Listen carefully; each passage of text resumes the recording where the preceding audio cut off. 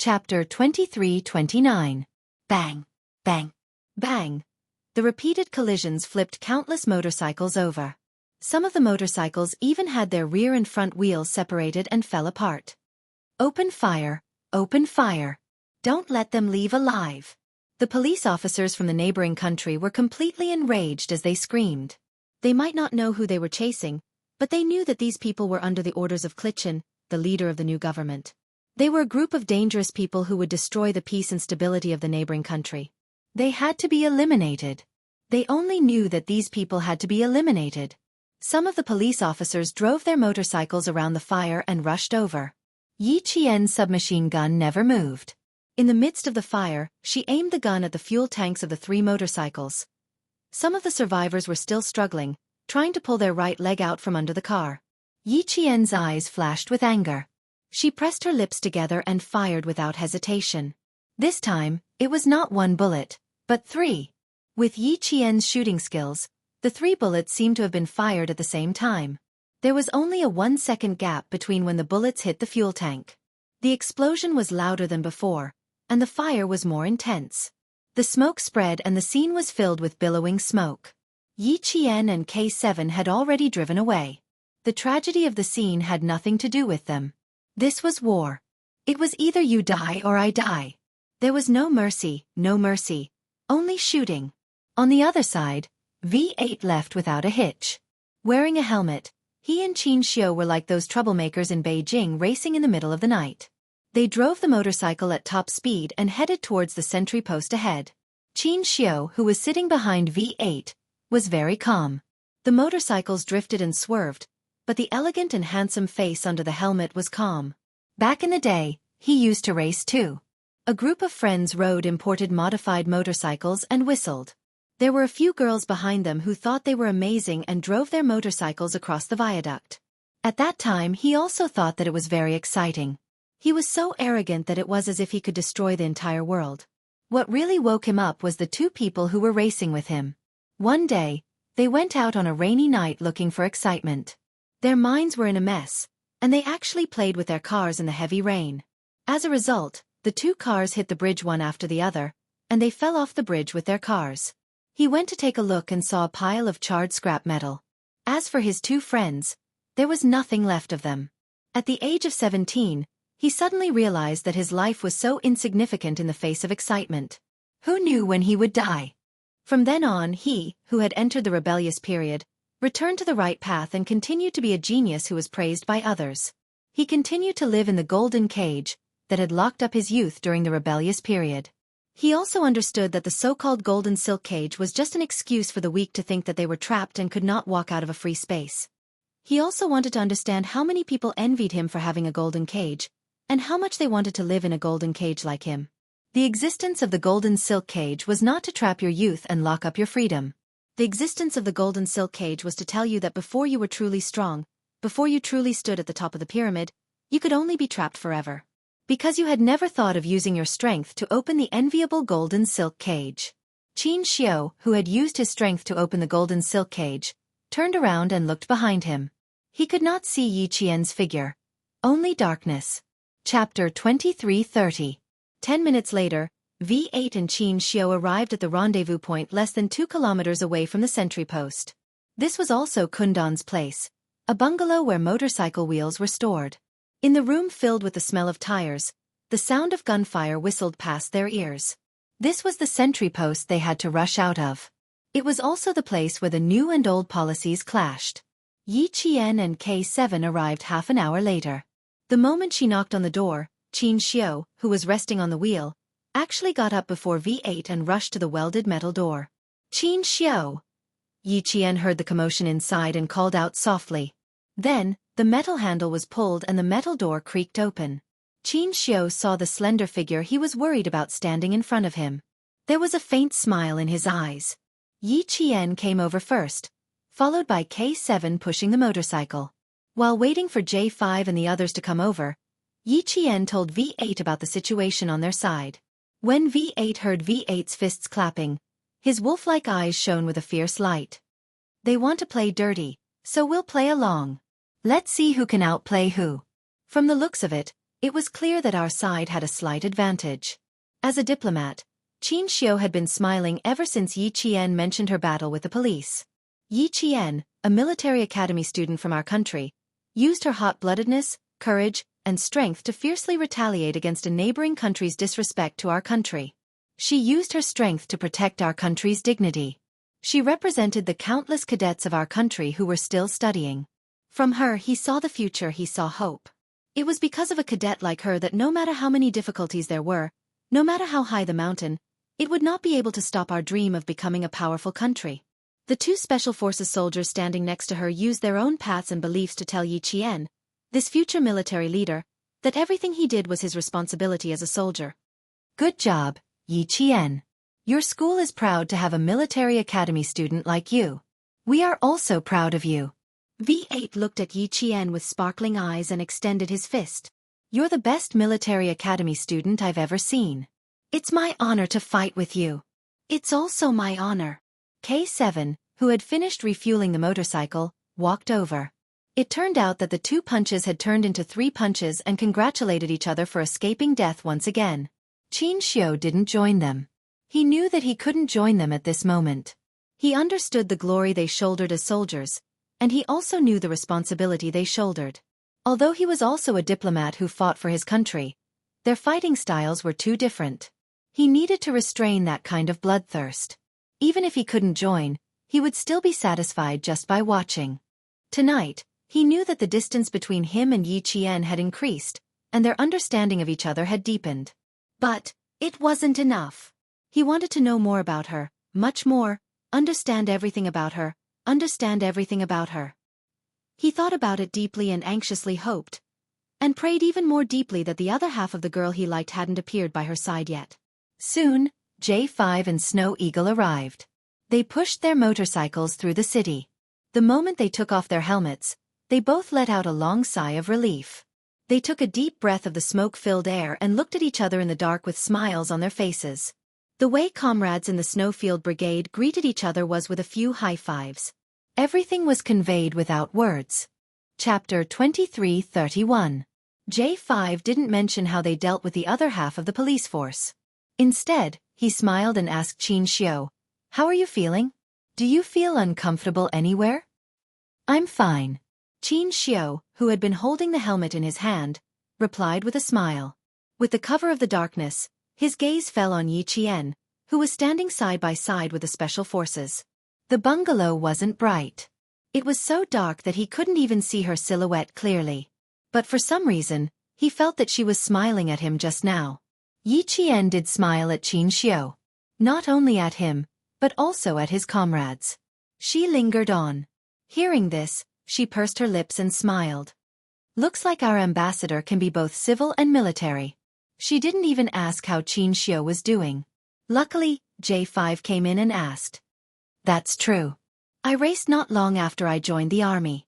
I was arrogant when I sat on it, but when I got off, my legs were shaking and I vomited. I didn't expect the ambassador to be so calm after racing for more than an hour." Amazing. V8 revealed his embarrassing incident when he first joined the Snowfield Brigade. Seeing that Xianxia didn't react at all, he was even more impressed. Xianxia sneered. "I had a rebellious period for 2 years. I went against my family and raced for 2 years. My craziness was almost the same as today." He didn't want to talk about his youthful and frivolous past. Now that he was here, he suddenly wanted to talk about it. It used to be a disgraceful memory. Now, it seems like I'm really glad that I had 2 years of racing experience. His laughter was soft. He didn't dare to be too loud. Although there were gunshots, he was still worried that someone would hear. Shui-Ing, who was in charge of guarding with a submachine gun, couldn't help but chuckle. This young ambassador was very approachable. He didn't have the arrogance of a young person. He was only gentle and quiet. K7 had already filled up the last motorcycle. He tightened the cap of the fuel tank and said calmly, "Fill it all up. We can guarantee that we'll reach our destination." Yi Qian's eyes narrowed slightly. She touched the silver wire wrapped around her wrist that was usually used as an accessory. She thought of Kundan. Without his help tonight, it would have been much more difficult for the 6 of them to leave the city. At the very least, It would not have taken them only 2 hours to leave the city. A beam of dim light shone on the dark bungalow. J5 spread the map on the dusty ground, and the light shone on the A4-sized map. The others, including Xianxia, knelt on one knee and squatted to check the map. "We're here now." J5's finger tapped on a spot on the map as his voice reached everyone's ears. "We're 3 kilometers away from here. The first checkpoint is the checkpoint of the Linguo military group." He raised his head and looked at Yi Qian. "Yi Qian, your shooting speed is faster than any of us. You and Old K will still be in charge of the assault. Kill all the sentries at the 2 checkpoints." "All right. No problem." Yi Qian and K7 spoke at the same time. The two of them smiled at each other and extended their fists. There was V8 in between them. The two of them lightly bumped fists and smiled as they retracted their fists. Xianxia saw the tacit understanding between her and the special forces. His handsome and gentle eyes flashed with a hint of a smile. Her relationship with them was so good that it made him envious. Yi Qian noticed that someone was looking at him. He raised his eyes slightly and saw Xianxia looking at him with a smile. Yi Qian smiled back. Under the faint light, his eyebrows curved like the crescent moon. The two of them looked at each other for a short while. Yi Qian was the first to look away and look at the map. Chapter 23:32. Xianxia, who felt a ripple in his heart, also lowered his head. He had to memorize it. Even though the map was useless to him, at least he knew where Yi Qian would go to complete the mission. In the words of the special forces, complete the mission. According to Kuan Dan's information, there shouldn't be too many soldiers here. Around 2 platoons. Yi Qian, you and Old K will clear out the outposts. The 2 of us will support you. J5 pointed at Shui. Then we'll charge out together. 2 normal platoons had around 60 people. Each outpost had around 3 people. So 2 outposts had 6 people. Yi Qian was responsible for 1 outpost, and K7 was responsible for the other. 2 of them had to complete the mission, and 1 of them had to be the assaulter and open up a path of blood. I'll be the assaulter, and K7 will cover the rear. Yi Qian volunteered to be the assaulter. Her firing speed was indeed faster than her comrades, so she was the most suitable person to complete the mission. Other than Xianxia, everyone had seen how fast Yi Qian could fire. When someone else took out one, she was already ready to take out the third. No one could beat her speed. J5, Shui, and the others quickly looked at each other and agreed with Yi Qian's suggestion. She was indeed the most suitable person to be the assaulter. The final plan was, Yi Qian cleared out the second outpost, then went straight up the mountain. K7 cleared out the first outpost, and then J5 charged up the mountain on his bike. He would be the first to get a feel of the situation and attract the enemy soldiers. Yi Qian would cover for J5 and clear out the first wave of enemy soldiers. Then, K7 and Shui would charge up the mountain on their motorcycles, and V8 would cover Xianxia as they rushed into the mountain. Yi Qian successfully infiltrated the enemy's rear and used all his firepower to suppress the soldiers stationed in the neighboring country. K7 provided support while Shui covered V8 and Xianxia to rush out of the bloody path. Finally, J5 assisted Yi Qian and K7 to rush out. They had to ensure that there were no problems in every part of the battle. For example, if the second sentry post in Yi Qian was not cleared out before the K7, then the J5 would be shot dead by the second sentry post. As a result, Yi Qian, who was in charge of the assault, had to complete every part of the mission ahead of time. Only then could he ensure that his comrades behind him could continue fighting. Their communications with the neighboring countries had been cut off, and they did not have any communication equipment. They could only rely on their tacit understanding to fight. Xianxia pursed his lips. He couldn't understand why Yi Qian was always at the forefront and doing the most dangerous things. He didn't ask. He wasn't a direct combatant, so he couldn't discuss the battle. Even if he had questions, he could ask them after they rushed out. After the battle deployment was completed, V8 would protect Xianxia. He would rush out after his comrades had cleared out a bloody path. The J5 rolled up the map and placed the butt of his submachine gun on the ground. He looked up and coldly glanced at his comrades. Since the military group and the new government are using firepower to besiege us, we don't have to be polite. Let's kill as many people as we can without wasting our time. After the battle, they can only blame the casualties on Ruilala. It has nothing to do with us. This is called giving them a taste of their own medicine. It's the same for everyone. It's fair. Casualties were inevitable in war. Since the new and old governments were in a crossfire, the number of casualties on each side would naturally be counted on the other side. Even if Wu Wainu and Clichin knew who killed their men, they could not announce it to the world. They could only suffer in silence and suffer in silence. Chapter 23:33. You want to play conspiracy theory? Then let's play an eye for an eye. After all, the Chinese people's conspiracy theory was the essence of thousands of years of history. If they didn't return it properly, they would be letting down their predecessors who had been buried in the long river of history. It's not easy to come out on this trip. We can't let the other party be too disappointed, right? J5, who stood up with his gun, reached out and pulled Xianxia up. He smiled and said, "Ambassador, what do you think? Everything will be according to your arrangements." Xianxia smiled. He didn't have any opinions. As soon as he finished speaking, the faint smiles on everyone's faces disappeared. They relaxed for a moment and went back into battle mode. Xianxia saw the Special Forces soldiers protecting him stand up one by one. Their aura suddenly changed. It was very cold, exuding a sense of chilliness.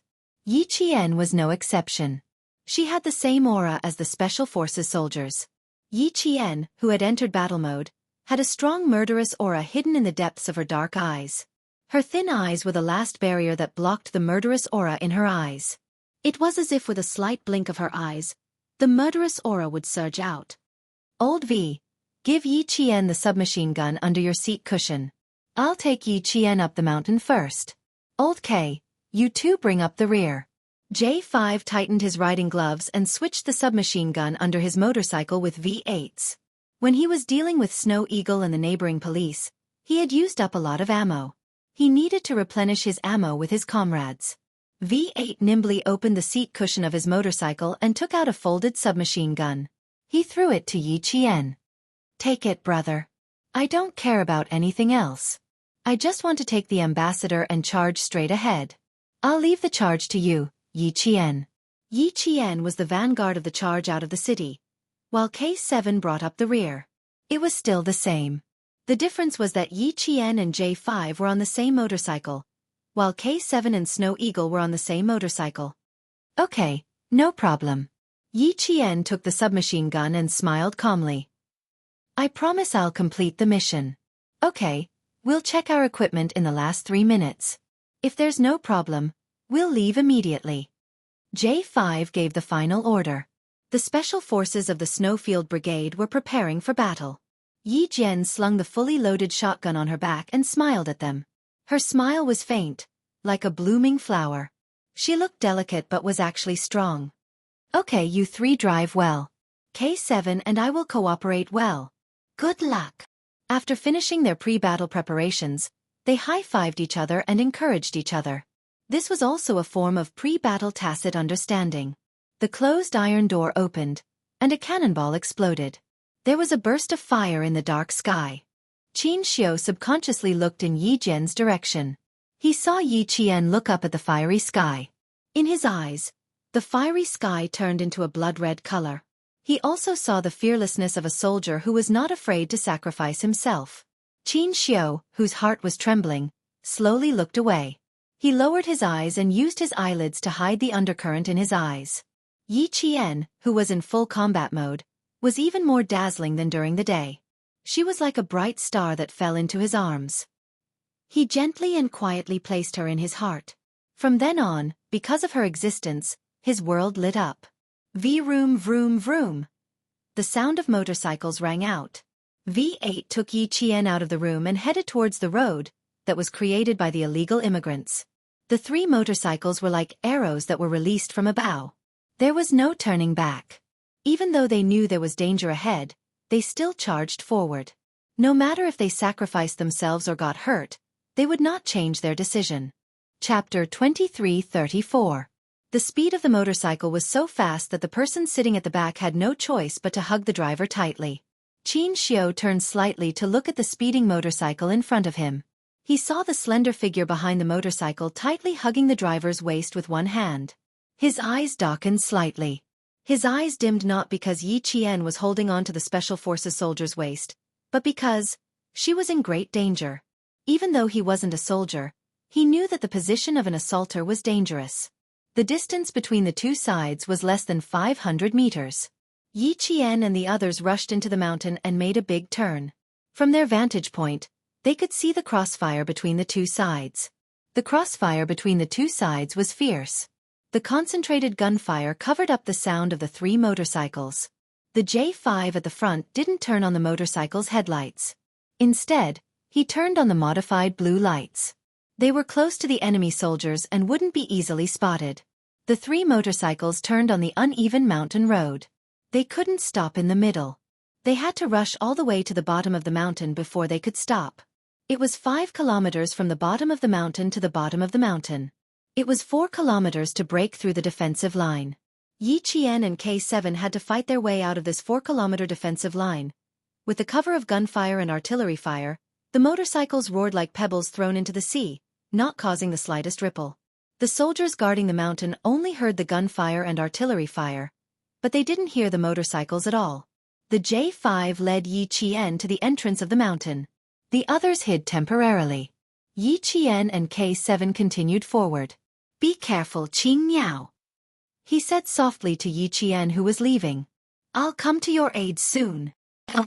Yi Qian nodded. She naturally believed that her comrade would come to her aid soon. K7 had already gotten off the motorcycle. The two of them sneaked into the mountain under the cover of the night. Even though they had the help of Kundan, they still had to investigate carefully in order to pass through the next step. They would only be calm when they had a plan. V8 looked at his comrade's back as he left. His lips tightened. If he could, he wanted to join the battle directly and help his comrade avoid danger. But he couldn't go with them. He had to ride the motorcycle with the ambassador and wait to break out. Motorcycles were the next main means of transportation, so they couldn't be casually thrown away like in the city. After breaking out of the encirclement, there were still 4 kilometers of mountain roads before they could rush to the road that connected to another city. They had to go all the way north to a town called Nanyu. Only when they reached there could they abandon the car and leave. There was no way to sneak out of the city. It was a long journey, and they needed a vehicle. If there are heavy weapons on the mountain, the left side of the col is the best place to hide. K7 lay prone in the bushes and looked up coldly. They were very close to the first sentry post. The first outpost was right in front of them. This was K7's mission. Yi Qian lowered his head and said softly, "This is a smuggling route. According to Kundan, heavy weapons do not exist." "You really believe what he says?" K7 was a bit surprised. He could understand why J5 trusted Kundan, but why would Qing Miao trust him as well? Yi Qian nodded. She did trust Kundan. She trusted Kundan instinctively. He said there are no heavy weapons. I believe him. Kundan had told them the safest route. The new government basically didn't care about it because this smuggling route was protected by both the military and the national armed forces. The new government couldn't do anything about it even if they wanted to. Chapter 23:35. The path to riches could only be guarded and not destroyed by heavy weapons. Even Ruilala had to abide by the rules. Otherwise, his road to wealth would be cut off. This was the rule of the drug and arms trade. You could not destroy someone's path to riches, or you would be asking for death. This was also why he could ride a motorcycle up the mountain without worrying about being shot by heavy weapons. K7 was silent for a few seconds and said, "I don't trust Kundan, but I trust you and J5. On the battlefield, only the comrades who fought side by side with you could be trusted." Yi Qian smiled at him. She trusted Kundan, but she was not willing to risk the lives of her comrades. She trusted Kundan more than she trusted herself. The wind was getting stronger.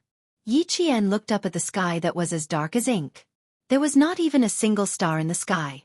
It was so dark that it felt like the sky was about to collapse. There was a sense of suffocation. The rain was coming. They had to break out of the encirclement as soon as possible. Yi Qian smiled softly. "After we pass the city's outpost, we will be in the country at this time tomorrow night. I will go over first. I will take care of the second outpost in 15 minutes. Be careful." K7 nodded and watched Yi Qian's figure disappear into the forest. The gunshots outside the mountain were so loud that not even the insects in the mountain were chirping. Yi Qian walked through the forest quietly. Without the help of night vision goggles, she used the light from the cannons to reach the second outpost. Assassinations were the only way to clear the outpost. Yi Qian's method of assassination was the same as the Snowfield Brigade's method of assassination. Both methods involved covering the mouth and slitting the throat. Even if two outposts could see each other when they turned around, the Snowfield Brigade Special Forces could take care of them silently. The wind blew through the leaves, and the rustling sound was heard. Yi Qian lightly pressed down on a few leaves. She was like a leopard hiding in the dark. Her dark eyes emitted a cold light as she looked around quietly. There were 4 outposts on her side. One of them was further away from the other 3. It was a distant outpost. She cleared them one by one. The few leaves that were pressed down gently swayed a few times, and the person hiding behind the leaves had already disappeared without a trace. In the wind, a faint smell of blood drifted over. The 3 sentries at the front felt that there was something wrong with the outpost. The 3 of them made a hand signal. One of them held a gun and walked forward slowly, while the other 2 followed from the left and right. Yi Qian could not understand the language of the neighboring countries. They questioned the outpost, who had his whole body pressed against the tree, about what he was doing. The sentry's posture was very strange. He stood straight, but his body was pressed against the tree, as if he had dozed off after sentry duty. Without night vision equipment, they could only vaguely see that the 3 people in front of them did not dare to continue forward. Instead, they shouted in a low voice. Since they did not receive any response from the outpost, the 3 of them became vigilant and quickly scanned their surroundings with their guns. The sentinel walking in front slowly approached. The 2 sentinels behind him had their backs against each other, their guns aimed outside as they slowly moved forward. Behind the dense foliage, a black shadow flitted past. At the same time, a silver light flashed past in the dark night. It was cold, clear, and disappeared in an instant. Ugh! Then the sentinel on the left, who was following closely behind, suddenly clutched his neck tightly. He only had time to make a low, monotonous ugh sound before his whole body fell to the ground. The sentinel who was back to back with him turned his head in shock. Suddenly, he felt as if something had fallen from the top of his head. Before he could turn his head to look up, he felt a cold and sharp pain on his neck. The sentinel opened his mouth weakly. He wanted to raise his hand to touch his neck, but the gun in his other hand fell with a bang. He fell to the ground with his hand half raised. Chapter 23:36. With 3 people in a triangular search, it was undoubtedly difficult to finish them off without alerting anyone else. Yi Qian made good use of the terrain and quickly adopted the most useful and effective combat method. She climbed up the tree and strangled one to death with a silver wire. Then she hung upside down and used the dagger in her hand to finish off the 3rd one. As for the 4th one, it was even easier to deal with. Yi Jian, who was hanging upside down from the golden hook, exerted strength in her waist. Before the other party could raise his gun and shoot upwards, she swung herself directly towards the other party like a swing. Yi Qian was light and agile. Back then, Principal Chen had sent her to the 100,000 forests in the southern part of the western province for 3 months of training. During these 3 months, she had undergone comprehensive forest combat training. Climbing, crawling, jumping, rolling. Everything was done. In Principal Chen's words, when you enter the mountains, not only do you have to be like a leopard, but you also have to be like a monkey. Hanging upside down and swinging forward using the strength of her waist were also part of her 3 months of training. At the beginning, she fell and bled, and her hands and feet were bruised. By the end, she could easily control her body. Only she knew how hard it was. While swinging, Yi Qian saw that the enemy had finished loading the gun. Her eyes were filled with hostility as she grabbed the enemy's gun with both hands and spun it forcefully. Using the enemy's gun as a support, she landed firmly on the ground. At the same time, she threw the gun away and lifted her right leg to kick the enemy's lower abdomen, where the diaphragm was. The diaphragm was the most sensitive part of the abdominal pain nerves. Using all her strength, the enemy sentry was in so much pain that his face turned pale and his entire body constricted. He held his abdomen with one hand while his right hand reached for the gun at his waist. Yi Qian didn't give him a chance. She grabbed onto a tree branch and swung forward. While in the air, she kicked the enemy's weapon out of his hand. Her left foot stepped on the enemy's arm first, Then she twisted her foot and bent her knee to the enemy's jaw. With her right hand, she attacked from the side with the dagger and stabbed it into the enemy's neck. Yi Qian had been too hasty and used too much force, so the dagger was stuck in his throat. When he pulled it out, he had no choice but to twist it around a bit. In the night breeze, the smell of blood grew stronger. Yi Qian, whose pants were stained with blood, had no time to deal with the 4 sentinels. She needed to take care of as many targets as possible to ensure that her comrades could attack. Kuan Dan had only said that there were about 2 normal platoons, but no one knew exactly how many people there were. Someone came down from the hill. Yi Qian, who was hiding behind a tree, could tell from the sound of the footsteps that there were 3 people in total. It was the patrol team. Yi Qian tightened her grip on the dagger in her hand. Fighting alone, she took a deep breath of the smoky air and slowly exhaled. 3 figures walked past her. Now is the time. Her hands were as fast as lightning.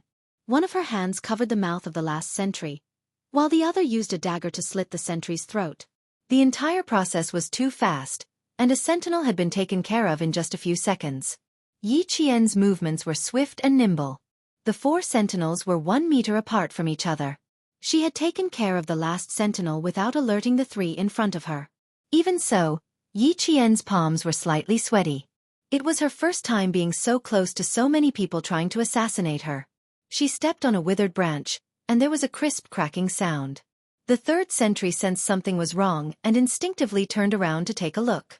Chapter 23:37. To Yi Qian's relief, these people didn't have night vision equipment.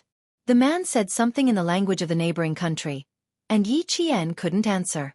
Her eyes dimmed, and the sound of water came from behind the tree.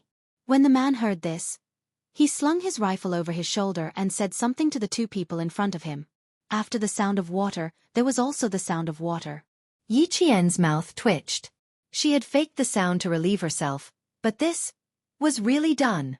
The sentinel comfortably shuddered as he lowered his head to fasten his belt. Someone used their elbow to clamp down on his neck. A crisp sound of bone breaking came from his neck, and his head tilted to one side at a strange angle. Who's there? The sentinel at the front realized something was wrong. At the same time, he turned on the searchlight on his helmet. In the snow-white light, he saw a figure running towards him. He didn't even have the chance to raise his gun, let alone open fire. Yi Qian was too far away from the sentinel. She didn't want to shoot, so she treated the mountain as flat ground and ran towards him. When she saw that he was about to raise his gun, she shouted softly. She rushed in front of the sentinel and grabbed the butt of the gun with one hand. Her fingers moved nimbly, and she unloaded the magazine and smashed it into the center of the sentinel's head. Within 15 minutes, Yi Qian had taken care of 7 people. It was already very fast, but for them, who needed to break out of the encirclement, it was too slow. They only had half an hour to break out of the encirclement. Snow Eagle, who was baiting the enemy, started the motorcycle. The K7 had already eliminated the first sentry, and now they needed to rush up the mountain to support Yi Qian. Yi Qian, who had vaguely heard the motorcycle, got up and ran towards the side of the road. She needed to intercept the first alerted neighboring country soldiers. A light flashed through the forest. It was the light of the motorcycle's headlights. Yi Qian was lying in ambush by the side of the road, and she fired at the first wave of alarmed neighboring country soldiers. Bang, bang, bang, bang. The sound of concentrated bullets came. The first few neighboring country soldiers who rushed down didn't even have the chance to raise their guns. They fell to the ground. The sound of motorcycles and gunshots alerted the soldiers guarding the smuggling road. This time, they didn't make the same mistake as before and rushed down to check. Instead, they opened fire directly. Yi Qian, who had fired the first shot, had already moved to her combat position. When she heard the footsteps, she fired almost at the same time as the soldiers from the neighboring country. The Xiaowei could fire at a rate of 1,250 rounds per minute, which meant that it could fire 21 rounds per second. Yi Qian's side was able to wipe out their enemies in an instant. Get down, get down! The soldiers of the neighboring country who found that they were ambushed roared, picked up the rifles in their hands, and fired directly at the opening point. More than 10 rifles fired blindly. Even Yi Qian was suppressed to the point that his entire body was pressed against the ground. Even his face was pressed against the ground, and he did not dare to raise his head at all. The bullets hit the ground, hitting pieces of dirt one after another, and then smashing them into pieces. The bullets hit the rocks, and sparks flew everywhere as the rocks shattered with a bang. After a while, the motionless Yi Qian was covered with a thick layer of soil. Yi Qian did not move. She allowed the bullets to fly past her head. Her backup had not arrived yet, so she needed to wait calmly. K7 and Snow Eagle had already rushed up. They were Yi Qian's backup. Later, they would coordinate with Yi Qian and rush to the highest point, leaving K7 to finish the shooting from the rear. Motorcycle, motorcycle. Straight ahead, fire, fire. Chapter 23:38. There were indeed only 2 platoons of soldiers stationed in the mountains. When the K7 came up, more than half of the firepower that had been focused on Yi Qian was directed at the motorcycle. The modified motorcycle was extremely fast. With a sweep of the snow-white headlights, the K7 saw several soldiers from the neighboring country hiding behind the trees. Shuang cooperated well. He stepped on the accelerator to the maximum and crossed the crossfire before the soldiers could shoot. He instantly rushed to the rear of the soldiers from the neighboring country. The motorcycle made a turn, and the K7 rolled off the motorcycle. He opened fire and supported Yi Qian from behind. After receiving support, Yi Qian could finally take a breather. She didn't move carelessly. Instead, she stuck close to the slope and rolled toward the side of the road. A normal person wouldn't be able to complete a roll on a slope. Once they rolled, they would definitely roll down. Yi Qian didn't. She only completed the roll by grabbing onto the rocks, roots, and shrubs on the ground to ensure that she didn't fall down. Roll, hide, sweep. After a series of actions, Yi Qian's submachine gun was extremely stable as she attacked from the side. There were only 3 bullets left in the first magazine. Yi Qian had already found a new magazine. When the last bullet left the muzzle, she finished the action of changing the magazine. The interval between the first bullet fired from the new magazine and the last bullet fired from the old magazine was only a few seconds. It was as if she had fired continuously. No one could tell that she had changed the magazine. Yi Qian rolled and climbed. Her hands and face were bleeding from the shrubbery. Her eyes were filled with malice as she suppressed all the firepower on the mountain. Screams came from the mountain. It was the screams of someone who had been shot.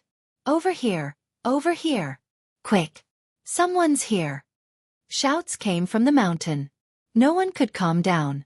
They were on the high ground, but they were suppressed by the firepower from below. In an instant, several people were sacrificed.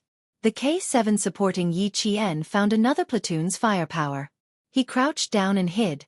Then he opened fire from the enemy's back. Bang, bang, bang. Concentrated gunfire swept across. There was a mist of blood in front of them. V8, who had yet to make a move, clenched his jaw tightly. Even his spine was stretched into a straight line.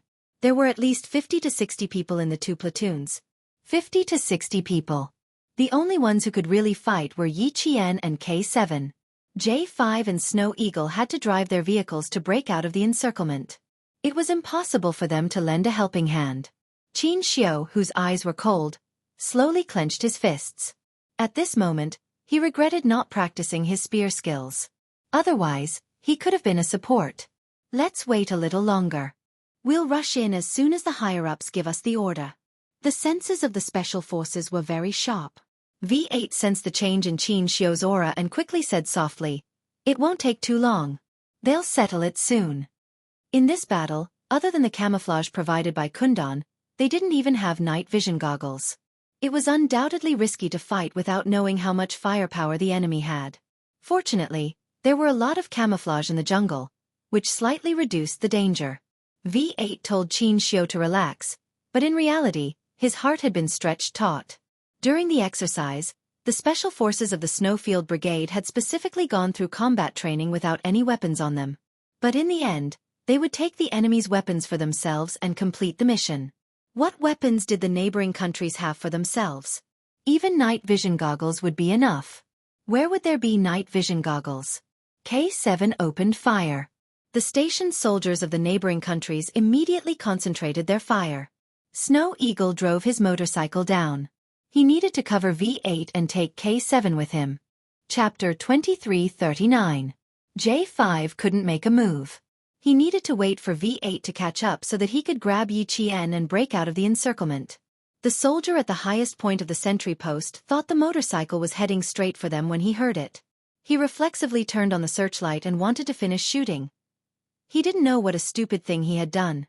As soon as the searchlight shone, Yi Qian, who had crept up from the side of the road, shot at the sentry post. K7 broke the pole that was holding the searchlight. The searchlight that lost its support fell down. The shaky searchlight swept toward the camp of the soldiers. K7 put out the searchlight with a shot. Yi Qian, who could see the corner of the searchlight, finished shooting immediately. Everything happened too fast. The two platoons of soldiers split into 4 waves. One wave was aimed at Yi Qian's original position, one wave was aimed at K7, one wave was aimed at Xueying, and the last wave was aimed at Yi Qian's current position. Half of the soldiers had been wiped out, so they didn't have enough firepower. Now that they were split into 4 waves, they were shot down by Yi Qian and K7 with their submachine guns. In less than 10 minutes, Yi Qian and K7 used the guns in their hands to open a bloody path for their comrades. The firepower on top of the hill decreased significantly. It wasn't until K7 fired into the air that V8 knew he could bring Xianxia to break out of the encirclement. "Ambassador, sit tight, we're going to charge." He started the motorcycle and pushed it to the maximum speed. With a roar, he brought Xianxia out of the last sentry post in the city. With Yi Qian and K7 firing from the front and back, the two platoons of soldiers suffered heavy losses. In the end, they had no way to fight back. Someone once said that a special ops soldier could take out a platoon or even a battalion in secret. Infiltration, sneak attacks, luring the enemy, and so on were all seen in this battle. If it wasn't for the fact that they needed to leave as soon as possible, Yi Qian and K7 would have directly infiltrated and killed the two platoons one by one. Now that they had broken out of the encirclement in such a direct battle, it was undoubtedly a slap in the face to the neighboring country's military group, letting them know that 2 platoons were also so weak. Xueying heard the sound of the V8's motorcycle. He pedaled with both feet and grabbed the motorcycle with both hands. He turned the motorcycle around and rushed up the mountain again. He still needed to pick up the K7 and leave. In front of him, J5 started his motorcycle when Xueying rushed down the mountain. He, who had been hiding all this time, started his motorcycle and rushed up the mountain. The mountain road was bumpy, so he could not reach out to help Yi Qian. Moreover, it was uphill, so he could only slow down slightly to let Yi Qian catch up. Yi Qian did not let J5 help him. The motorcycle whizzed past her. She grabbed J5's arm and used the momentum of the motorcycle to jump over him. In the blink of an eye, she was already sitting on the back of J5. Then, V8 carried Xianxia and rushed up the mountain. Xueying carried K7 and rushed up the mountain. They rushed out of the city's last line of defense. At the same time, the military received the location sent back by J5. Through the location, the military knew that they had brought the ambassador out of the encirclement and were heading towards the rendezvous point. The wind in the mountain blew gently and blew away the smell of gunpowder, but it could not blow away the thick smell of blood. In the end, there were less than 5 survivors from the 2 platoons. One of them had his shoulder pierced through, revealing the white bone underneath. Chapter 2340. Sitting in his office, Klitschin rubbed his temples as he listened to the police report. His face was as black as the bottom of a pot. He hadn't had a good rest for the whole day. His chest heaved with anger. Since the old government suddenly rebelled, he hadn't had a good night's sleep. Today, the strength of the Chinese ambassador made everyone feel pressured and humiliated. He and General Wu Wainu both wanted to take this opportunity to get rid of the ambassador who had humiliated them and then shift the blame to Rualila. News came one after another, but in the end, they told him that the Chinese ambassador had escaped. 500 police officers were sent out. Some were dead, some were injured. In the end, only a dozen police officers could stand in front of him. Detonating the fuel tank, leading them to the crossfire between the old and new governments, and being shot by their own people and the old government. More than 100 police officers were instantly killed. And what about the Chinese ambassador?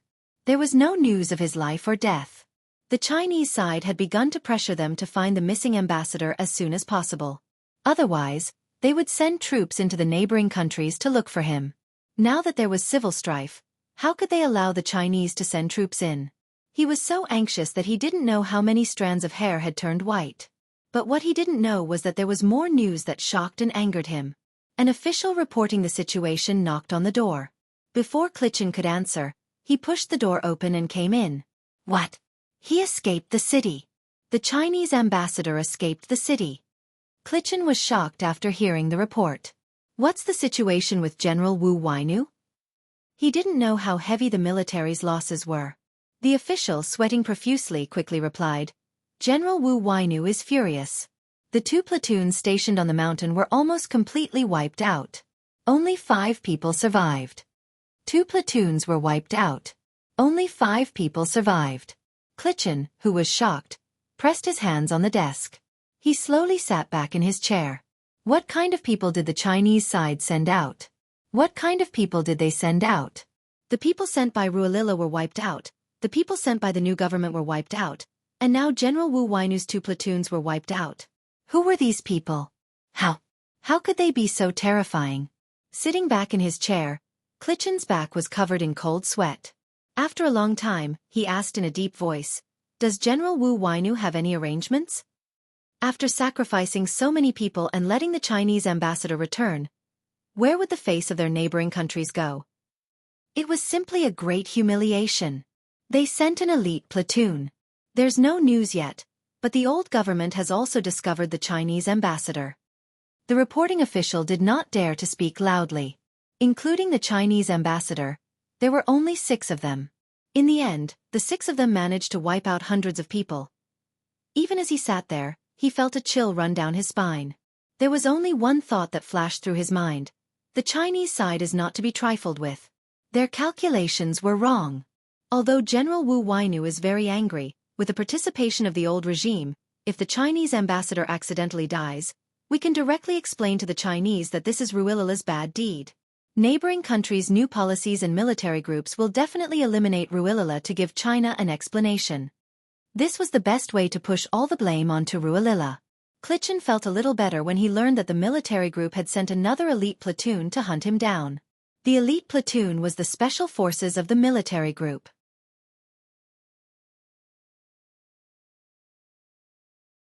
The northern lands were of great importance to China, and China did not wish for the northern lands to fall. The major general spread out the map and sent it to the higher-ups of the army department at the same time. Soon G3 received the latest order and said to his comrades, Come, brothers. Let's help the Northland armed forces. Burn them all.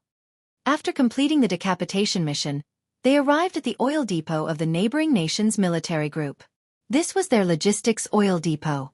If there was an explosion, the oil depot in the Northlands would basically be finished.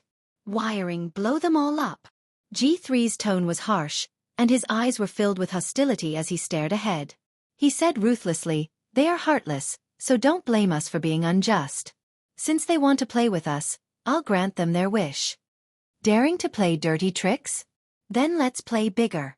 Half an hour later, the underground logistics oil depot of the neighboring country's military group in the depths of a mountain suddenly exploded. Raging flames soared into the sky, and a huge fireball soared up. It was like the power of an atomic bomb explosion, and a mushroom cloud appeared. Chapter 2342. When G3 and the others finally came out, they were covered with nearly 10 centimeters of dust. You are all a bunch of useless trash. Useless trash. Even the logistics oil depot was found by Ruilila.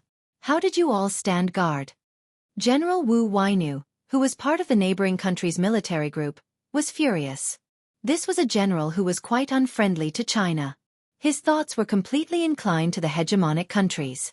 He believed that only by following the hegemonic countries could the neighboring country become the largest country in South Asia. Now that there was a fire in his backyard, he, who wanted to sit firmly on the hook, was furious. A small hidden logistics oil depot in the military was found and detonated in the most violent way. If the logistics were not guaranteed, how could they take down the north? Tonight, hit hard and chop off Ruilila's head. Chop his body into pieces. Wu Wainu thought it was Ruilila's fault and gave the final order.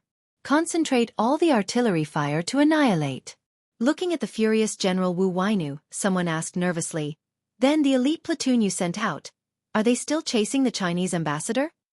Chase my ass. The rear was in chaos. What was there to chase? General Wu Wainu, who took back the order, was obviously unwilling. From day to night, the new government and the military group, plus the people sent by Ruilala, still let the Chinese ambassador escape. It was really infuriating. However, it was not appropriate to continue chasing. They needed to put all their energy on Ruilala and wipe out all his forces in one fell swoop. There was a sudden explosion in a mountainous area of the neighboring country. Even China felt the tremors. Ruilala, who was in a mountain village near the north, heard the news and laughed like a trapped beast. Good, good, good. Well done. This was the last voice Ruilala left for his subordinates.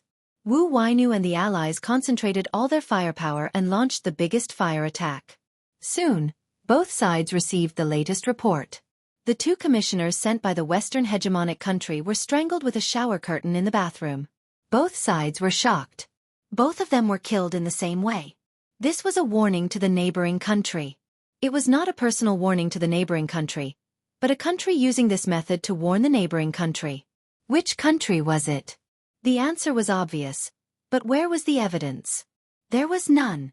Clichin and General Wu Wainu were so angry that their faces turned green. They had guessed that the deaths of the two commissioners were probably assassinated by the Chinese side. But what was the use of guessing? General, do you think the explosion of the oil depot? A senior official from the Lin military group raised his suspicions. Could it also have something to do with China? As soon as he raised his suspicions, he was immediately rejected. That's impossible. China has always been neutral and has never taken the initiative to do anything that would harm other countries. I don't think China would be involved. It's not impossible.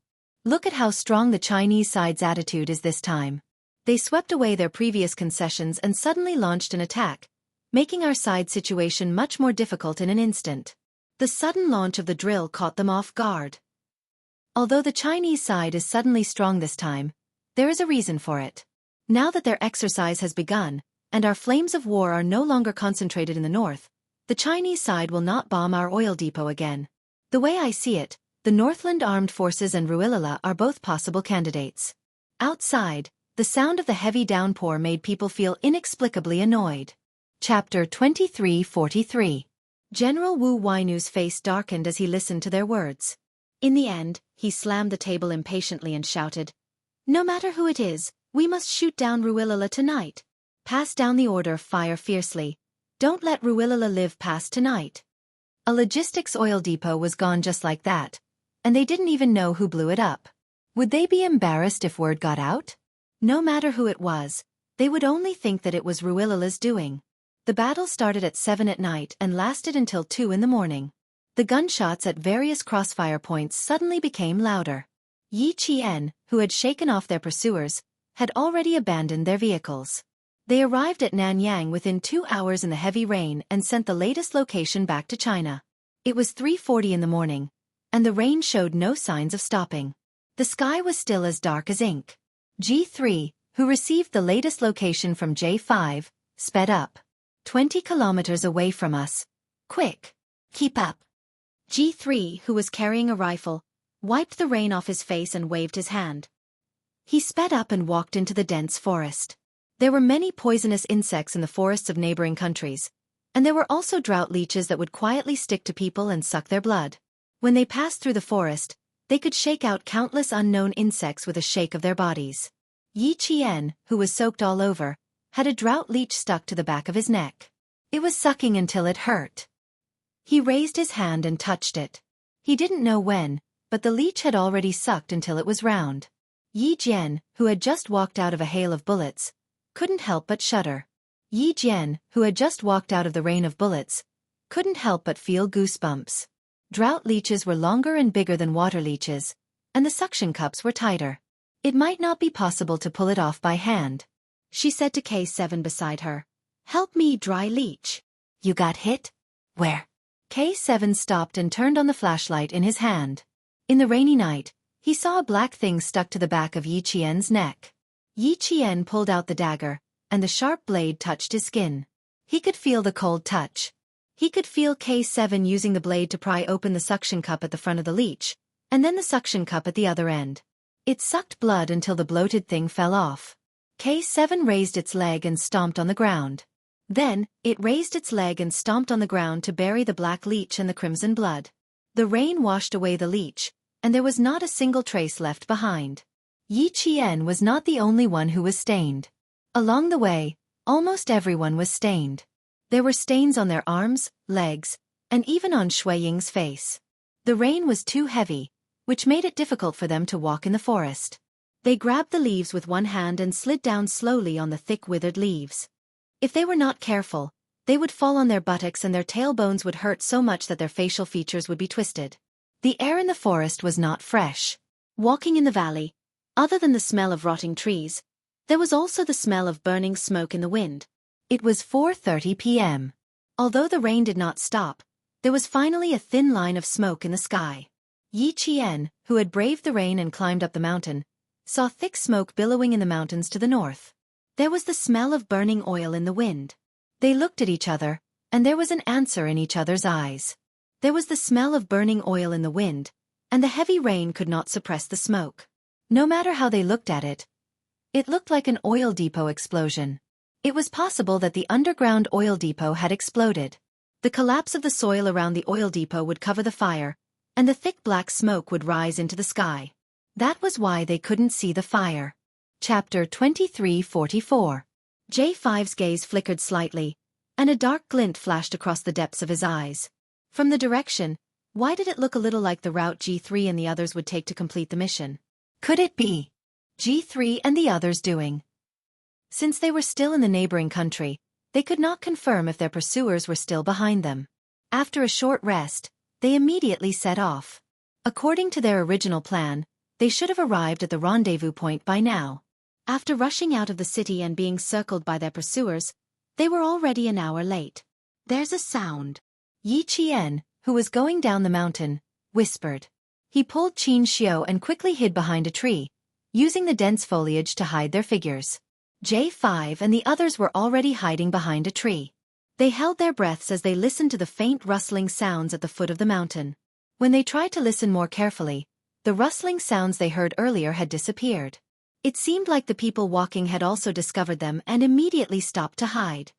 Damn, don't tell me we've encountered the local armed forces. The T6 combatant, who was wearing a military uniform of an unknown country and had paint smeared on his face, whispered to Z7. At the same time, he gripped his rifle tightly, ready to fire in the next second. Z7 Han Zheng shook his head and stared coldly ahead. The people above did not move. It was obvious they had also discovered them and were in a silent standoff.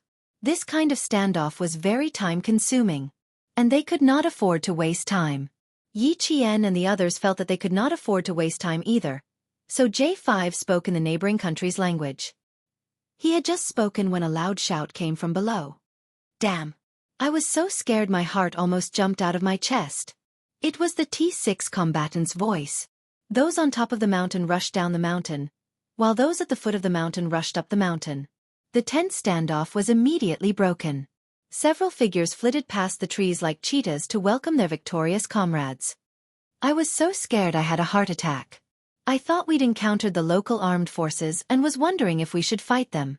In the end, you made a sound. The gun in my hand almost slipped out of my hand. The excited T6 combatant did not pay attention to his image. He rushed up and roared, his voice full of joy. Yi Qian is behind me. There's also the ambassador. Kid, pay attention to your image. J5 hurriedly reminded his comrade in case he said something even more rude. It couldn't be helped. Sometimes soldiers could be very rude in private. Even their team leader, Q King, who was an elegant man, would swear in front of her. Yi Qian was there too. The T6 combatant immediately said, whoosh. His relationship with Injusin was still ongoing, so he could not afford to leave a bad impression on Yi Qian. In the heavy rain, the comrades in arms bumped fists and palms against palms. Yi Jian, who had a smile that was brighter than the rising sun, greeted the 7 members of G3 one by one. The sudden reunion made all the comrades so happy that they couldn't suppress their smiles. After greeting each other, the two groups of people stood in their respective positions and gave their comrades a military salute for their triumphant return. Once again, we've met again, and once again, we've completed our mission. You will always be the comrades that I trust the most in my heart, The comrades that I'm most proud of. News of the meeting between the two parties quickly spread back to the country. The higher-ups in the military who knew about it all heaved a long sigh of relief. Finally, everything was safe and sound. Then the next thing to do was to condemn the neighboring country. At 8 a.m., everyone arrived at the border between the two countries. A helicopter was already waiting for the hero's return. Rumbling sounds could be heard as the helicopter's propellers rotated at high speed, crushing the surrounding vegetation. When the helicopter took off and left, some of the vegetation was even snapped by the wind. Chapter 23:45. It didn't matter if he apologized or not. The little fox that he was so worried about was coming back soon. Reporting. The soldier's loud voice came from outside the door. Jianghu turned off the television and opened the door with his long legs. His little fox had arrived at the Border Defense Company's helicopter airport. Jianghu didn't need the soldier to lead the way.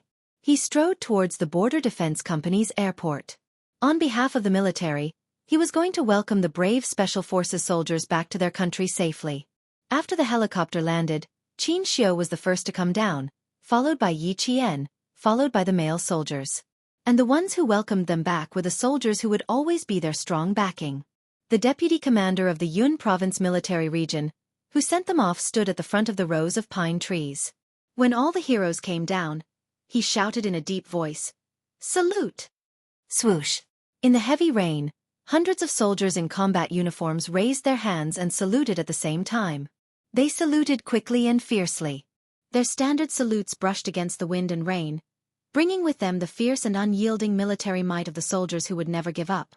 Yi Qian, J5, G3, and more than 10 other Special Forces soldiers faced the grand welcome. They stood at attention and saluted. They used their return to tell the country that they had completed their mission. The whole scene was grand and passionate, making people's eyes turn red. Jianghu stood not far away and looked at his beloved girl. He looked at his lover who fought side by side with him. He looked at her towering figure standing in the sun. His tightly pressed lips finally lifted into a smile. That was his pride, a pride that he would protect with his life. His girl had grown up. She was no longer a delicate little girl, no longer a little girl who trembled and was afraid of her first target. His girl had become an indomitable and fearless soldier. She used her gun to defend the country's dignity and used bullets to tell those people why China dared to be strong. He accompanied her through the wind and rain and witnessed her metamorphosis again and again.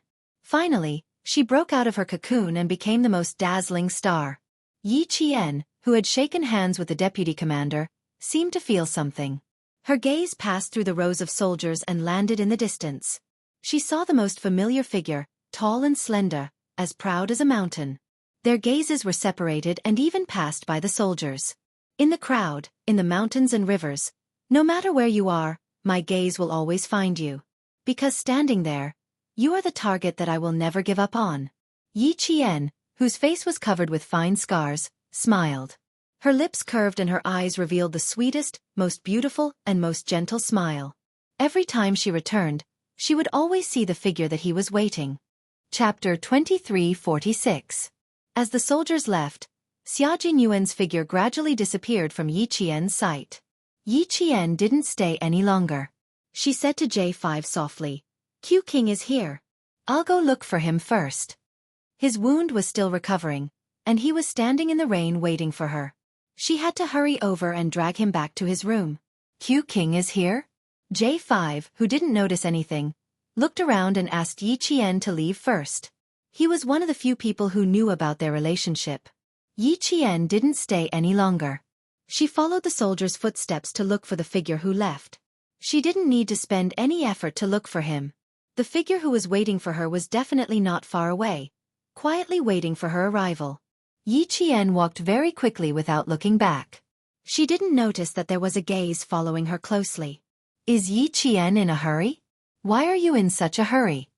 After talking to the staff sent by the Ministry of Foreign Affairs, Xianxia walked over to J5 and asked in a low voice, "Shouldn't she be changing first?" The rain had been pouring since midnight. Although she was a female soldier, she was still a girl. Walking in the rain for 8 to 9 hours was very bad for a girl's body. J5 naturally wouldn't say that Yi Qian was going to see Xia Jinyuan. He smiled and said, "She's a female soldier. She can't change with us male soldiers. She left in a hurry to change alone. This explanation was very good.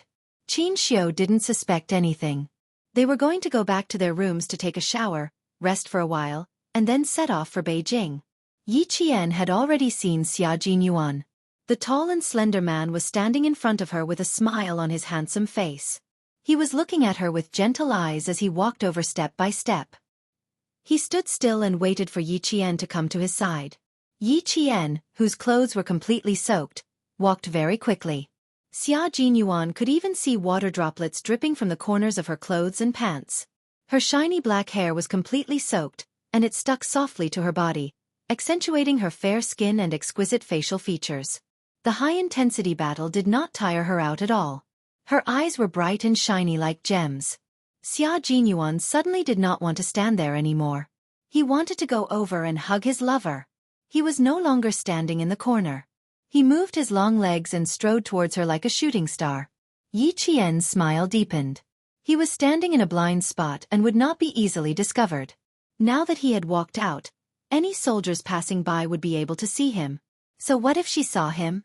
A hug at such a time was not just a hug of lovers reuniting, but a hug of a comrade returning safely.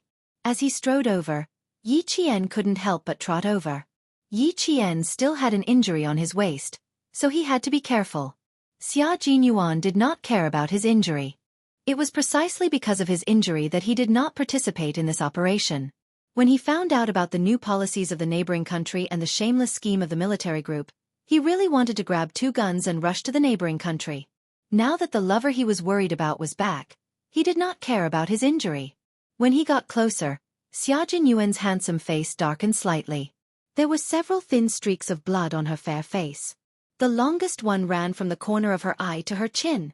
After being drenched in the rain, the area around the wound was already red and swollen, showing signs of inflammation. Xia Jinyuan gently touched her wound with his fingers. His thin lips were tightly pursed as he wrapped his long arms around her and pulled her tightly into his embrace. His tall and straight body arched slightly and hugged Yi Qian like a harbor. Yi Qian could not help but gently close her eyes. His warm embrace made her tense body and mind completely relax. Chapter 23:47. His embrace was her harbor. She felt more at ease now that she had returned to her harbor. Congratulations, Qing Miao. He hugged her tightly and called out her code name in a low voice. This was a hug between comrades in arms, not a hug between lovers. Yi Qian took a deep breath of his refreshing scent and opened her eyes. She smiled and replied, "Thank you. I made you worry." He was indeed worried, but he also felt proud. "My little girl has grown up. I'm proud of you, little fox." Xia Jinyuan couldn't bear to let go of her in his arms. Her small and soft body was in his arms. Instantly, all the emptiness in his heart was filled. He truly felt that she was back, safe and sound. He felt a little helpless. He clearly told her that no matter who went out to fight, the people who stayed behind should wait patiently.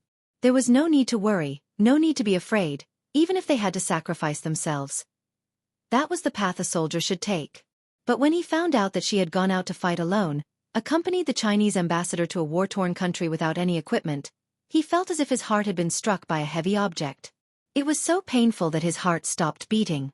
Waiting was a scary thing. It was torturous both physically and mentally. If he wanted to get used to fighting separately, he had to get used to it too. Yi Qian felt his arm tremble slightly, and knew that he had been worried about her. She patted his broad back gently and said softly, "Because you are my goal. I have to work hard to catch up to you. I can't let you wait too long." This little fox, sometimes she was so silly that it made his heart ache. Just because she knew that he had suppressed his promotion, she felt sorry for herself. She didn't feel sorry for herself either. She felt sorry for herself and how tired she would be if she worked so hard. Those cuts on her face. Didn't she hurt? She still had the mind to catch up to him. He couldn't bear to see her tired, but sometimes he could only stand by and watch her tire. He lowered his head and kissed her temple. "Go back to your room and change first. Rest for the night and I'll send you back to school tomorrow. Your school leaders have called the military and hope that you can go back as soon as possible to prepare for the drill in May." Compared to a cadet, Yi Qian had taken too many days off. The academy leaders were worried that if he kept taking days off like this, Yi Qian's results would be unstable. Xianxia, who was holding an umbrella in his hand, looked at the leaving figure quietly. Through the curtain of rain, he looked a little dignified. He wanted to give her an umbrella, but what he saw was, she was jogging impatiently, like a swallow returning to the forest, into the arms of a man in military uniform.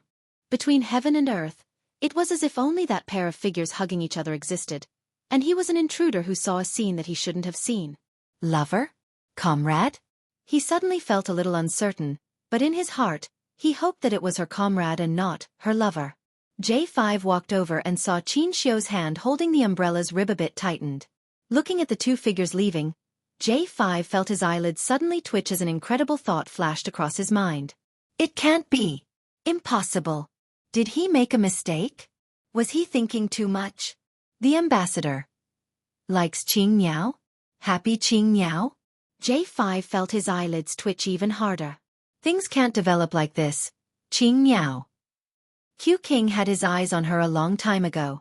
He had been waiting for her for several years. But he couldn't explain anything now. J5 pretended not to see and smiled. Ambassador, let's go back to our room and change as soon as possible. It's not easy to come back home. We don't want to catch a cold. Chapter 2348. Qin Xiu, whose chest felt heavy, lowered his eyes slightly and quickly concealed the undercurrent in his eyes. He smiled faintly and said, "Okay." He wanted to ask who the man who hugged Yi Qian was, but when the words came out of his mouth, he found it difficult to say them. He had to admit that he was a little timid. He was afraid that he would ask the answer he didn't want to hear the most. J5 didn't want to say anything. He held the umbrella and walked with a natural expression, as if what he saw just now was nothing out of the ordinary. Fortunately, the two of them knew their limits and separated after hugging. If the ambassador really wanted to ask, he could explain that it was a comrade in the military. Otherwise, it would be really hard to explain. He had to remind the two of them later that they had to exercise more restraint. They were in a secret relationship. Even a simple hug would reveal a different kind of sweetness. It would be best if they didn't hug each other so that others wouldn't be able to tell that something was going on. All of a sudden, J5 felt that he was very worried. Previously, because Yi Qian was still underage, he was worried that Xia Jinyuan would break the rules and date an underage girl. Now that Yi Qian was an adult, he was still worried. Yi Qian was a military school student. How could he date? If that was the case, he would have to continue worrying until Yi Qian graduated. In the meantime, he would probably have to cover for the two of them. It was tiring. He was a worrisome person. Even when his comrades were in a relationship, he had to be on tenterhooks about it. When they reached the second floor of the Border Defense Company, J5 breathed a sigh of relief. Along the way, the diplomatic ambassador, who had a verbal battle with a neighboring country's negotiator, remained cold and calm. He didn't say anything and just walked slowly. Every step he took was extremely steady. It looked like he was strolling in the rain, happy and carefree. In fact, that wasn't the case at all. Walking beside him, J5 could clearly feel that the ambassador's aura had become very fierce. It swept away his elegant temperament and was even more powerful than yesterday's negotiation. Previously, J5 thought that he was overthinking things. Now, it seemed that he didn't expect it at all. This outstanding diplomat was really interested in Yi Qian. That's right, Yi Qian was really attractive. Especially those who were extremely outstanding, such as Q King, they would all be attracted to her. Now, with the addition of an outstanding diplomat, J5 was not surprised. Qin Xiu closed the umbrella and gently shook off the water droplets on the umbrella. He smiled at J5 and said, "Thank you for your hard work these days. Have a good rest.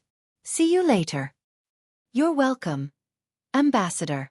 J5 closed his umbrella and replied calmly, "See you later." Qin Xiu's room was on the second floor, while J5 and the others were on the first floor. J5 stood still and politely watched Qin Xiu go upstairs with the umbrella. Watching the ambassador walk up the stairs step by step, J5 couldn't help but let out a sigh of relief. However, before he could completely relax, he saw the ambassador suddenly turn around. J5's nerves tensed up. He looked at the ambassador's face, which was drenched by the rain but still looked exceptionally elegant, as if it had been carved from fine jade. The ambassador asked him with a faint smile, "Which room is Yi Qian in?" "What happened to not asking? Why did you ask?" J5 smiled and said, "She came back earlier than all of us. I'm not too sure which room she's in. Is there something you need from her, ambassador?" "I want to ask if she's returning to the capital or returning to the academy. I want to see if she needs to explain the reason for her leave to the academy. If necessary, I plan to accompany her back to the academy," Xianxia said with a smile. J5's heart tightened when he heard this. It seemed that this ambassador was suspicious. "Rest assured, ambassador. Yi Qian's mission is arranged by the military. The military has already communicated clearly with the academy, so there's no need to trouble you, ambassador," J5 replied calmly. His tone was normal, and there was nothing strange about it. Chapter 2349. Seeing this, Xianxia didn't ask any more questions. There were some things that didn't need to be asked in detail. Just by looking at it, he already had the answer. Without asking any more questions, Xianxia said, "See you later." Then he turned and went upstairs. When he looked up, there was a faint darkness in his eyes. He didn't need to get the answer from someone else. He wanted to hear Yi Qian tell herself. But what right did he have to ask about her personal matters? Facing an outstanding diplomat from another country who was deliberately making things difficult for him, he felt unprecedentedly confused about his children's affairs. If Yi Qian really had a boyfriend, what would he do? Give up? Or continue to pursue her? Knowing that she already had a boyfriend, if he continued to pursue her, wouldn't he be an immoral third party? Psychologically, he couldn't get over this hurdle. But when he thought about giving up, Xianxia closed the door, but his slender fingers holding the umbrella didn't put it down. Xianxia's fingers were very slender, and his joints were as delicate as his person. Even though he was holding the umbrella tightly, the lines of his fingers were still beautiful. After a while, he put the umbrella in the corner with a cold expression. He took off his suit and unbuttoned his white shirt while thinking about walking towards the bathroom. Giving up was also difficult. He couldn't go against his morals, and he didn't want to give up. Then let's just leave it at that. He would pretend that he didn't know anything, that nothing had happened, and let nature take its course. After turning on the shower head, Xianxia raised his head and let the warm water splash on his face. Soon, the bathroom was filled with steam. Amidst the sound of the water, the man's slender but graceful body was faintly discernible in the steam. Xianxia, who had been learning Sonda for a long time, was also a classic example of a man who looked thin in clothes, but had great body when he took them off. Yi Qian, who came back earlier than him, had already finished washing up. She sat on the edge of the bed and dried her hair by herself with a hairdryer. There was no one in the room. The man who came back with her saw the countless small cuts on her palm. His eyes were clouded and he went out to get the first aid kit. With some pain on her face, Yi Qian put down the hairdryer and went to the bathroom to look in the mirror. She saw a few bloody cuts from the shrubbery on her face. The cuts from the corner of her eyes to the side of her jaw were the most conspicuous. Her skin was the kind of skin that wouldn't get tanned no matter how much it was in the sun in her previous and current life. After being drenched for 8 or 9 hours, her originally fair skin was sickly pale, and this made the bloody cuts on her face even more. There were many wounds, and there were signs of inflammation. No wonder Captain Xia immediately sent him back to his room to get the first aid kit. She had to treat it. Although she didn't really care if there was a scar on her face, she couldn't let the wound get infected. Yi Qian's in the bathrooms to see Xia carrying the first aid medicines. "Doctor, hey doctor." Yi Jian nodded her head in satisfaction when she saw that he had changed into his military uniform and was now dry. S2. S2's 2's at ZA have they been taken care be treated? To treat to have it be treated to be treated. T test to be taken care of those wounds T. S treated. S is treated Z's A's. Xia Jinyuan couldn't help but sigh when he saw how worried she was about the wound on her waist. His gaze fell on the wound on her face, and he reached out to hold her wrist. "Mine's fine. It's already scabbed over. You're the one who's in trouble. Come here and treat the wound on your face first. There are still 2 broken shards stuck into your flesh at the corner of your eye. Don't you feel it? 2 more shards stuck into her flesh?" She really didn't feel it. Chapter 2350. She subconsciously wanted to touch it, but she suddenly stumbled into his arms. As she fell into his arms, she heard his low voice say helplessly, "You still want to touch it? Do you want to pierce it deeper and leave a memento?" Seeing her injured, whether it was a big injury or a small one, his heart ached.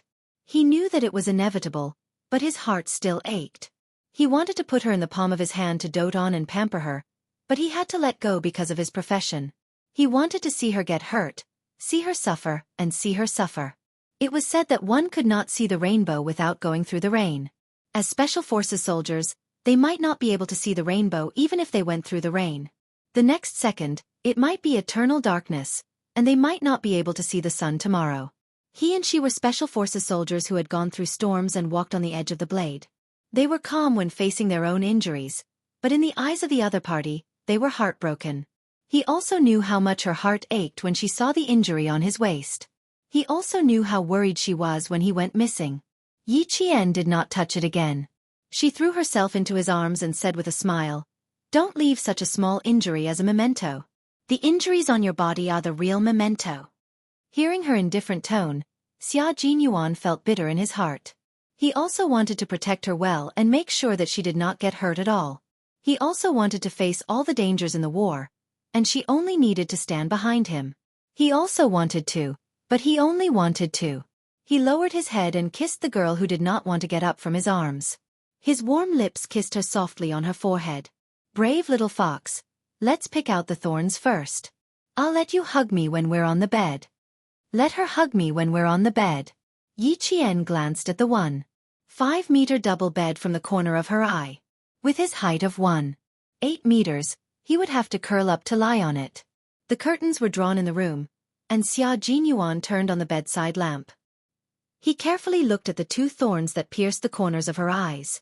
They were a little too deep. The needle used to stitch up the wound was disinfected with alcohol. His fingers gently pressed against the corner of her eyes. His deep and dark eyes stared at the few deep thorns. He said softly, "The thorns are a little deep. It will hurt to take them out. Bear with it." The thorns pierced into the flesh instantly, so there wouldn't be much pain. Especially when she was fully focused on the battle, she didn't even feel anything when the thorns cut her face. It was a little painful to use the needle to pick out the thorns in the flesh. When the tip of the needle touched the hard thorns gently, Xia Jinyuan saw Yi Qian's long and black eyelashes flutter. He subconsciously blew on the thorns as if to coax a child that it wouldn't hurt. He even coaxed gently, "It doesn't hurt, it doesn't hurt. Be good, it won't hurt in a while." Yi Qian couldn't help but laugh out loud at the way she was trying to coax a 3-year-old. When she laughed, the corners of her eyes twitched, scaring Xia Jinyuan so much that she quickly moved the needle away from her hand so as not to stab her. "Be serious. You're not allowed to laugh." He pretended to be angry and spoke with a threatening face, but in less than 2 seconds, he broke his facade. His handsome face was gentle as he continued to coax her. "It'll be fine soon. It's not 2 thorns but 3. It's been stuck in your flesh for so long, and you've been drenched in water for a few hours. The wound is too close to the corner of your eyes. Don't let it fester and hurt your eyes." He usually didn't have time to take care of her. Now that he was by her side, as her boyfriend, he naturally had to take good care of her. Yi Qian didn't move again. The sharp needle had touched the edge of her eyelashes just now, so she wasn't afraid that it would fester and hurt her eyes. She was afraid that if she laughed again, the tip of the needle would accidentally poke her eyes. Chapter 2351. Every Special Forces soldier knew how to perform simple suturing operations. Removing a thorn was a piece of cake. After removing all 3 thorns, there were 3 bloody cotton balls on the stainless steel plate.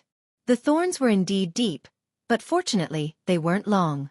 It wasn't much of a problem to remove them with iodine.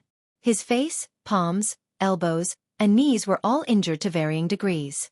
The most shocking injury on his leg was the injury on his calf. After a night, the injury on his calf was bruised, and there were even purple spots of blood on it. Xia Jinyuan didn't say a word as he poured safflower oil onto his hands. He rubbed them until his palms were hot. Then he pressed them against Yi Qian's calf and rubbed them. Yi Qian didn't even know when he had been hit. He lay on the bed and endured the pain while Xia Jinyuan rubbed away the blood clots. Slowly, his calf began to feel a burning sensation. The warm energy brought an indescribable sense of comfort. You don't have experience fighting alone in the jungle, but the J5 soldiers do. Why didn't they remind you to check your body for injuries that need treatment? If it's inconvenient to use safflower oil, they should at least spray it with painkillers. Your skin is fair to begin with. Even a slight bump would leave a bruise. Now that you're bleeding under your skin, the J5 soldiers on the helicopter should have reminded you to treat it. Xia Jinyuan's deep voice was a little tense. If you listened carefully, you could faintly hear the anger in his voice. She didn't know if the oil had a hypnotic effect, but the warm energy slowly crept up from her calf to her head. The warmth was exceptionally comfortable, and even her drowsiness slowly crept up. Yi Qian listened indifferently. The corners of his lips curled up as he replied, "It's okay. It's not as serious as the last time you kicked me. The bruises you left behind last time only disappeared after the new year." Xia Jinyuan's right hand, which was rubbing her calf, paused. He felt helpless. He wasn't afraid of anything since he was young. He could do whatever he wanted outside the house and had been like this for the past 20 years. Until now, there was only one thing he was afraid of. He didn't look up. He poured the safflower oil and rubbed the bruises on her calf. He smiled helplessly and said, "Little fox, are you remembering? What should I do? What do I have to do for you to forget?" She was talking about last year's training with the Marine Storm team. In order to teach her how to play tricks on the battlefield, he taught her a lesson. His purpose was to let her remember that there was no such thing as playing tricks on the battlefield. Only true abilities were needed. Who would have thought that she would still remember it after more than 2 months? Now, he was afraid that she would mention it. Your boyfriend is really ruthless. It's hard to forget him. Yi Qian answered in a muffled voice. Lying on the bed, Yi Qian's breathing gradually became longer. By the time Xia Jinyuan raised his head to ask what he should do, Yi Qian had already fallen asleep. She was too tired after 2 consecutive nights of high-intensity combat. Now that she had returned to the safe harbor, she couldn't stop herself from falling asleep. Xia Jinyuan's hands didn't stop moving. Looking at her sleepy face, he realized that she didn't really want to argue with him when she mentioned it. At the same time, he reminded himself that it was normal for him to have bumps and bruises during training and combat. It had nothing to do with his comrades. On the other hand, he was a little scared. Although he was a little scared, if he had to choose again, his choice would still be the same and wouldn't change. The room was very quiet. It was a peaceful time to enjoy. Xia Jinyuan's hands moved until he pushed the purple blood away. Chapter 2352. She was wearing a short-sleeved shirt and shorts, and the room was slightly cold. In order to prevent Yi Qian from catching a cold, Xia Jinyuan carefully placed her legs on the bed and gently covered her with the quilt. He carefully twisted the corners of the quilt before getting up. He put away the medicine and opened the curtains to let in the fresh, moist air to disperse the smell of medicine in the room so that she could sleep better. After he was done, Xia Jinyuan did not go to bed to rest. Instead, he sat quietly in the lounge chair alone. His handsome face was slightly cold, and he seemed to be thinking about something. If J5 did not knock on the door, he would probably sit there until Yi Qian woke up. Is Yi Qian asleep? J5 heard Xia Jinyuan open the door very softly, so he knew that Yi Qian was asleep. He pointed to his room and said with a slightly serious expression, "Come to my room to talk about something." J5's room was next door. Because he had just taken a shower, there was a faint smell of soap in the room. After pouring tea, J5 sat down and frowned. He said in a deep voice, "The ambassador might have noticed the relationship between you and Yi Qian. Before he went back to his room, he asked me if Yi Qian would return to Beijing. If not, he planned to send Yi Qian back to school." Q King, not only did he discover something, but he also seems to be interested in Yi Qian. Qin Xiu and Yi Qian seem to be interested in each other? Xia Jinyuan focused on this sentence. How can you tell that he is interested in Yi Qian? The two of you hugged each other in the rain. It shocked the world and made the gods cry. Anyone with eyes can see that there is something going on between the two of you. What's more, he seems to be interested in Yi Qian. J5 glared at him, but in the blink of an eye he gloated, "Q King, your competitor this time isn't just ordinarily strong. V8 told me that the ambassador had a verbal battle with 2 negotiators from a neighboring country. His aura was fierce, and he didn't give in to the country's dignity. When he was offended, he pressed on and made the other party speechless. Yi Qian was there at the time. He was full of admiration for Qin Xiu. With such a strong rival in love, Q King, you have to be careful. Just because of this, he had to be careful? Xia Jinyuan stretched his legs lazily and leaned back in his seat. Even his voice sounded nonchalant as he said, "My relationship with Yi Qian is not something that can be attracted to Yi Qian with just one exciting negotiation. I'm just a little surprised. Qin Xiu is interested in Yi Qian, but I didn't notice it at all." You're quite confident. Overconfidence is arrogance. Don't be too proud. If you ask me, the ambassador has a better chance of winning than you. J5 poured cold water on Qin Xiu without hesitation and listed out his good points. Handsome, you don't have to say it. You can see for yourself. His temperament is as elegant as the nobles sitting in the palace. He's witty and knowledgeable. He knows when to advance and when to retreat. He knows how to behave himself. Most importantly, he's a diplomat. He also fights for the country, but his sacrifice rate is lower than ours. He also has more holidays than us. Most importantly, his focus is on the country. As long as he has the time and the heart, he can fly to the military academy to visit Yi Qian in the night. Q King, what do you think your chances of winning are? If you ask me, you have the advantage in terms of time. The analysis was not bad. It did sound very threatening. But so what? The love between him and the little fox was not based on romance, nor was it based on time spent together. Their love was completely based on the fact that they were willing to put their lives in each other's hands. They were willing to fight side by side and vanquish their enemies together. Chapter 2353. Through the smoke of war, through the flames of war, his and Little Fox's love wasn't something that could be easily interfered with. Xia Jinyuan raised his eyes. His disdainful gaze was filled with the unruffled domineering aura of a powerhouse. He spoke cheerfully and wittily with an irresistible force. So what? He likes Yi Qian. I can only say that he has good taste. But that's his own business. What does it have to do with me and Yi Qian? Such confidence, with a hint of arrogance, made J5 click his tongue. Q King, I couldn't tell. Back then, you were so afraid that Yi Qian would be pursued by others, but now you're so confident. You're actually not worried about Yi Qian being pursued by other men at all. I don't believe that when you heard me say that the ambassador is interested in Yi Qian, you didn't feel nervous at all, J5 said with certainty. Then, he looked at Xia Jinyuan without blinking, trying to discover something. Before he could discover anything, the domineering Lieutenant Colonel Xia frowned and admitted, "A little, but it's okay. My girlfriend is so outstanding. There will probably be more flies flying around in the future. I have to work harder." Not nervous? Nonsense. How could he not be nervous? Qin Xiu, one of the top young masters in the capital, a language genius, the youngest diplomat, the most handsome diplomat, the most promising diplomat. His long list of most was enough to make people's eyes linger. Just as J5 said, he was lucky that he won in terms of time. If the young Qin Xiu and the young Yi Qian met, Lieutenant Colonel Xia's eyes darkened. Then, he really wouldn't know whose girlfriend Little Fox was. It wasn't that he was belittling himself, but Qin Xiu was indeed very outstanding. His character was also quite good. Among the young masters in the capital who didn't have any scandals, Qin Xiu was one of them. Even the old man at home said that Qin Xiu alone was enough to support the Qin family. Apart from family Xia and his children, Old Master Qin had only commented on two other people. One was Xia Jinyuan's brother-in-law, Li Jinyan, and the other was Qin Xiu from the Qin family, who was worthy of being a role model in Beijing. From this, it could be seen how outstanding Qin Xiu was. Wasn't he nervous? How could he not be nervous? But this kind of thing couldn't be solved just by being nervous.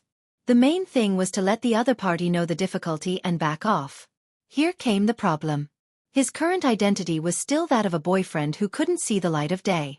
How could he make her back off? J5 saw that he was deep in thought, and his eyes flashed with a teasing smile.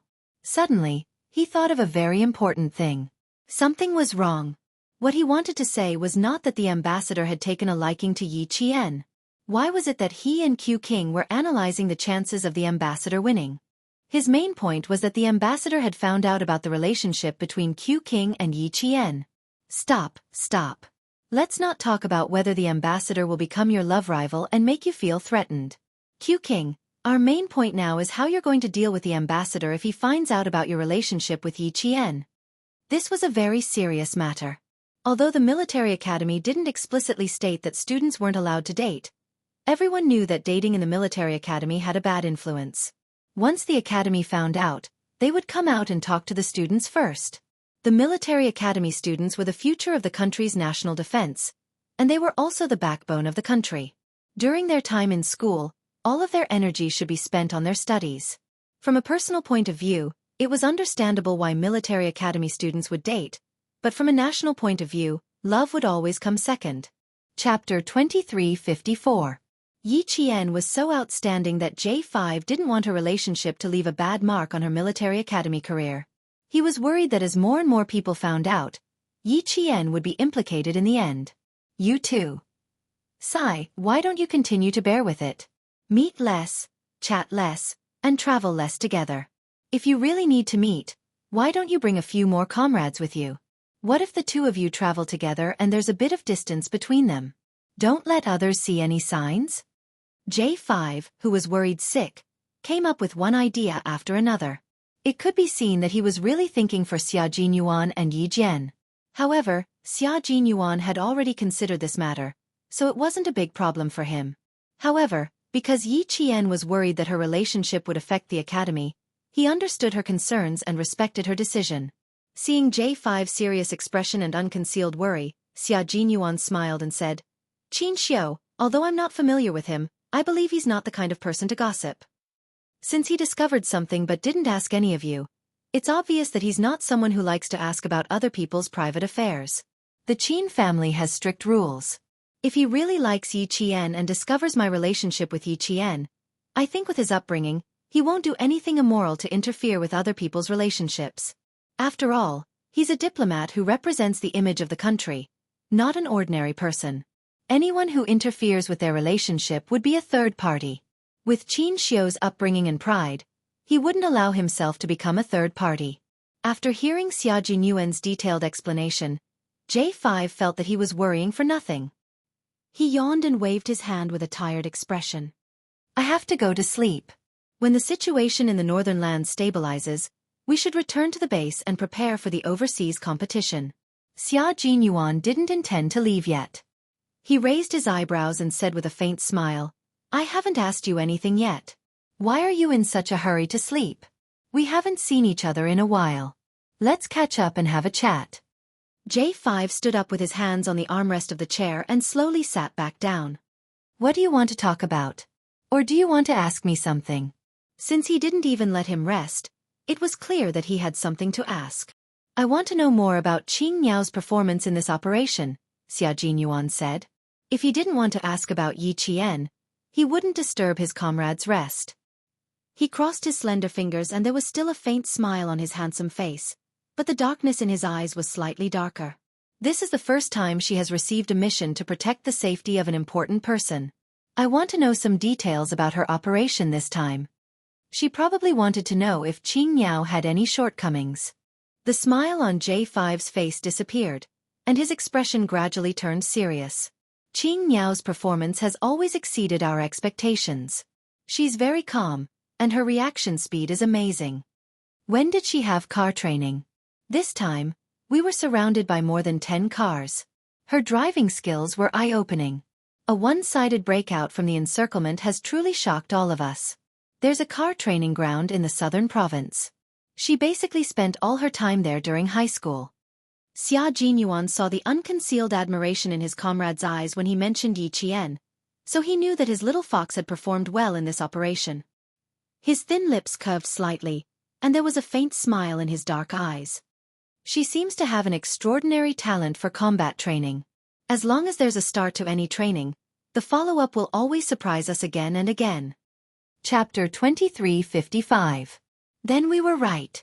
When she broke out of the encirclement, old V, old K, and I also guessed that Qing Niao must have undergone professional special operations vehicle training in the southern province. Talent.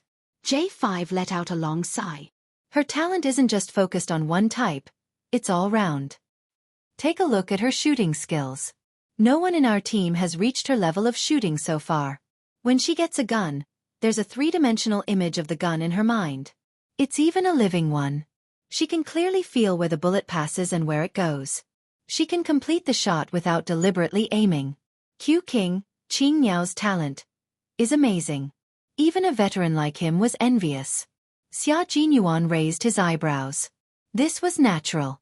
Otherwise, how could Little Fox have carried out so many important missions before reaching the age of puberty and still be remembered by the Navy commander?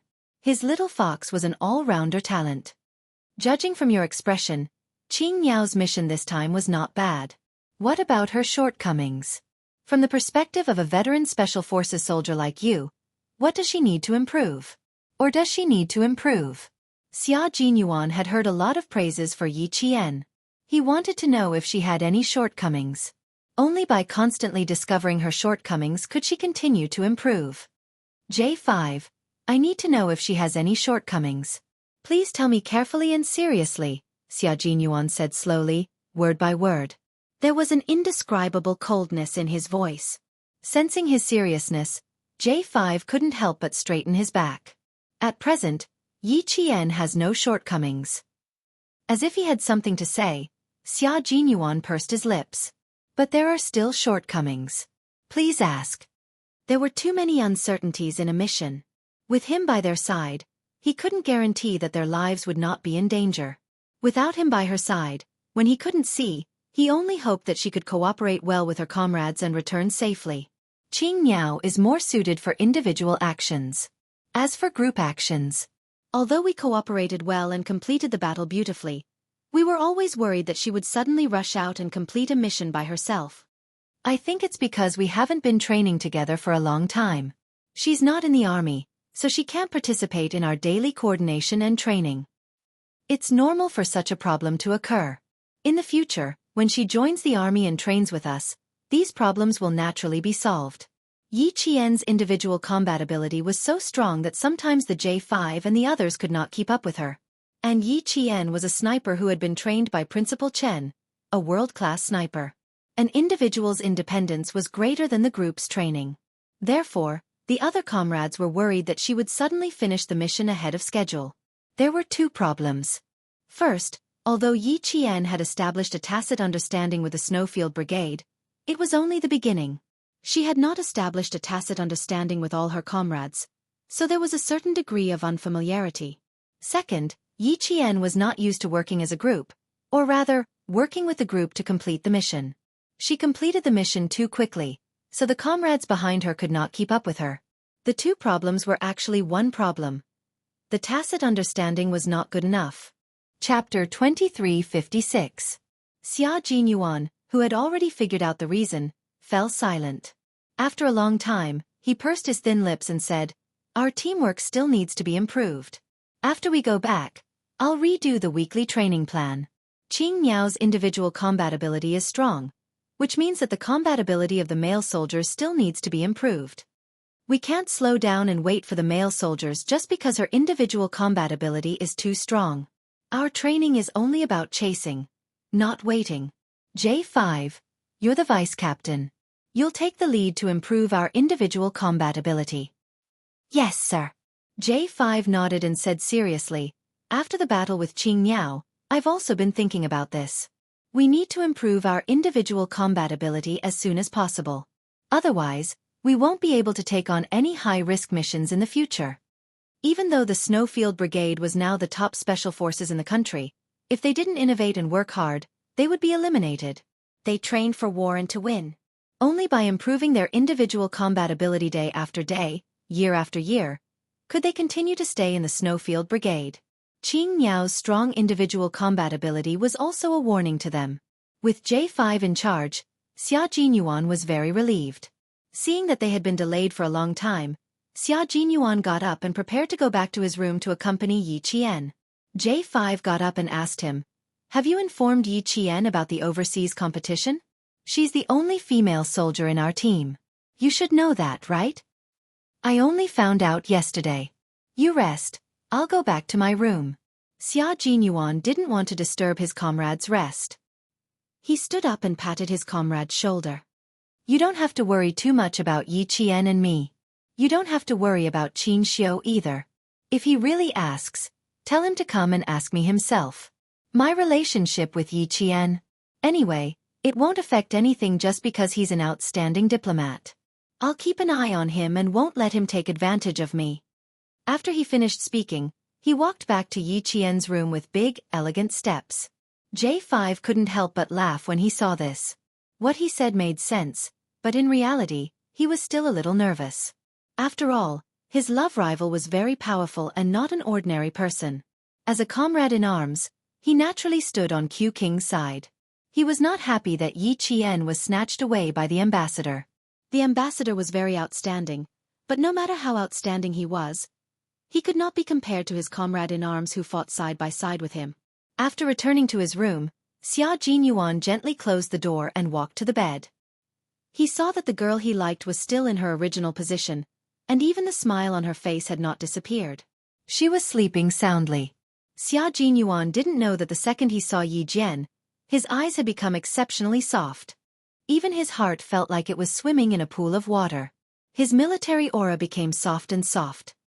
He was a hot-blooded soldier who fought for the country, but he was also an ordinary man who was filled with tenderness when facing the girl he loved. After taking off his military jacket, Xia Jinyuan lay down on the bed very gently. As soon as he covered himself with the quilt, Yi Qian, who was sleeping soundly, took the initiative to move closer to his arms like a little animal. She then moved a little and found a more comfortable position to continue sleeping. Xia Jinyuan looked at her, who was sleeping soundly, with a defenseless and innocent smile on her face. He couldn't help but laugh. This little girl was quite proactive. He was still thinking about how to make her sleep in his arms without waking her up. Now that she took the initiative to move closer to him, he was pleasantly surprised. It also showed that even though she was sleeping soundly, she knew that the person lying next to her was him. This kind of reliance that was like a natural instinct made Xia Jinyuan very satisfied. Chapter 2357.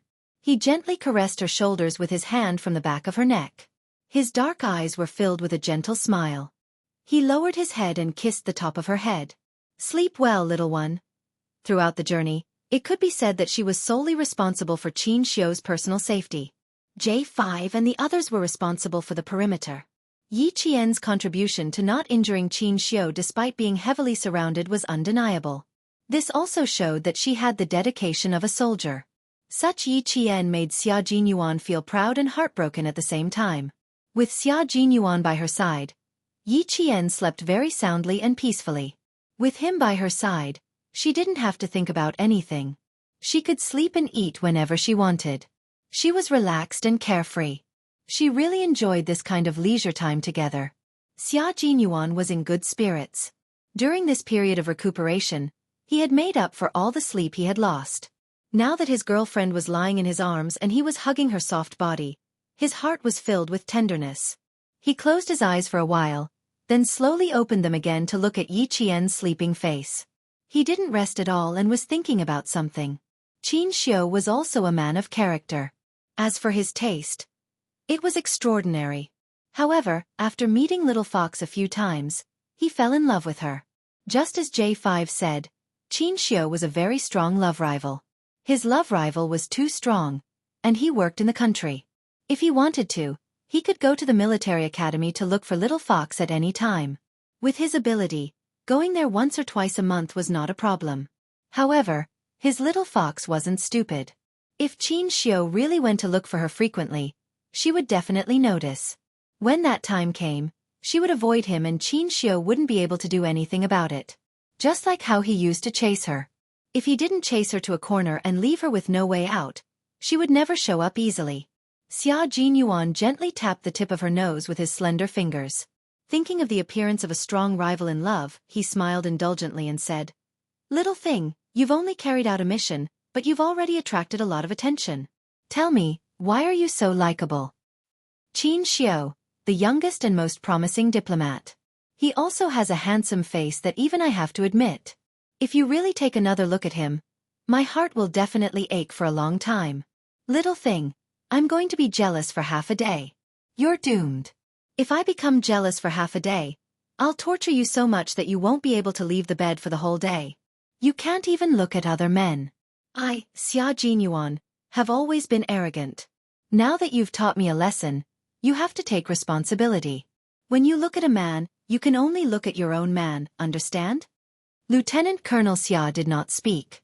He spoke softly, seemingly helpless, but in reality, every word he said was filled with affection. As he spoke, Lieutenant Colonel Xia narrowed his unfathomable black eyes. His gaze was like that of a large ferocious beast, his eyes twinkling with fragmented light. He felt a little insecure, so he had to think of a way to make himself feel safe. Therefore, when Yi Qian opened her eyes, she saw a handsome face that was filled with faint sadness. Yi Qian blinked gently and naturally leaned into his embrace. Did I sleep for a long time? I seem to be able to sleep well with you by my side.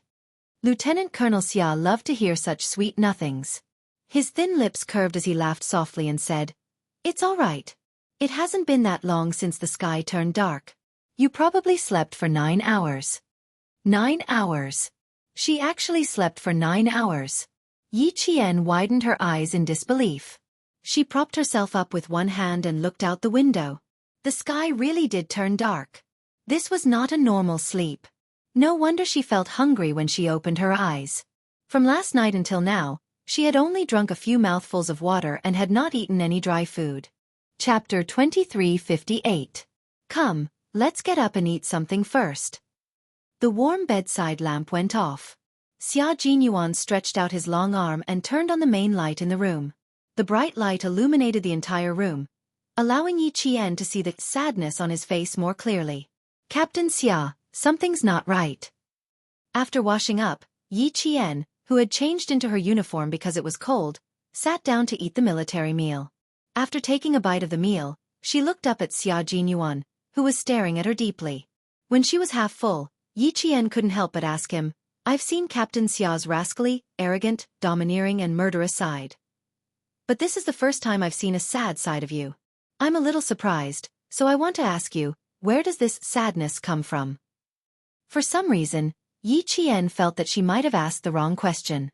Sure enough, the man sitting across from her took a sip of the hot soup and said slowly, "I'm thinking about how to give myself to you." Give myself to him. Fortunately, the soup wasn't hot. Yi Qian resisted the urge to spit out the soup and swallowed it down.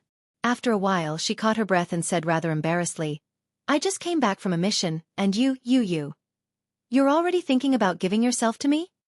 Every time I go on a mission, the first thing I regret is not giving myself to you. Every time I come back from a mission, I regret not giving myself to you.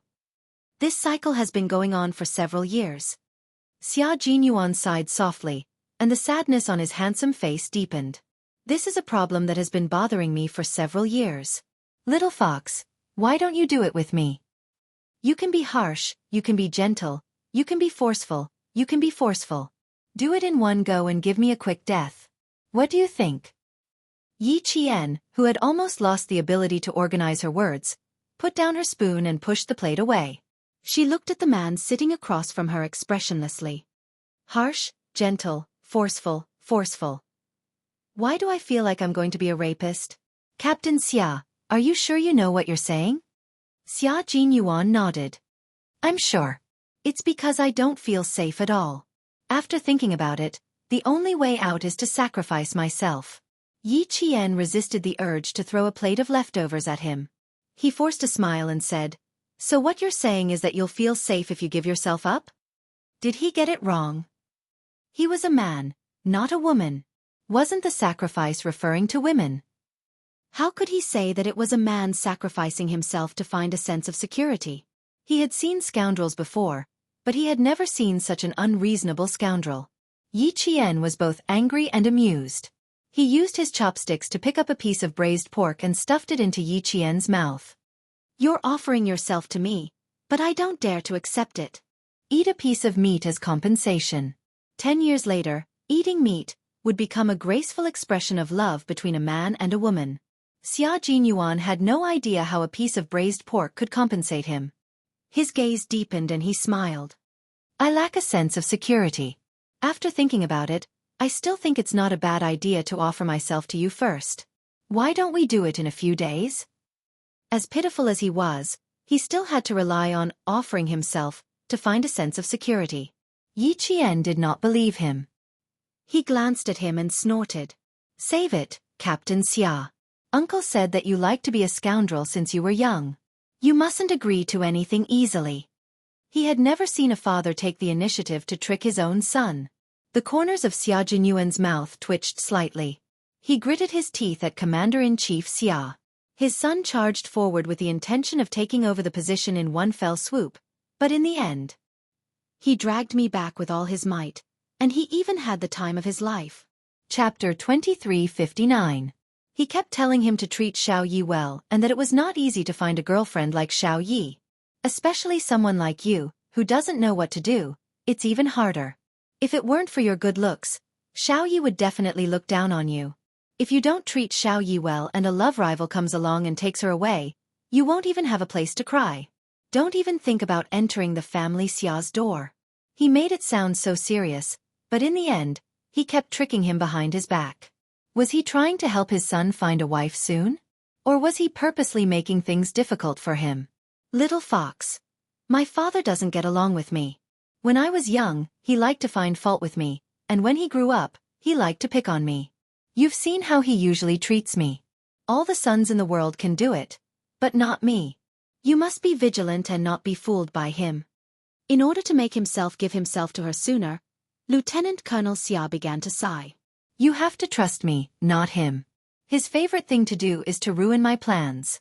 Even Old Master and Old Madam often criticize him. Seeing that Commander-in-Chief Xia's words had a huge impact on Yi Qian, Lieutenant Colonel Xia didn't hold back and tried his best to overthrow the image of Commander-in-Chief Xia in his girlfriend's heart.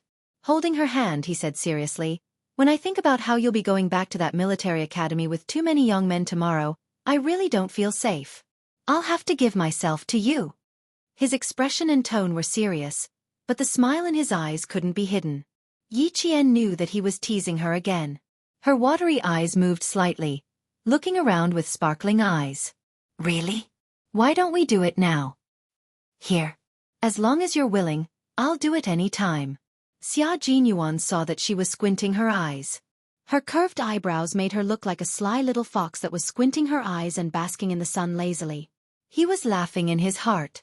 How could he not know that this little fox in front of him was trying to checkmate him? Looking at her comfortable smile, Xia Jinyuan's deep eyes seemed to be sprinkled with a layer of sunshine that could warm Yi Qian's heart. Yi Qian put down the chopsticks in his hand and propped himself up with one hand on the high table. At the same time, he stretched out his other hand and made a flirtatious gesture. His index finger curled slightly and hooked Xia Jinyuan's delicate chin. Even his expression was somewhat frivolous.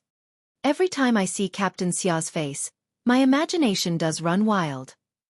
Yi Qian stood up and leaned towards Xia Jinyuan as he spoke. In the end, their breaths were just inches apart. Just a little bit more. And Yi Qian would have kissed his thin, sexy lips. But she didn't. Under his calm and unruffled gaze, Yi Qian stopped. They were so close that they could see each other's eyelashes clearly. "Since Captain Xia is always thinking of giving yourself to me, why don't I fulfill your wish for once?" Her eyes sparkled like diamonds and shone like stars. The slyness in the depths of her eyes let Xia Jinyuan know that this little fox didn't really want to fulfill his wish. She just wanted to tease him instead. Sigh, little girl. He really wasn't teasing her. He really wanted to give himself to her. It wasn't just a normal desire, it was an urgent desire. How pitiful. Who would have thought that a dignified demon king like him would have to rely on giving himself to find a sense of security in the end? It was as the saying goes, sooner or later, you'll have to pay for what you've done. Chapter 2360. When Lieutenant Colonel Xia said that he didn't have a sense of security, it wasn't entirely true. Qin Xiu's appearance gave him a wake-up call, making him even more aware that the girl he had grown up holding hands with had already become the most dazzling star, attracting the attention of those sufficiently outstanding adult men. Although he said that he wanted to give himself to her, he actually wanted to stabilize their relationship. Born in a family, Lieutenant Colonel Xia was influenced by his ancestors. Deep in his bones, he still had some feudal thoughts. Once the two of them were husband and wife, they would be husband and wife for the rest of their lives. He desperately wanted to become husband and wife with Yi Qian. He wanted to make this dazzling star completely belong to him. Seeing the sly look in the eyes of the girl in front of him, that pair of eyes that had always maintained a sense of distance from others, when looking at him without the slightest bit of defense, his little fox also liked him and trusted him wholeheartedly. This kind of trust was the most secure button between him and her, and no one else could think of getting between them. Xia Jinyuan said half-truthfully. Seeing that she was teasing him and even flirting with him, Xia Jinyuan's inferiority complex started to stir again. The two of them were too close, and the delicate lips he had been longing for were only a finger's length away. With such a good opportunity in front of him, if he didn't kiss her, he would feel sorry for himself.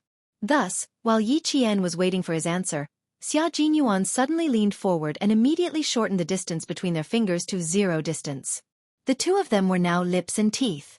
Although Lieutenant Colonel Xia had never been in a relationship before, and even his first kiss was offered to Yi Qian, he had a high comprehension ability.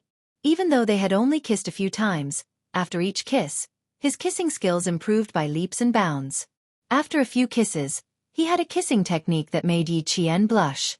His nimble tongue invited Yi Qian's soft tongue to dance with him, and he sucked the tip into his mouth slowly. Ever since he was a child, Xia Jinyuan had the habit of chewing peppermint. His breath always had a refreshing and comfortable peppermint flavor, which was Yi Qian's favorite refreshing flavor. When the tip of Yi Qian's tongue was sucked, his kisses alternated between deep and light kisses. Yi Qian, who had been supporting himself with one hand on the round table, had no choice but to support himself with both hands to prevent himself from losing his balance due to his weak knees. Men had a natural desire to conquer, and it existed in every man, especially men like Xia Jinyuan, who were born like kings. Their desire to conquer was far greater than that of ordinary men, and it even carried a sense of dominance. Being teased, he clasped the back of Yi Jian's neck with one hand. As his breathing became heavier, his kiss became deeper and deeper.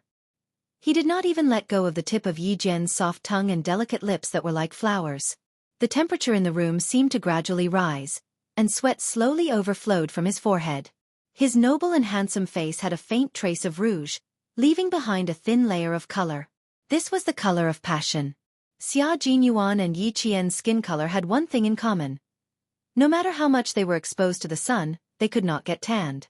Even if they were exposed to the sun, the worst that could happen was a layer of skin peeling off, revealing their fair skin. At this moment, he was aroused. His fair and handsome face had a faint rouge-like color, which made him look even more handsome and elegant. His brows were like mountains and rivers, and only the majestic green mountains could be seen. He was as handsome as a god. Seeing that her breathing was getting heavier, Xia Jinyuan finally stopped his invasion and ended the kiss that made their hearts race. Chapter 2361. He let go of Little Fox in his arms so that she could breathe some fresh air. Little Fox, your lung capacity is still not enough. It needs to be improved. Xia Jinyuan chuckled deeply. His voice was hoarse and so sexy that it made one's ears tingle. Looking at Yi Qian, who was as beautiful as a peach blossom, Xia Jinyuan's dark eyes became even darker. His sexy Adam's apple, which represented his masculinity, couldn't help but move slightly. This kiss was a little deep, kissing to the point that her eyes were moist. Her lips were bright red and slightly opened, revealing her white teeth. Her red lips and white teeth made her look even more beautiful. The more Xia Jinyuan looked at her, the more he felt like his heart was being scratched by 100 cat claws. He hurriedly looked away in embarrassment. Unexpectedly, just as he lowered his eyes, his gaze was locked on her again. He had to admit that the girl he had been protecting had really grown up. She had gradually matured from her initial naivety, and was emitting a fruity fragrance that tempted him to commit a crime. His gaze only lingered on her chest for a few seconds before he felt the string called rationality in his brain instantly tighten and straighten. It felt like it would break at any time with her breathing. This is troublesome. He had said half-truthfully that he wanted to succeed. Now, he had really succeeded in the end. Yi Jian was still adjusting her breathing until the feeling of suffocation dissipated a lot. She supported herself with both hands on the round table and looked up at him with her watery eyes. She answered rather stubbornly, "Captain Xia seems to be a little lacking. Otherwise, how could a small kiss make Captain Xia look like he's drunk?" Yi Qian didn't even realize that at this moment, her face was as beautiful as a peach blossom.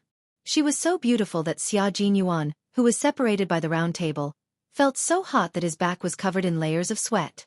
Is this a challenge to me? Xia Jinyuan raised his eyebrows.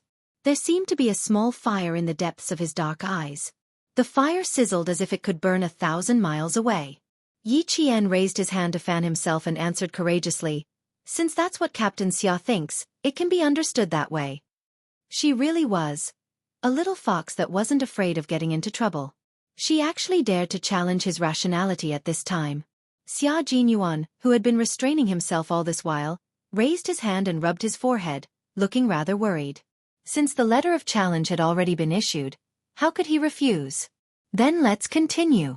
Xia Jinyuan was a man of action. Soldiers had always been swift and decisive. Since he had made up his mind, he would naturally put it into action. He kissed Yi Qian. He didn't want to be a gentleman, he just wanted to kiss Yi Qian. His long arm wrapped around the back of Yi Qian's neck with great precision. He used an extremely domineering method to make it impossible for Yi Qian to dodge. His lips were once again kissed by him. In a domineering manner, with gentle movements, he carefully and affectionately traced the shape of her lips. He didn't want to say a word. Instead of saying more, he would rather take action and tell her how much he missed her. But no matter how impulsive he was and how tight his heartstrings were, Xia Jinyuan always restrained himself and did not cross the line. Even his hands were very well behaved and didn't move. Since they couldn't cross the line, they could just stick to each other for a little longer. Instead, Yi Qian, who liked to be with Xia Jinyuan, didn't reject kissing him.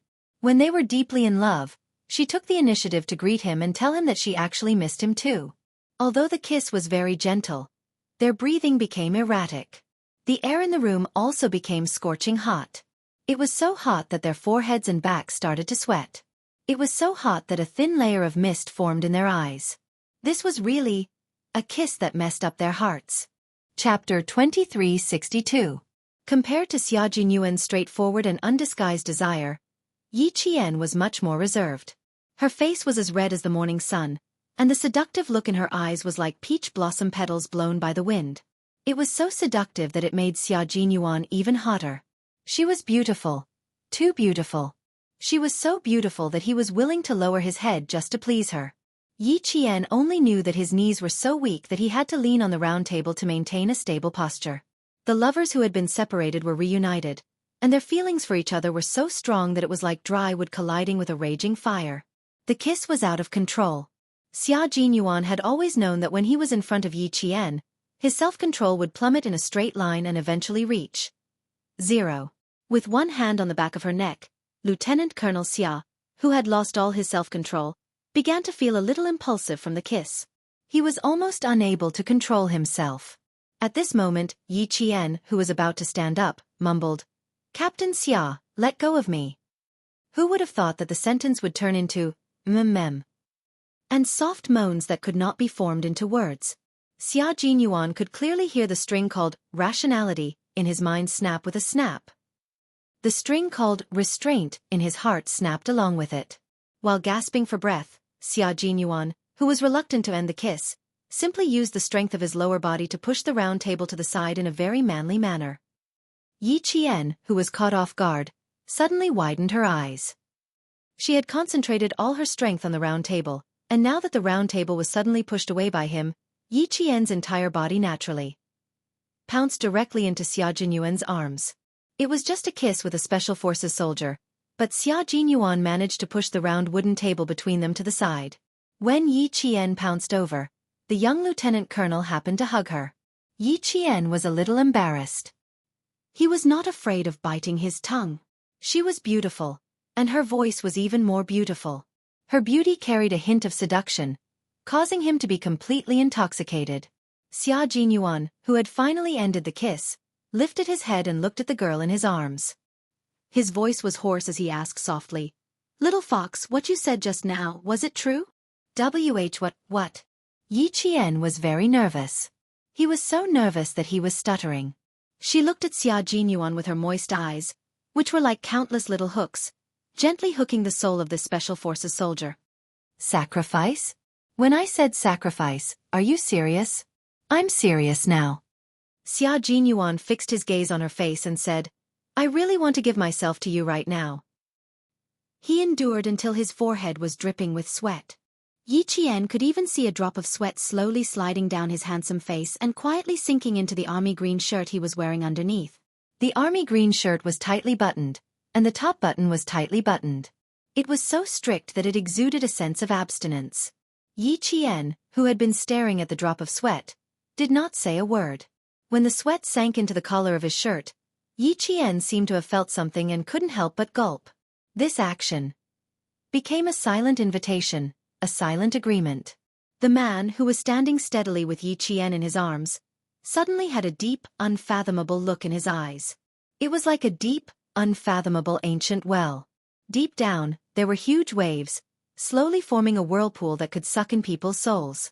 Without stopping, he carried Yi Qian, turned around, and walked towards the bed. Chapter 2363. Yi Qian, who was also sweating from nervousness, supported herself with both hands on his broad shoulders and allowed him to carry her to the bedside. He was deeply attracted to Yi Qian, who was as beautiful as a peach. How could Yi Qian not be attracted to him? At this moment, she was attracted to Xia Jinyuan, who only had eyes for her.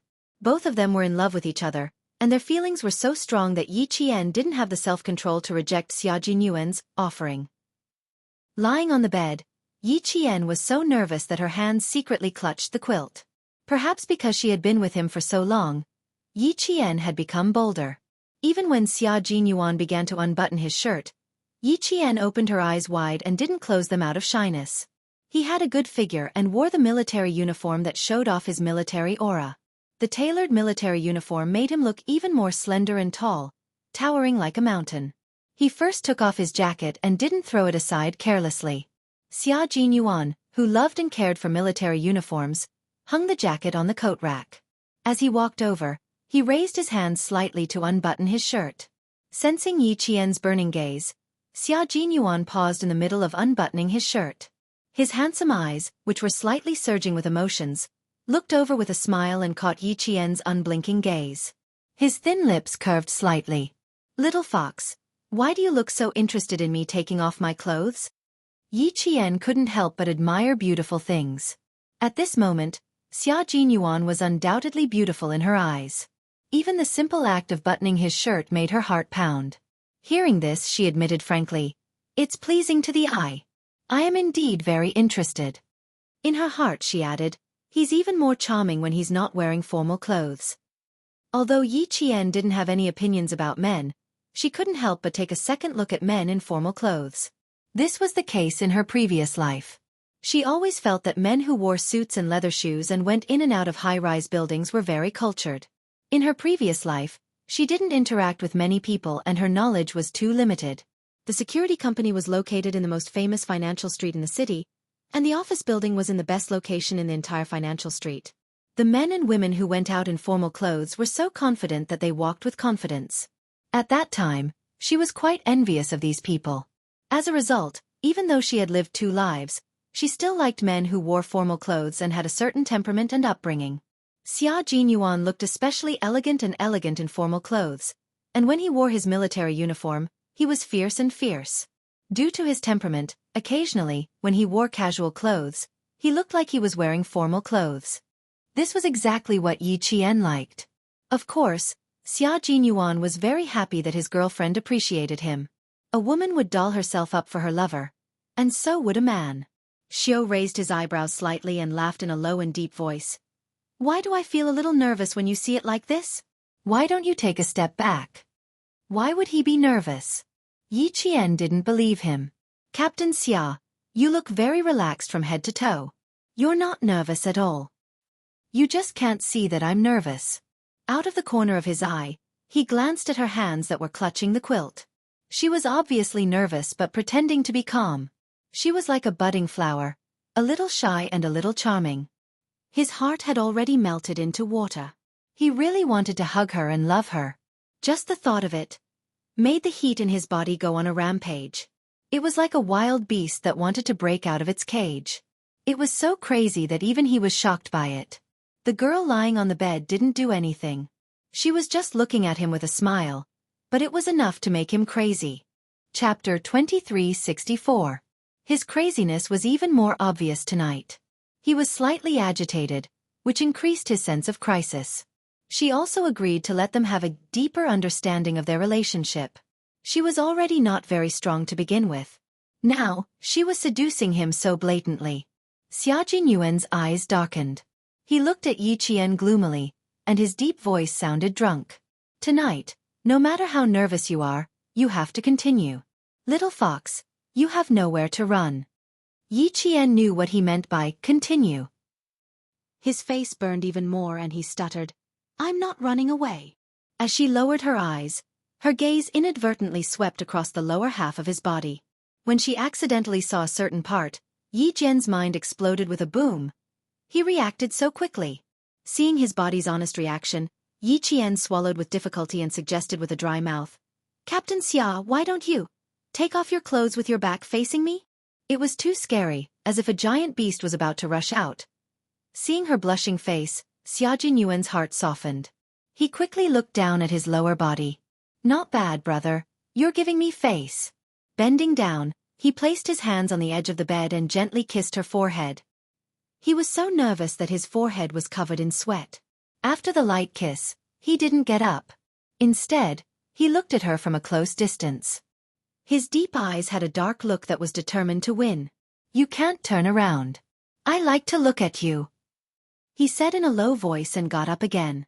Seeing that she was nervous, he deliberately teased himself to slow down. Unexpectedly, when she saw his body's honest reaction, her little face tensed up again. Yi Qian's heart trembled uncontrollably. His hands clutched the quilt so hard that creases appeared. When Xia Jinyuan got up and took off his clothes quickly, Yi Qian's gaze fell on his slender fingers again. His fingers were long and slender, with well-defined joints. They were elegant and strong. When he held the gun, they were fierce. When he unbuttoned his shirt, they were sexy. After unbuttoning both sleeves, he raised his head slightly and unbuttoned the top button of his shirt with his elegant and slender fingers. After the buttons were unbuttoned, Yi Qian couldn't help but gulp. His voice was a little loud, which made Xia Jinyuan chuckle. He stared intently at Yi Qian and smiled. You seem to be more anxious than I am. It seems like there won't be any problems with my virginity tonight. Yi Qian, who was staring at his fingers, did not seem to have heard what he said. He nodded and said, Yes, no problem. This is good. Her answer made Xia Jinyuan's blood flow even hotter. As the first button was unbuttoned, a corner of his shirt was unbuttoned. It was this corner that made him look extremely sexy and seductive. Yi Qian, who was lying nervously on the bed, suddenly felt all the blood in his body rush to his face. In an instant, his face became hot and dry, as if it was on fire. Xia Jinyuan, who was taking off his clothes, kept his gaze fixed on Yi Qian's face. Naturally, he saw all the changes on her face. He saw the surprise in her eyes when he took off his jacket, and the fire in her eyes when he unbuttoned his military uniform. At that moment, Xia Jinyuan realized that his little fox liked to watch him take off his clothes. It seemed that he had misunderstood. He thought that she liked his face, but it turned out that she liked to watch him take off his clothes. With this discovery, Xia Jinyuan knew what he had to do. Since she liked to watch, then he would make her even more satisfied. Chapter 2365. It wasn't just women who targeted men, it was also men who targeted women. The buttons on the light green shirt were unbuttoned one by one. Yi Qian saw the man standing by the bed, revealing a small part of his sexy chest. Then, he pulled out the corner of his shirt that was tucked into his trousers. His slender fingers slid down the edge of the shirt and unbuttoned the last button. Yi Qian felt her mouth go dry. She couldn't help but swallow to moisten her throat. Xia Jinyuan smiled. She looked at him with a burning gaze. It was obvious that his was very successful. He had perfectly locked onto Little Fox's gaze. His thin lips curved slightly. He didn't immediately take off his shirt. Instead, he stopped and looked at Yi Qian with a deep and burning gaze. Compared to taking off his own clothes, he wanted to see her take off his clothes. Yi Qian didn't meet his gaze. Instead, her gaze landed on the shirt that he hadn't taken off completely. From the corner of her eye, she looked at the sexy chest that was faintly discernible under the unbuttoned shirt. As long as he took off his shirt completely, she would be able to see his muscular upper body. Yi Qian waited for him to take off his shirt for a while. She couldn't help but blink. Why isn't he taking off his shirt? She was still waiting for him to take off his shirt completely. Just as she thought about it, Xia Jinyuan's deep and sexy chuckle came from above. His chuckle instantly woke Yi Qian up. She was startled and hurriedly looked away to hide her embarrassment. Her cheeks became even redder and hotter. He must have been laughing at me. I was mesmerized by watching him take off his shirt. Yi Qian was so embarrassed by her behavior that she wanted to get up and run away. Embarrassing, embarrassing. So embarrassing. The blushing Yi Qian made Xia Jinyuan's thin lips curve even higher. He said in a deep voice, "Look here, little fox." Yi Qian, who had already looked away, looked up reflexively. She saw the man who was originally standing slowly leaning down as her gaze landed on him. Yi Jian's eyes widened even more. Her gaze was deeply attracted by his eyes. It was as if there was a magnet in his eyes that had already sucked her into the depths of his soul and she could not escape. "Are you satisfied now? Do you want to have more fun?" He slowly leaned forward and spoke in a low voice. There was an obvious undercurrent in his eyes. Yi Qian couldn't help but tighten his grip on the blanket. Tonight, Captain Xia's sacrifice was most likely going to succeed. She was already tempted by him and wanted to drink water to quench her thirst. Xia Jinyuan, whose shirt was completely unbuttoned, approached Yi Qian. His scorching hot breath was like a giant net, instantly trapping Yi Qian. Yi Qian felt as if her entire body was on fire. She couldn't help but close her eyes, and her hands secretly gripped the blanket even tighter. She was so nervous that even her eyelashes were trembling slightly. She was like a butterfly that had jumped into a flower. Her wings were trembling, making her look pitiful. "Little fox, I've already unbuttoned my shirt and you're helping me take off my clothes?" He didn't completely lean down. Instead, he placed his hands on both sides of her shoulders and stared at her with a gentle yet scorching gaze. He coaxed her in the softest voice. "Be good. Raise your hands and help me take off my clothes." This man was also the pinnacle of masturbation. It wasn't like a woman's actions. It was more like an impulse that came from the darkness.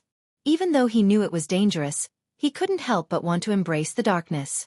This kind of temptation was a temptation to human nature. It was difficult to escape. Yi Qian didn't want to escape. She liked this man's sexiness and loved every part of him.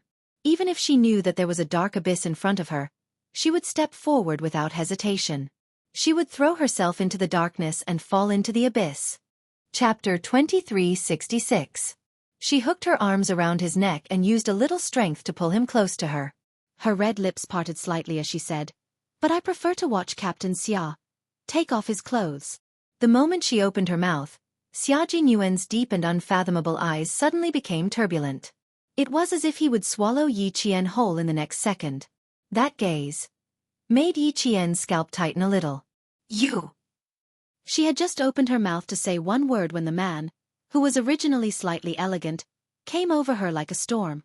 His tall and straight body pressed against hers, and in the end, his body was tightly pressed against hers, leaving no gap between them. His kiss came with a domineering swallowing force. It was like a stormy wave that broke the dam and drowned all of her rationality. "Yi Jian, my baby," he said in a low voice. His voice made a circle on the tip of his tongue. Although it was vague, it made Yi Jian's heart beat even faster. Thump, thump. Her hands had unknowingly slipped into his unbuttoned shirt. Her scorching palms were pressed against his skin. She could feel the firmness of his skin and feel the blood vessels under his skin expanding. A steady stream of heat seeped through his skin and into her palms. "Injury, your injury. Be careful." At this moment, she still remembered the injury on his body. Xia Jinyuan's kiss was a little hurried. There was sweat dripping from his forehead. His drunken voice was so sexy that it made the air a little intoxicated. "It's okay. It's already scabbed. I'll be careful." Slow down. My mouth hurts." Yi Qian mumbled. He kissed her too hurriedly and with too much force. Her delicate petal-like lips were tingling a little. The palms of her hands on his shoulders were also sweating. When she was really nervous, her palms would sweat. He must be very nervous too. His muscles were tense and had lost their elasticity. They were as hard as stone. There was also a thin layer of sweat seeping out from under his skin. Their sweat mixed together, making his shoulders wet and slippery. Thump, thump, Thump! His heart was beating so fast that it felt like it was going to jump out of his chest. It was so hard to breathe. The oxygen in the air was so thin that he had to open his mouth to breathe. Her red lips were slightly parted, making it easier for Xia Jinyuan to plunder her. His breathing was also very heavy.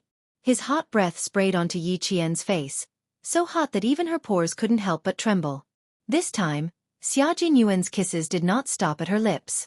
As his breathing became more and more shallow, his kisses slid down from her bright red lips to her small and round earlobe. The soft and exquisite feeling made him unable to resist nibbling on it gently with his teeth. Yi Qian's body was already trembling slightly from the scorching hot breath. Suddenly, he was caught off guard and bit his earlobe with the tip of his teeth. His throat let out an uncontrollable moan. It was intermittent, sometimes shallow, sometimes long, sometimes high, sometimes low. This was the first time Xia Jinyuan heard such a sound. His tall and straight body trembled violently as he heard her moan. He was so excited that his handsome and cold eyes were faintly red. Gentler, gentler, it hurts a little. He was so excited that he didn't know how to control his mouth. Yi Qian couldn't help but beg for mercy in a low voice. It couldn't be helped. When it came to sex, Xia Jinyuan was an inexperienced newbie.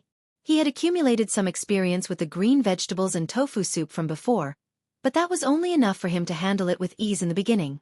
As they went deeper into sex, the newbie Xia Jinyuan couldn't control himself anymore. Chapter 2367. If he couldn't hold it in, he wouldn't be able to control his strength. Yi Qian begged for mercy in a low voice to remind him, but it was undoubtedly the wrong time to do so. This reminder was equivalent to directly arousing the hidden beast in the man's body. How could he be gentle? He only had more strength than ever. From her earlobe to her slender swan-like neck, Xia Jinyuan panted heavily and used all his martial arts skills. It was all an inexperienced kiss. He was so excited that he could even make low, deep sounds in his throat. It was sexy, hoarse, and full of possessiveness. Yi Qian pulled her hands out of his clothes. The stimulation of her senses made her hug his head tightly with both hands. It was like she was rejecting him but welcoming him at the same time. The temperature in the room was even higher. The two people on the bed were already drenched in sweat. Xia Jinyuan realized that his hands were trembling. They were trembling so much that he couldn't even undo a button. Yi Qian felt a little chilly after getting out of bed, so he put on his military uniform. He didn't wear a jacket, only a shirt. This put Xia Jinyuan in a difficult position. Button. His hands were trembling so much that he couldn't undo the button. Fuck. The usually elegant man couldn't help but utter an indecent word at this moment. His handsome face was red from holding it in. His slender fingers stopped at the top button of his shirt. He took a deep breath and was about to undo it again, when he heard a delicate laugh, like the tinkling sound of spring water from the mountains. Yi Qian laughed. She couldn't help it. She had been holding it in for a long time. When she heard his exasperated fuck, she couldn't hold it in anymore. Her captain Xia, the man she loved. It was the first time he was in such a difficult position. You're still laughing, still laughing. If I knew this would happen, I wouldn't have let you wear it. Being teased by his girlfriend, no matter how thick-skinned Xia Jinyuan was, he couldn't take it anymore. He was afraid that other than laughing, she would say something that would hurt his self-esteem as a man. He sealed her red lips with his as a punishment. Laugh. Let's see how she can laugh. Yi Qian, who rarely saw this side of him, wanted to laugh even more. God, she really did not expect him to be so excited that his hands were shaking. Even though she was very nervous, when she placed her palms on his shoulders, her fluttering heart suddenly felt like it had reached the shore and found the warmest harbor that could shelter her from the wind and rain. Her originally uneasy heart suddenly calmed down and was no longer fluttering. Instead, the place where her heart was at peace was the warmth of her life. He was the peace of mind and the warmth of her life. With great difficulty, she finally got over her shyness and waited for him to offer himself to her. Who would have thought that? His hands would tremble for a long time and he wouldn't be able to undo her buttons. In the end he angrily cursed. Fuck! Forgive her for not being skillful enough. After holding it in for a long time, she couldn't help but laugh. Even though he was kissing her, Yi Qian still wanted to laugh. Xia Jinyuan, who was so hot that his back was drenched in sweat, could not help but want to laugh. His hands had never trembled in the face of fierce enemies on the battlefield, But now he was so excited that his hands were trembling. He even wanted to slap himself. What the hell? And his hands were trembling. Burying his head in her neck, the elegant man said in a muffled voice, "Little fox, my man's self-esteem has suffered a huge blow. This will become my dark history. You'd better forget it as soon as possible." It hurt his self-esteem too much, and he brought it on himself. Trembling hands, trembling hands. Go back and bear his weight. Let's see if he can still tremble. Chapter 2368. Yi Qian was in a good mood as he patted his broad shoulders. Don't be angry, don't be angry. It's inevitable that it happens the first time. You may be unfamiliar with it the first time, but you'll get used to it the next time. Does that mean it won't happen this time? Upon hearing this, Xia Jinyuan felt even more frustrated. He lifted his head from her neck and stared at Yi Qian with his dark eyes that were gradually fading away. His voice was still warm as he said, "Do you think I'll be traumatized? Will my hand tremble the next time?" Yi Qian was stumped by his question. He really didn't know if it would happen or not. Why don't we try again? Maybe we'll succeed if we try again. The man's eyes lit up. The fire in his eyes that was about to extinguish seemed to be reignited. Little fox, you have to help me. You mustn't be traumatized. Yi Qian could tell that he was doing it on purpose.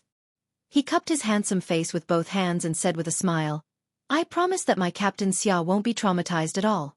Your hand trembling just now only meant one thing. Captain Xia isn't ready to give yourself to me yet. Don't worry, I won't force you. It won't be too late to give yourself to me when you're fully prepared. I'll be waiting." After he finished speaking, he even raised his head and kissed his forehead. When he lowered his hand, he also patted his shoulder. He was indescribably gentle and considerate. Xia Jinyuan, whose intentions were exposed, buried his head in her neck again and sucked on her skin with his scorching lips.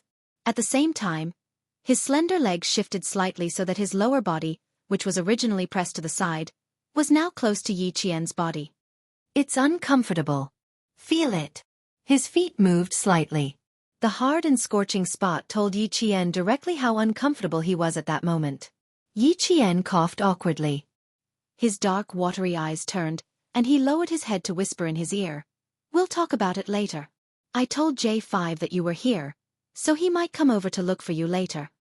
If he comes over and interrupts again, not only will you be traumatized, even I will be." He was right. Although J5 knew that he was coming, K7 and the others didn't know. His comrades had just returned from a mission, and as the captain, he was here to welcome them back. He couldn't just come here for a date. Xia Jinyuan rolled over to the side of the bed.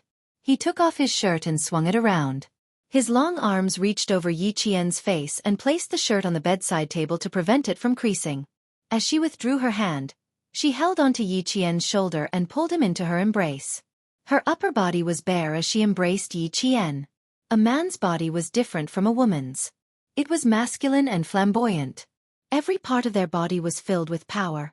Yi Jian's face was pressed against his face.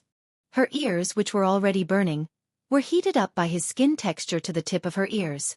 Seeing the chest muscles that she could only see a small part of before, Yi Jian's fingers, which were tempted by the man, started to move. She reached out and gently poked his smooth muscles with her slender fingers. Once wasn't enough, so she poked twice, thrice.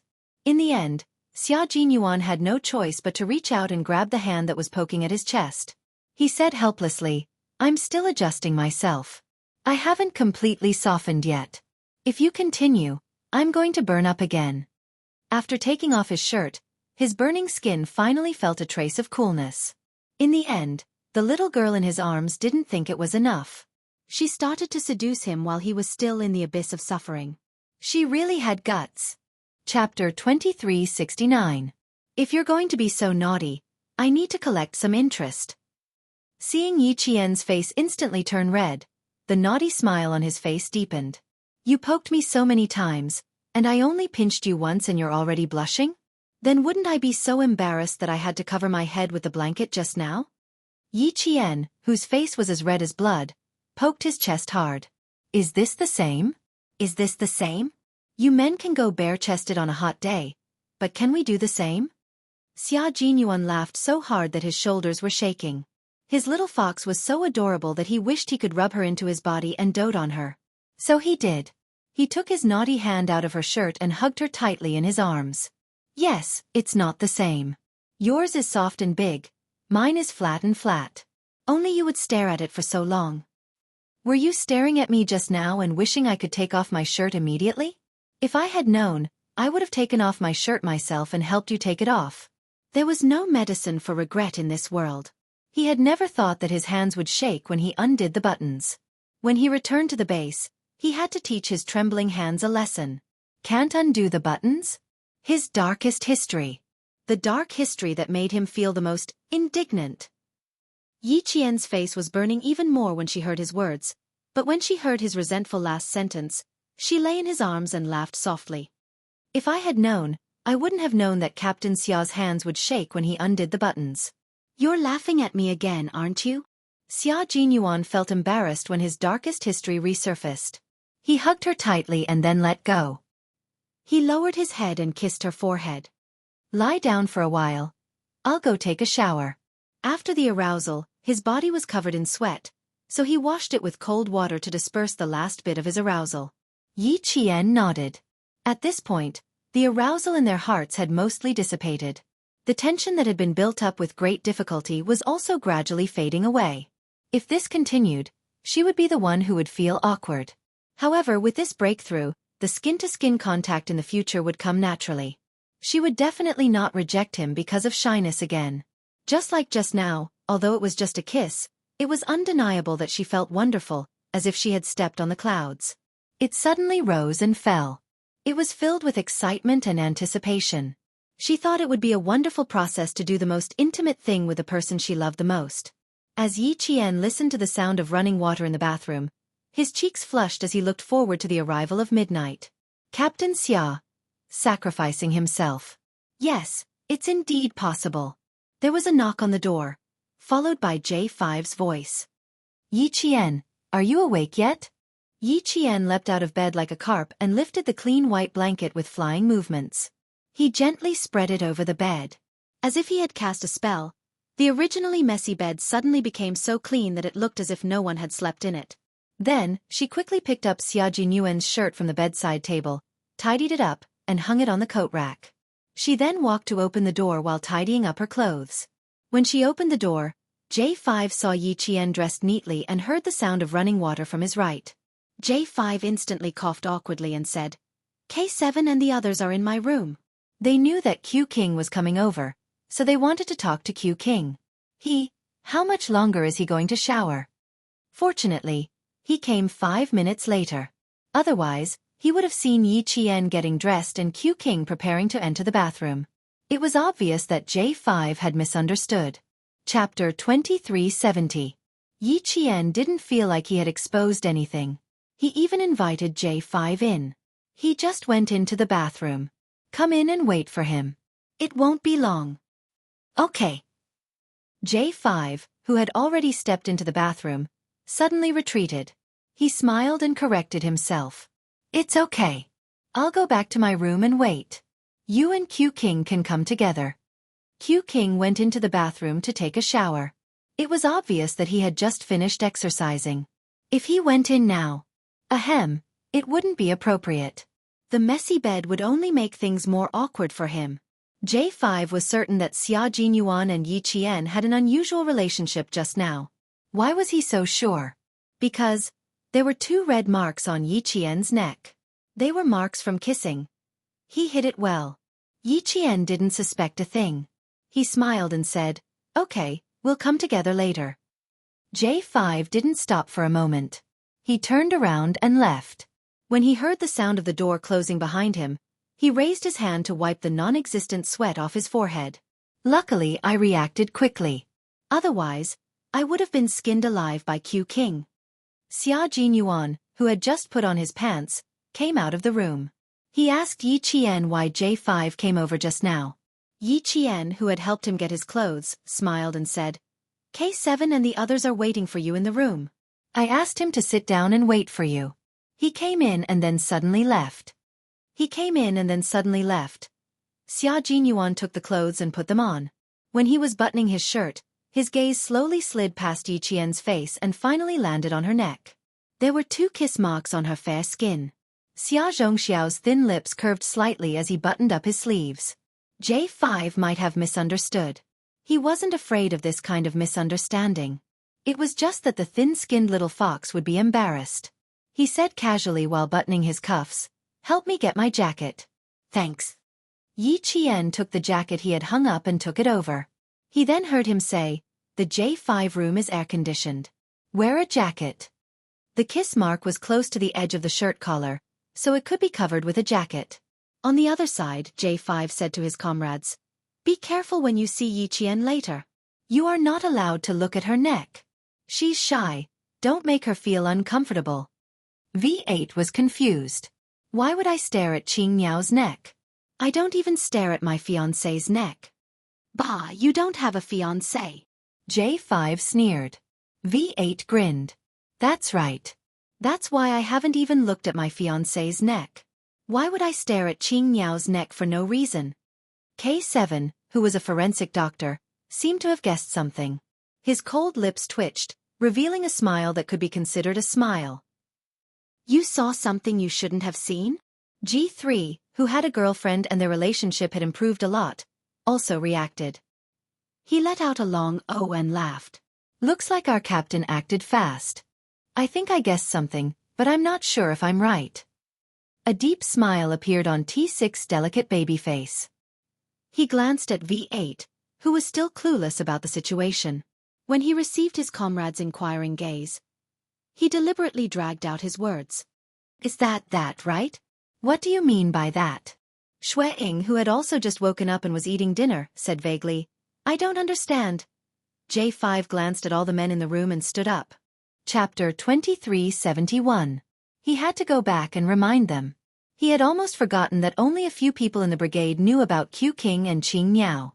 His reminder just now was actually more of a hindrance. The Snowfield Brigade had sent out 11 people for this mission. G3 had 7 people, and J5 had 4 people excluding Yi Qian. Now that they were all sitting in one room, the entire room seemed even smaller. Let's talk in the conference room. The room is too small, and Q King won't be able to sit here later. J5 gave G3 a look. He was going to remind Yi Qian that the others would be led to the conference room by G3. V8 still wanted to ask why they couldn't look at Yi Qian's neck, but T6 dragged him away. What's there to look at a girl's neck for? J5 is reminding us not to look at anything below the face. Don't ask so many questions. This is a sign of respect. V8 felt that his intelligence had been insulted. Looking below the neck, was that a sign of disrespect? T6 did not give him a chance to speak again. He was partners with V8, so even if this guy farts, he would know what it meant. His words were crude but not crude, showing that they understood each other very well. Among the comrades who came out this time, there were a few who were not familiar with Yi Qian. This morning, they met for the first time.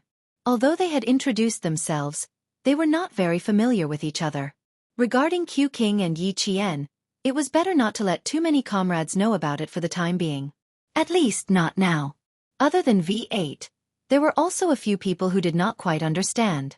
The main reason was that no one knew that Xia Jinyuan was in Yi Qian's room, so naturally, they did not think in that direction. Outside the room, Xia Jinyuan was about to knock on the door when it suddenly opened. There are too many people, we're going to the conference room, G3 said. At the same time, his gaze passed over Xia Jinyuan's shoulder and landed on Yi Qian, and he nodded slightly. The light in the corridor was white and bright. Yi Jian, who was standing in the light, looked beautiful. Her expression was even more relaxed and elegant. There was nothing different about her. Looking at her neck, G3 wondered if J5's eyes were playing tricks on him. How could there be a problem? There was nothing wrong with being white and tender. Xia Jinyuan and Yi Qian sensed G3's gaze at the same time. One of them didn't comment, while the other thought of something.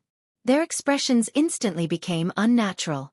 No wonder J5 suddenly said that he wouldn't enter the room. He must have found out. Just now, Captain Xia had been sucking on her neck, so he must have left a mark.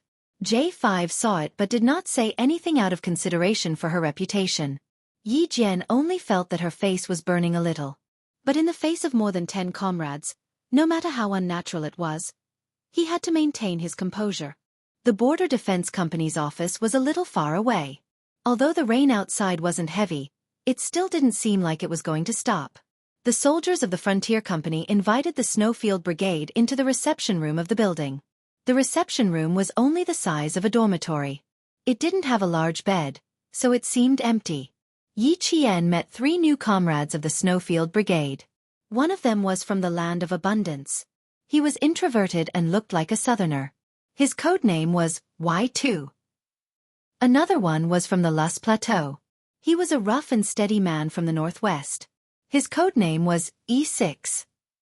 The last one was from the Jin province. He graduated from the Computer Science Department of Tsinghua University. His code name was X. He didn't have a number. When he introduced himself, he said that X and Y had a functional relationship. Y had a number, so he didn't need one. Y2 and X both graduated from the Computer Science Department of Tsinghua University. Because they hacked a main website, they were targeted by the Snowfield Brigade. After a week of threats and promises, they were so scared that they didn't even get their diplomas and quickly reported. From then on, the Snowfield Brigade had 2 more experts in electronic warfare. Chapter 2372. The Snowfield Brigade was a place where talents gathered. Every member of the Snowfield Brigade was highly educated. They were all elites in the military and were all extraordinary. Yi Qian gradually forgot about the awkwardness as he interacted with them. However, she remembered that there was a kiss mark on her neck, so she sat obediently and didn't dare to move too much. J5 and K7 also blocked her so that Yi Qian would feel more at ease. Xia Jinyuan looked at them and felt a little uncomfortable trying to hold back his laughter.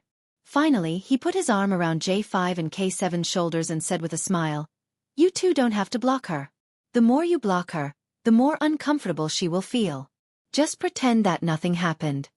He knew that his comrades had good intentions, but their good intentions could sometimes lead to bad things. He had already suffered countless daggers from Little Fox sitting there. He had a premonition that tonight's sacrifice would be full of twists and turns. If his comrades continued to cover for Little Fox, in the end, he would be the one to suffer. When J5 and K7 heard this, they reflexively turned to look at Yi Qian.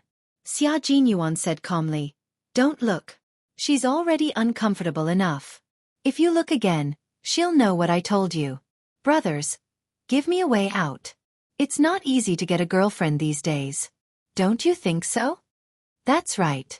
In this day and age, especially for men like them who lived on the edge of a knife, it was too difficult to find a girlfriend. Take G3 for example. He went to the poor mountainous area to teach his girlfriend and he had to chase her for a long time before he finally got her. After this mission, he would go back to his hometown to hold an engagement party and get his marriage certificate. Then, he would rush back to the army a week later to train for the international competition. With Xia Jinyuan's reminder, the two didn't pay much attention to Yi Qian. This made Yi Qian feel a lot more at ease. Project X was talking about how he was scared into joining the Snowfield Brigade. Y2 and I were so scared that we didn't dare to sleep in the middle of the night. At that time, we were very timid and thought that we were being targeted by some big shot that we couldn't afford to offend. We were afraid that we would lose our lives if we weren't careful. After a week, Y2 and I lost a total of 5 kilograms. 5 kilograms. Then, guess what happened? Our Qing Miao. Yi Qian listened with great interest and asked with a smile, "What happened?" Because Y2 and I were overweight, if we didn't lose weight, we wouldn't be able to meet the team. We were scared and we lost 5 kilograms. We met the team. Our comrades, for half a year. We slept in the mountains, we ate our food, and we were all taken by helicopters. Y2 Foot's S's families twos. Ours. Where? The story of every comrade in the Snowfield Brigade was like a book, a story. The content of the story was full of ups and downs, and it was fascinating. Listening to such a story, with such a group of people sitting around him, Yi Qian looked at their military uniforms and thought of the civil war in the neighboring country. He thought of the civilians of the neighboring country who sacrificed their lives in the artillery fire. His mood fluctuated. Our country's military's protection. That's why she dared to enter the neighboring country without any worries. She even had the guts to hold a gun in her hand and point it at the enemy who threatened her. She can go abroad without fear, and she can return to her country confidently. Chapter 2373. It was precisely because of this group of Army Green soldiers who treated life and death lightly and protected the country's dignity as if it were their own lives that the country and its people could be at peace. Yi Qian was so immersed in his comrades' stories that he forgot about the hickeys on his neck. Xia Jinyuan, who was sitting next to him, sighed in relief. At the same time, he couldn't help but wonder if he could share his own story as well. Outside, Qin Xiu asked which room Yi Qian was staying in. As he had to return to Beijing early, he knocked on Yi Qian's room. After 3 knocks he smiled and said, "Yi Qian, it's me, Qin Xiu." It was very quiet inside, as if there was no one inside. Qin Xiu looked at the room number. There was no mistake. It was indeed Yi Qian's room. Could he have gone to another room? The staff member from the Ministry of Foreign Affairs, who had accompanied him back to Beijing, reminded him softly. There are quite a lot of soldiers in the army this time. Maybe he went to look for his comrades. The scene he saw during the day flashed through Qin Xiu's mind. His elegant face became slightly gloomy. Maybe. Let's go. He didn't continue to knock on the door or look for him. He sighed softly and turned around to leave. Yi Qian's room was also on the 2nd floor. The difference was that Qin Xiu's room was on the other end of the 2nd floor, while Yi Qian's room was on the other end. The two of them, one at the front and one at the back, didn't know that the other was staying on the same floor. It was already 10 p.m. Qin Xiu had to catch a flight at 2 a.m. The Border Defense Company was quite far from the airport, so it would take him nearly 2 hours to reach the airport. 10 minutes ago, he received news that he would be returning to Beijing overnight. He packed his room and immediately set off. Now, he didn't have enough time to look for Yi Qian. Downstairs, Yi Qian was saying good night to Xia Jinyuan and the others. At the same time, he glared at Xia Jinyuan, who wanted to follow him upstairs. He and his comrades personally escorted him back to his room. Then he returned to the 2nd floor alone. Someone came down from the 2nd floor. Yi Qian looked up and saw Qin Xiu, who was halfway down the stairs and was about to come down. Qin Xiu? You are returning to Beijing overnight? Yi Qian's gaze fell on the small black suitcase in his hand. When he came from Beijing, he was carrying the same suitcase that all diplomats carried. Qin Xiu, who had given up on saying goodbye, did not expect to see Yi Jian at the corner. A light flashed across his eyes, and he smiled. Well, the Ministry of Foreign Affairs called. I have to leave early. He Xiu, Yi Qian, Yi, Qin Xiu of course, Yi. Sorry, I went to the reception room to chat with my comrades. Yi Qian was a little embarrassed. He went to say goodbye to her, but she wasn't in her room, so it was a little rude of him. Now that they ran into each other, he had to take the initiative to send her off. What she didn't know was that the smile in Qin Xiu's eyes deepened because of her explanation. No wonder you weren't in the room. You went to chat with your comrades.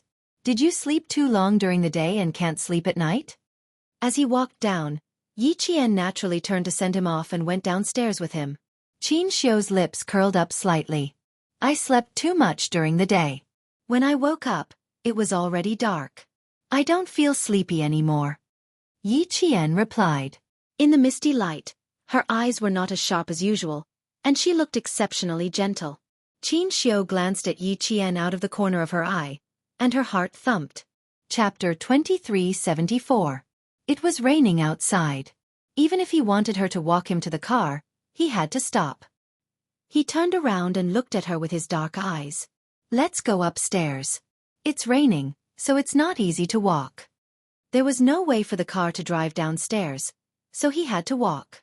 Yi Qian looked at the rain and pointed at his trousers. Roll up your trousers. There's a lot of mud outside. Be careful not to dirty your trousers.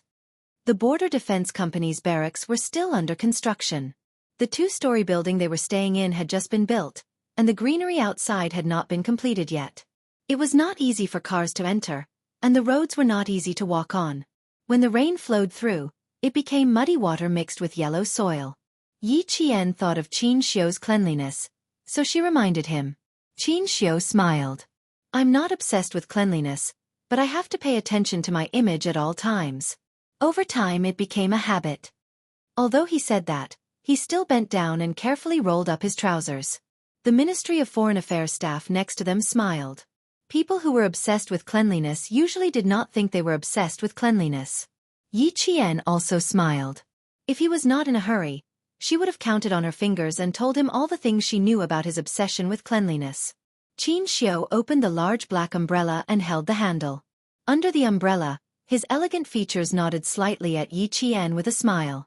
In the dense light, there was a touch of gentleness in his gentle eyes.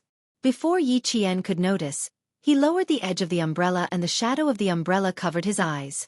He turned around and walked into the darkness with his slender bamboo-like back and slowly disappeared. Ambassador, that female soldier just now. Was she the one who accompanied you out? The accompanying staff asked curiously. She's so beautiful. When you two stand together, I feel my eyes light up. He wanted to praise Yi Qian's beauty, but he was afraid that it would be frivolous to say it alone, so he praised Xianxia as well.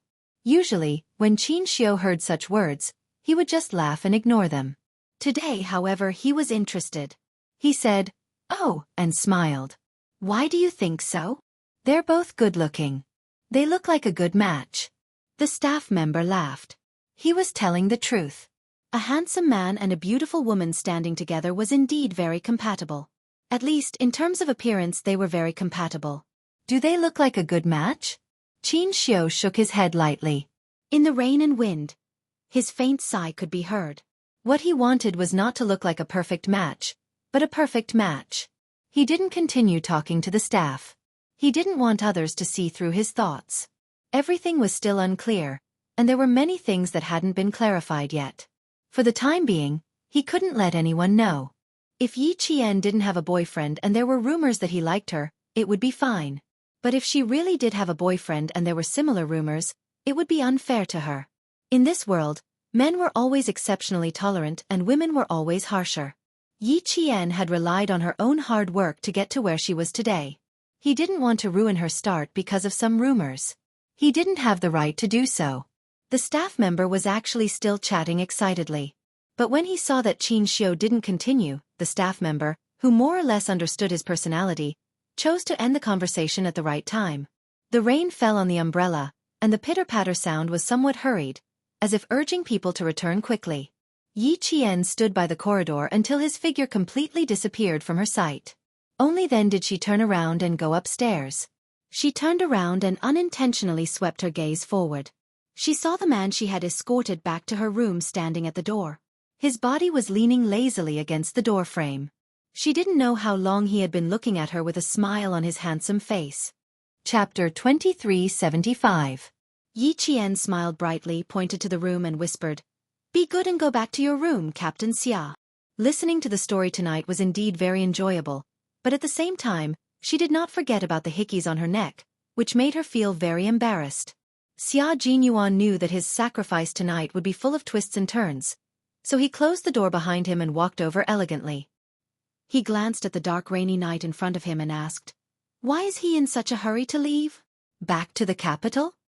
He said that the Ministry of Foreign Affairs called and asked him to return to the capital. It should be something urgent. After Yi Qian answered, he looked at the man standing beside him warily and asked, "Why did you come out?" "I'm going back to my room to sleep. You should rest early." Then, he pretended to yawn. She was found out by her comrade. She was so embarrassed. She was so embarrassed. Xia Jinyuan smiled slightly and said, "I slept too much during the day. When I woke up, it was already dark. I don't feel sleepy anymore. I heard you talking to him just now, huh? Why, you're telling me you want to sleep with me?" That, was a little seductive and had a deeper meaning. He slowly bent down and looked at Yi Jian with a smile in his dark eyes. His thin lips curled up a little as he said slowly in a naughty manner, "Do you want to sleep with me?" Yi Qian looked over with a smile in his eyes and said, "I already slept with you. I should rest tonight." When chatting with Captain Xia, she had to constantly remind him to be thick-skinned, thick-skinned. Otherwise, he would definitely be at a disadvantage and teased by him again. After a few years of working together, Yi Qian already had his own experience. Xia Jinyuan loved to exchange words with her. In the dim light, His tall and broad body leaned towards Yi Qian. Yi Qian leaned back, but he continued to move closer and said with a faint smile, "You slept with me, so shouldn't you take responsibility? How come you've just slept with me, and now you're turning against me? You slept with me, so I have to sleep with you too. That's only fair, right?" Who would talk about fairness with him? Yi Qian, who knew that his kung fu was insufficient, smiled faintly. Then, he quickly turned around and ran upstairs. Seeing this, Xia Jinyuan laughed in a low voice. How could she be so adorable? He really wanted to hug her and rub her in his arms. He still had to wait for a while before he went to sleep. He still had some important matters to discuss. In the end, Xia Jinyuan entered Yi Qian's room and successfully laid down on a bed. He put an arm around her shoulder and talked about the mission with the J5. Your combat style is quite fierce, and your momentum is fierce. While making your comrades feel at ease, they are also worried. They are worried that you will suddenly move forward with the next step of the battle plan, and they are also worried that they can't keep up with your pace. I discussed with J5 for a while, and we agreed that it wasn't your fault. The main reason is still us. Also, you haven't done any daily coordination training with the team. Although you have experience fighting together, you still lack a certain degree of tacit understanding. Yi Qian listened very seriously.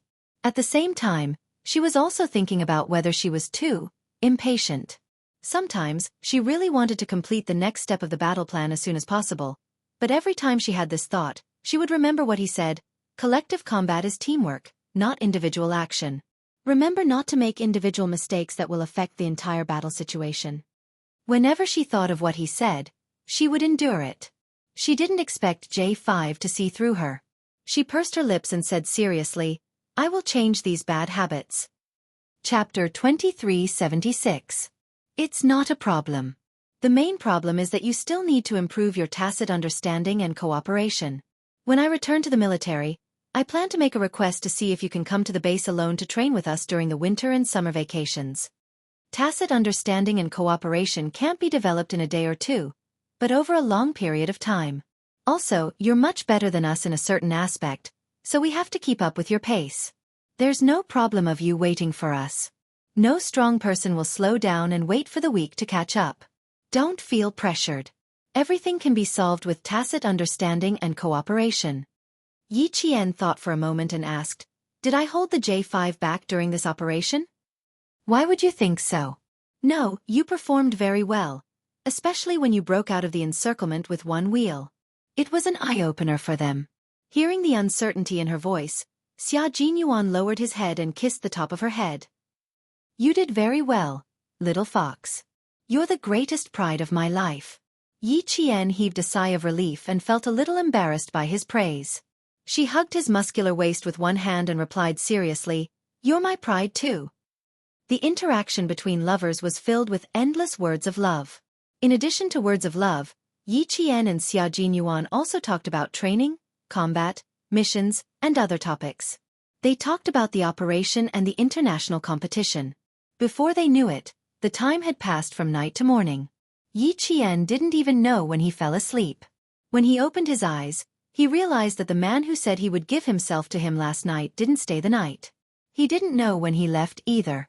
He had no impression of him at all. Yi Qian pulled open the curtains and saw the light blue sky. Although the sun hadn't risen yet, it was clear that it was a sunny day. He stood on the second floor and looked into the distance. The world that had been washed by water was green and full of vitality. The new barracks were built at the foot of a mountain surrounded by green hills and clear waters. The training ground for the Border Defense Company was still in the old barracks. When Yi Qian came down for his morning jog, he only saw the Border Defense Company sentinels standing guard. As for his comrades from the Snowfield Brigade, Yi Qian looked at the rows of tightly shut doors behind him and wondered if they had already woken up. Yi Qian did not knock on the door. Instead, he walked out of the new building. As soon as he reached the door, he saw Xia Jinyuan striding towards him. When he saw her, he quickened his steps and soon, he was right in front of her. He smiled and said, Go upstairs and pack your luggage first. I'll send you straight back to the military academy later. You just sent off another comrade? He was dressed neatly, and he didn't look as drowsy as when he had just woken up. His golden epaulets were stained with rainwater, but it was unknown whether it was rainwater or dew. Yi Qian couldn't help but look back at the new building behind him. Why did they all leave so early? She didn't even send them off. Xia Jinyuan followed her back to the new building. His strides were a little long, as if he had something urgent to attend to. Something came up at the base. We left at 2:30 a.m. and will arrive at the base in an hour. What was so urgent? He didn't say, and Yi Qian didn't ask. She had no right to ask if he didn't say anything. But if his other comrades were in a hurry to go back, why didn't he, as the brigade leader, return to the base? Yi Qian went back to her room and put some clothes into her military travel bag. When she came out, she said to the man waiting for her downstairs, "I can go straight back to the military academy myself. If you have something to do, go ahead. I don't need you to accompany me back." Her gaze fell on his waist. "I saw it last night. The wound on your waist is still there. Don't send me back to the military academy. I'll go back by myself." Chapter 2377. If he sent her to the military academy, he would definitely have to take a plane and leave immediately. She didn't want him to work so hard. Xia Jinyuan took the light luggage from her hands and smiled. "Although I don't have much time off, I still have time to send my girlfriend back to school. Also, I just received a call from my third brother. He has something to tell you. I'll tell you as we walk." Half an hour ago, Family Xia's third brother, who was in charge of missile research and development, called and replied to what Xia Jinyuan had asked him to find out. Yi Qian strode after him and frowned slightly. "It'll take a few hours to get back to the military academy. What's so important that you need to talk about it for a few hours? Captain Xia, you need to rest now. I don't want anything to happen to you." In the end, Yi Zhen's voice became extremely solemn. "I still have 3 days off. Little fox, if I can, I want to spend all 3 days with you."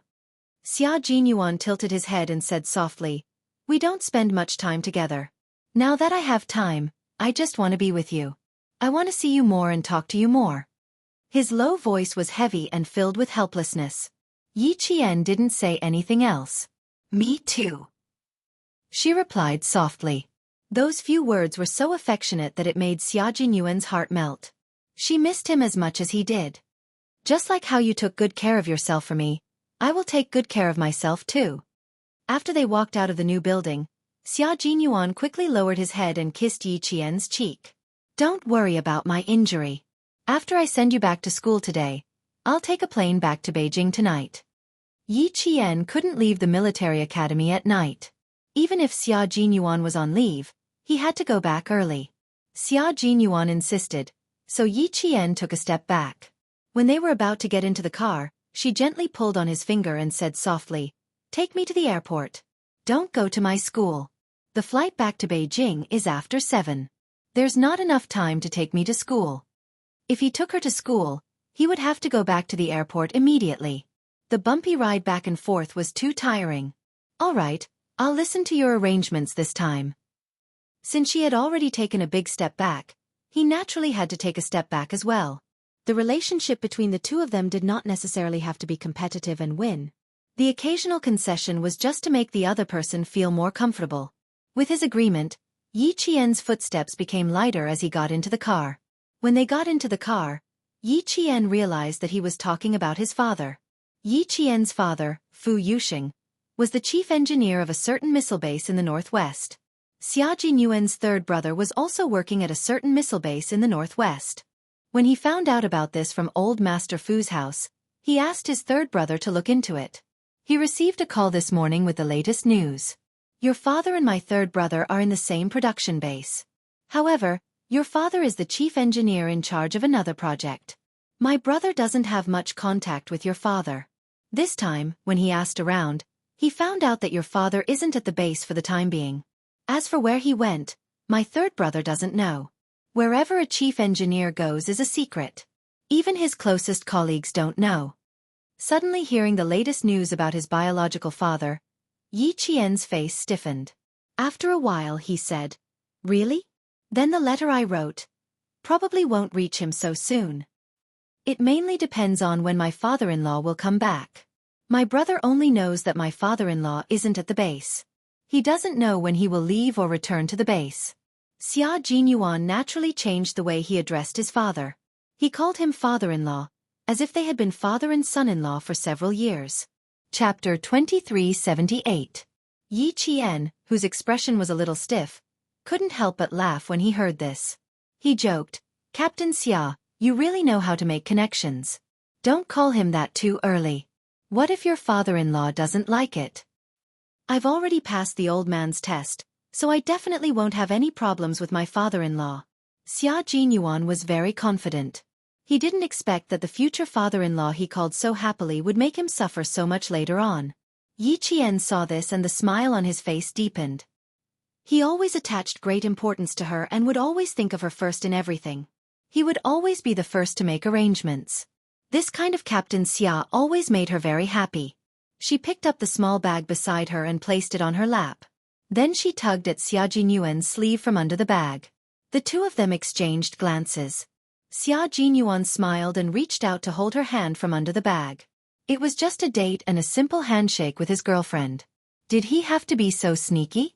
Yi Qian was worried that the soldiers driving them to the airport would see them. Xia Jinyuan understood what she meant, so he let her be. As long as she liked it, it was fine.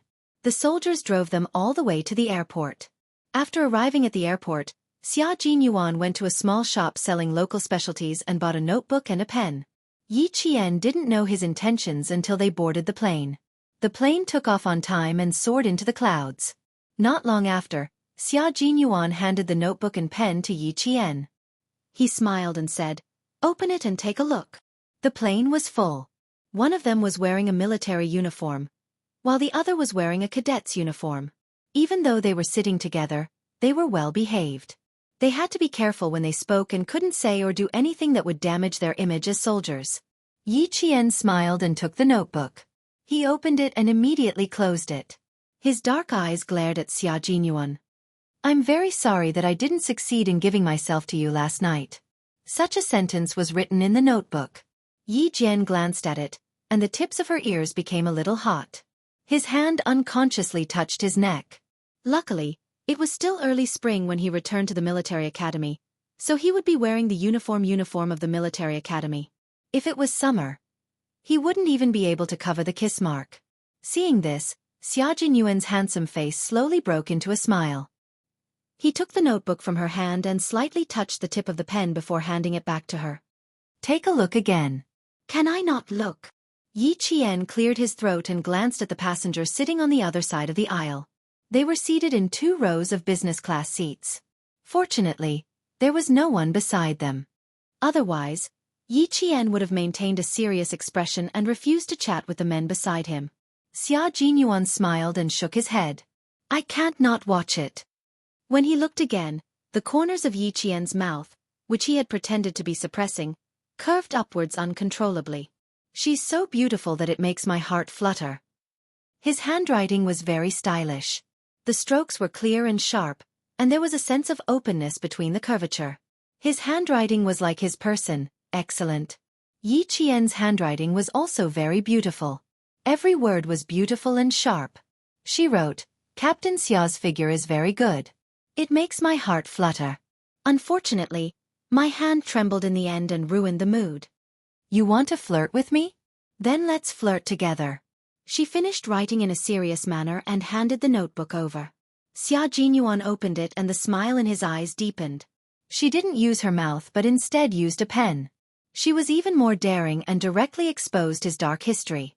The flight was 3.5 hours long. During these 3.5 hours, the two of them only exchanged notes. They didn't make any blatant moves. They flirted back and forth with each other, as well as sweet words between lovers. This was also a kind of fun to get along with. When they got off the plane, the notebook was already half finished. Chapter 2379. The two of them didn't check in any luggage. After they walked out, Xia Jinyuan put the notebook into his military travel bag and smiled at Yi Qian. "This is my most precious memory. When we return to Beijing, I'm going to lock it in a safe. When we're old, we can take it out and look at it. At the same time, we can tell the younger generation how we fell in love." Seeing him put the notebook in the bag and patting the camouflage travel bag, Yi Qian smiled like a crescent moon. "Keep it well. Treat it like a family heirloom. They laughed and talked about the pain of separation. Before Xia Jinyuan sent her to the bus, he pulled her to a secluded place in the airport and made out with her for a while. They kissed until Yi Qian's lips were bright red and a little swollen. Only then did he reluctantly send her to the bus and leave. Yi Qian deliberately sat at the back of the bus. Through the glass of the bus, he waited until he could no longer see the figure that was watching him leave before he sat back down. Separation was a common thing for the two of them. But even if it was a common thing, every time they parted, the bitterness in their hearts was unbearable. Yi Qian opened the window and let the cool breeze blow in. Only then did he manage to hold back the bitterness in his eyes. When he said that when they got off the plane, he was just trying to make her laugh. Family heirloom. How could a notebook be a family heirloom? But it was indeed a memory that belonged to them. She didn't know what was so urgent at the base that they had to leave at 2:30 in the morning. They left so quietly and without a sound. Leaving in such a hurry. There must be something urgent. After parting with Xia Jinyuan, Yi Qian was a little uneasy. The image of Xia Jinyuan looking down at his phone when she got on the bus flashed through her mind. Even his eyebrows were sharp and cold. It was obvious that they had indeed encountered something urgent. Xia Jinyuan had indeed encountered something. It wasn't an urgent matter, but a matter that concerned the outcome of the competition. He waited until the bus was out of sight before he turned and returned to the airport. He didn't have time to feel bitter about separation. After sending Yi Qian off, he called the base. All the members of the Snowfield Brigade had suddenly returned to the capital ahead of schedule because they had joined two of the world's top special forces for the overseas tournament. As for the Chinese side, it was their first time participating in an overseas competition. In the face of a sudden opponent, they had to improve their individual combat ability to the maximum within a limited time. The Storm Commandos have sent a total of 6 comrades over. They'll arrive at the base in about half an hour. You don't have to rush. Just return to the base on time. J5, who answered the phone, quickly answered Xia Jinyuan's question. His voice was deep and tense, and Xia Jinyuan could hear the nervousness in his heart. There are still a few months to prepare. I hope there will be a big improvement. Standing in a secluded corner of the airport, Xia Jinyuan's handsome face swept away the gentleness he had when interacting with Yi Qian.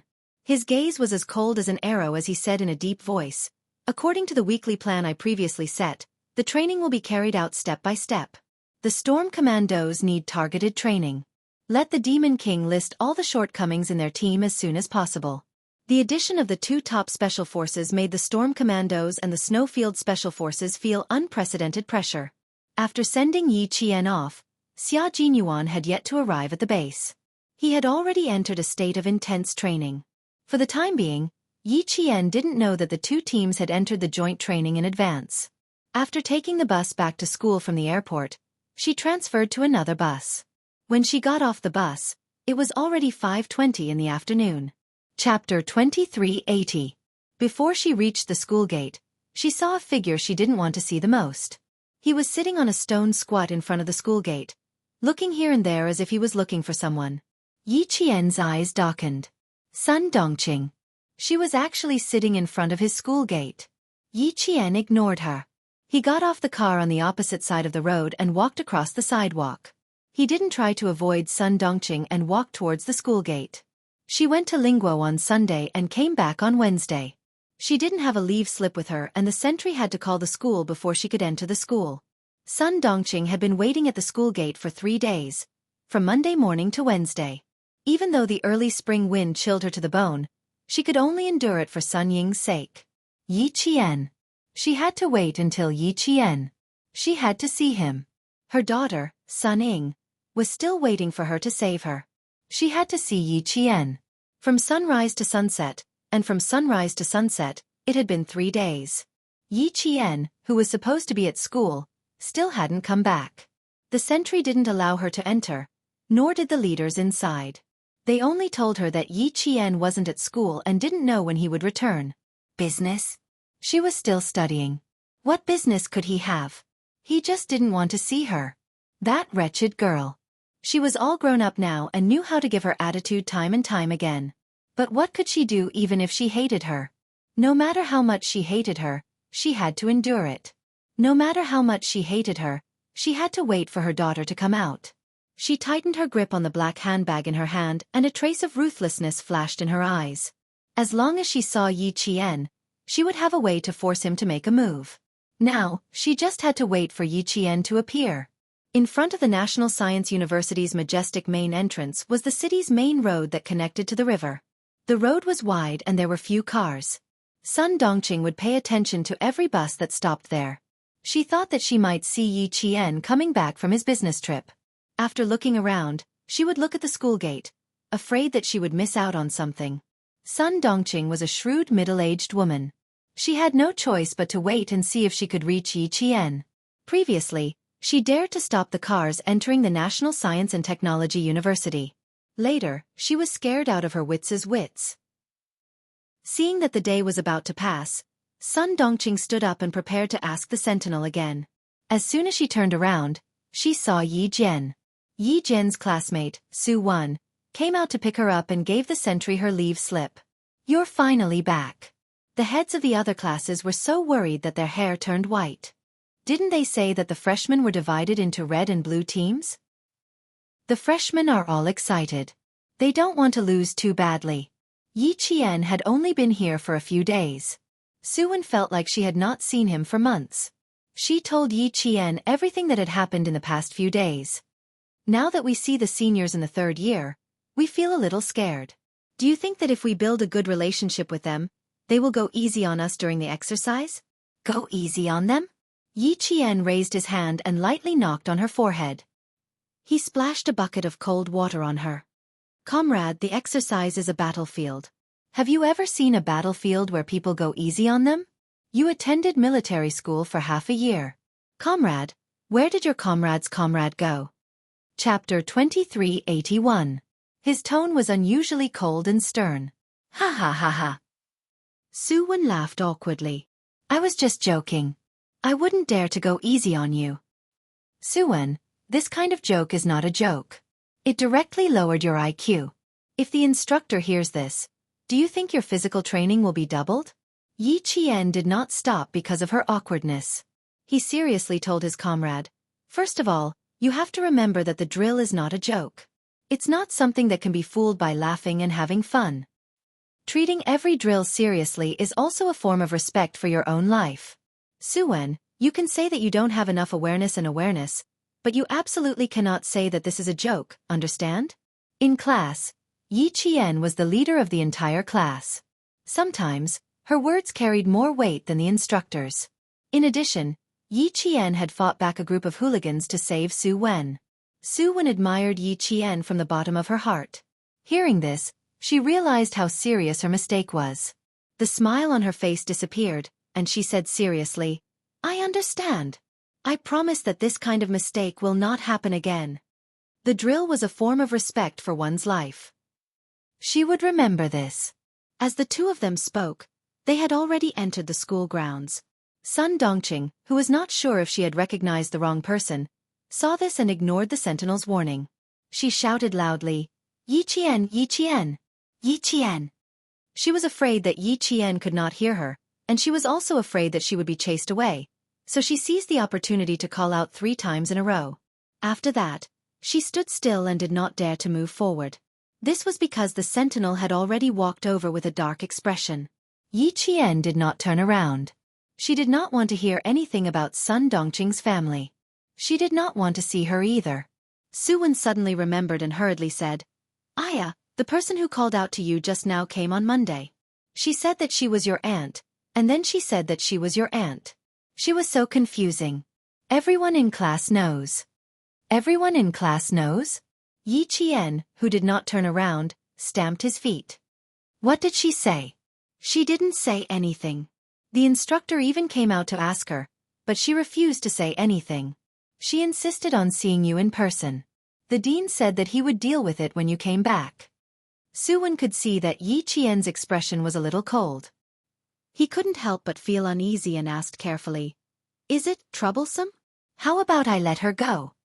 Even the dean had said that she would deal with it when she came back. Sun Dongqing's ability to pester people endlessly had really improved. In other words, even if she didn't want to, she had to meet him. Yi Qian didn't want to alarm his classmates, so he smiled and said, No, I'll go look for her. You go back to the dorm first. I'll be back soon. I'll go with you. That auntie doesn't seem like an easy person to get along with.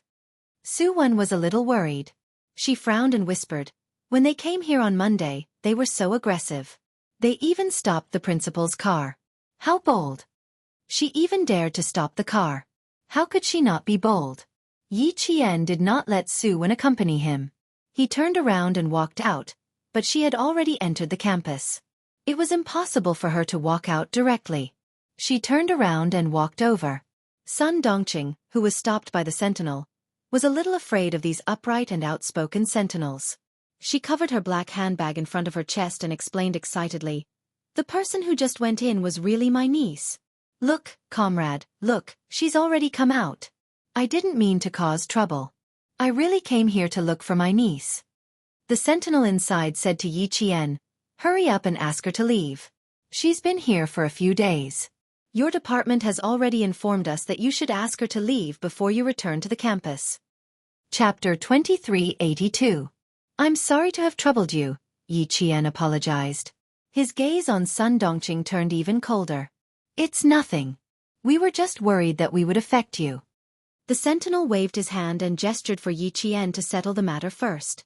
When Sun Dongqing saw Yi Qian, she felt as though she had seen the light at the end of the tunnel. She was so anxious that she used her shoulder to push aside the sentinel who was blocking her. She quickly ran over. "Yi Qian, my niece, I'm begging you. Hurry back to the southern province with me and save your sister. Your sister is suffering now. She's been in the police station for the past few days. Every time I go in to see your sister would cry loudly.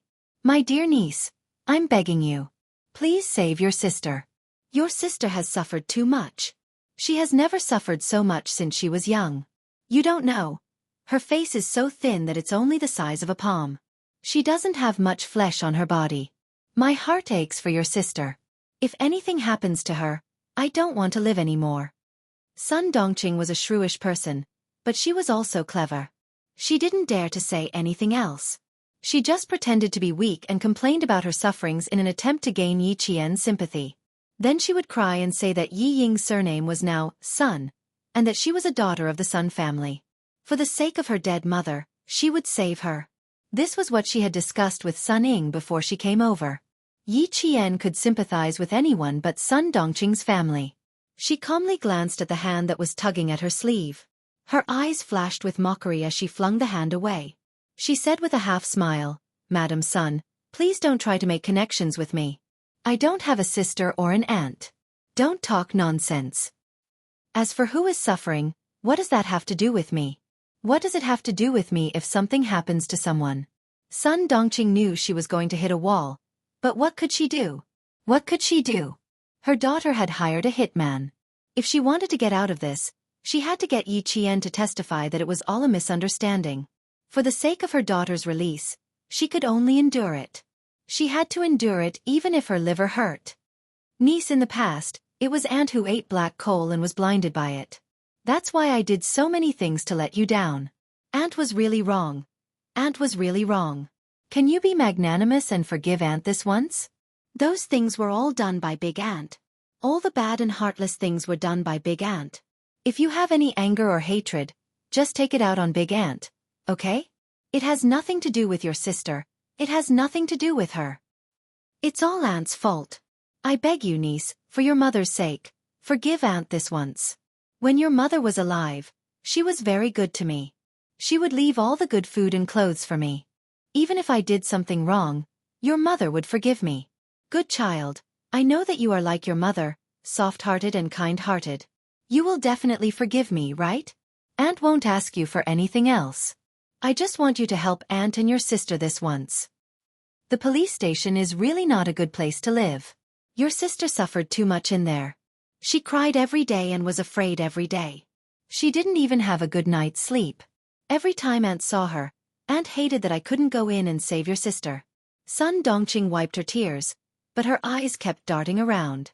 Seeing that Yi Qian was unmoved, she became even more anxious. What to do, what to do? How could this wretched girl be so ruthless? She didn't save her sister. She didn't even save the person closest to her. Chapter 2383. The hatred from the previous life and the hatred from the previous life were added to the old hatred in this life. To Yi Jian, it was already merciful that she did not add insult to injury. But Sun Dongqing still had the audacity to beg her. Aunt? Sister? If there's a problem, she's referring to her aunt and sister. Did she really think that Yi Qian was easy to talk to and easy to bully? Yi Jian, whose eyes were getting colder and colder, laughed out loud. She lowered her eyes and looked down at Sun Dongqing. Sun Dongqing, everything that you and Yi Ying have done. Everything that you've done, everything that you've done, everything that you've done. She pointed at her chest, her voice even colder than the cold wind of early spring. I remember it all. I remember it all. I don't dare to forget it. Aunt? Sister? Sun Dongqing, are you even worthy? Don't mention my mother. You have no right to mention my mother. Your current fate, Yi Ying's fate, is the fate that I'm looking forward to. Yes, I'm indeed kind and didn't kick you when you're down.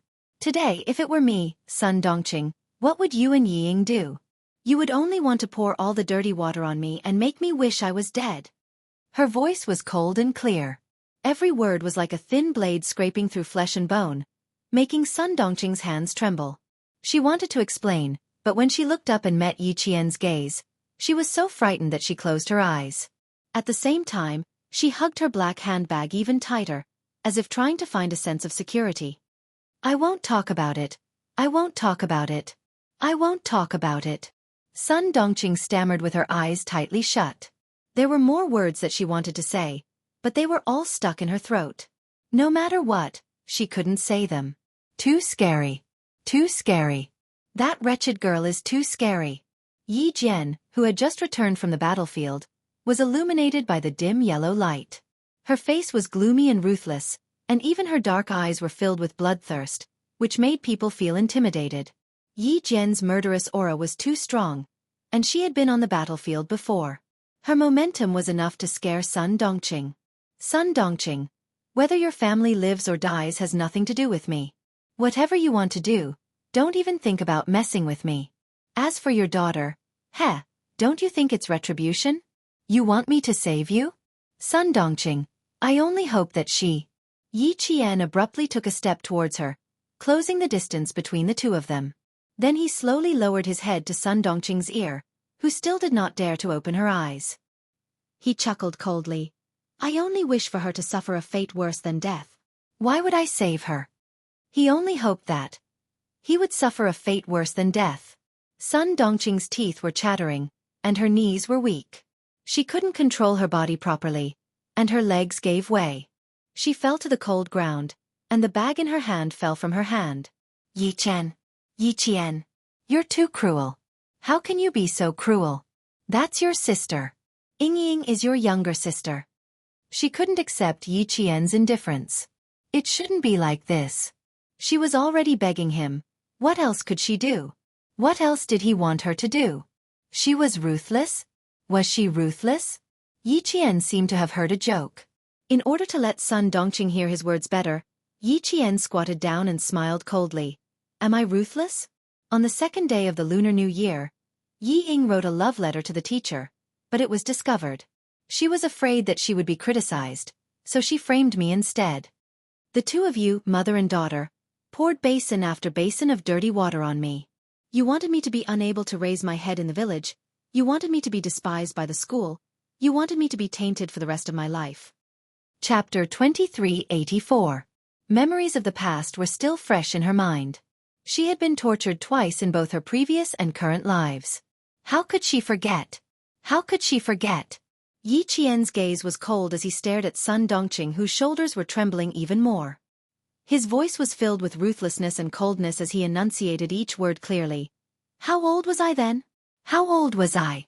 I was only 13 or 14 years old. Yet you were so cruel to me. I didn't have any food to eat. I was hungry and secretly ate some leftovers. How did you treat me? Have you forgotten? Have you forgotten everything? You tied me up with a thick hemp rope and whipped me with Yi Jifan's belt. Do you remember what Yi Ying did? Sun Dongqing, Yi Ying dissolved a bag of salt into water and splashed it directly on my wound. I was in pain. I was in so much pain that I bit my tongue until it bled.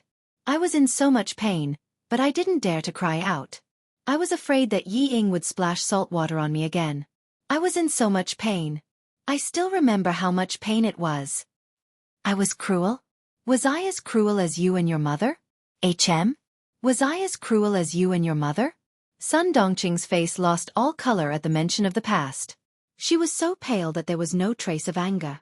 Yes, if she hadn't mentioned it, she would have forgotten. How old was that wretched girl then? 9? 10? How could I forget? I can't forget. It was so painful. How could I forget? Yi Ying was suffering in the police station? I don't know if she was injured. If she was, I would have splashed salt water on her too. When I was in so much pain, she was laughing so happily beside me. What should I do? Sun Dongqing, I also want to see her bite her tongue until it bled. I also want to stand beside her and laugh. Beg me to save her? Say that she's my sister? Sun Dongqing, you really dared to dream. I didn't kill her back then. I was being merciful. How dare you come and beg me? The more you beg me, the more it reminds me of the past. The more I want to see her beg for death. Yi Qian spoke slowly and clearly. The hatred in his words was so deep that Sun Dongqing's shoulders trembled in fear. She finally opened her eyes and tears streamed down her cheeks. We won't do it again. We won't do it again.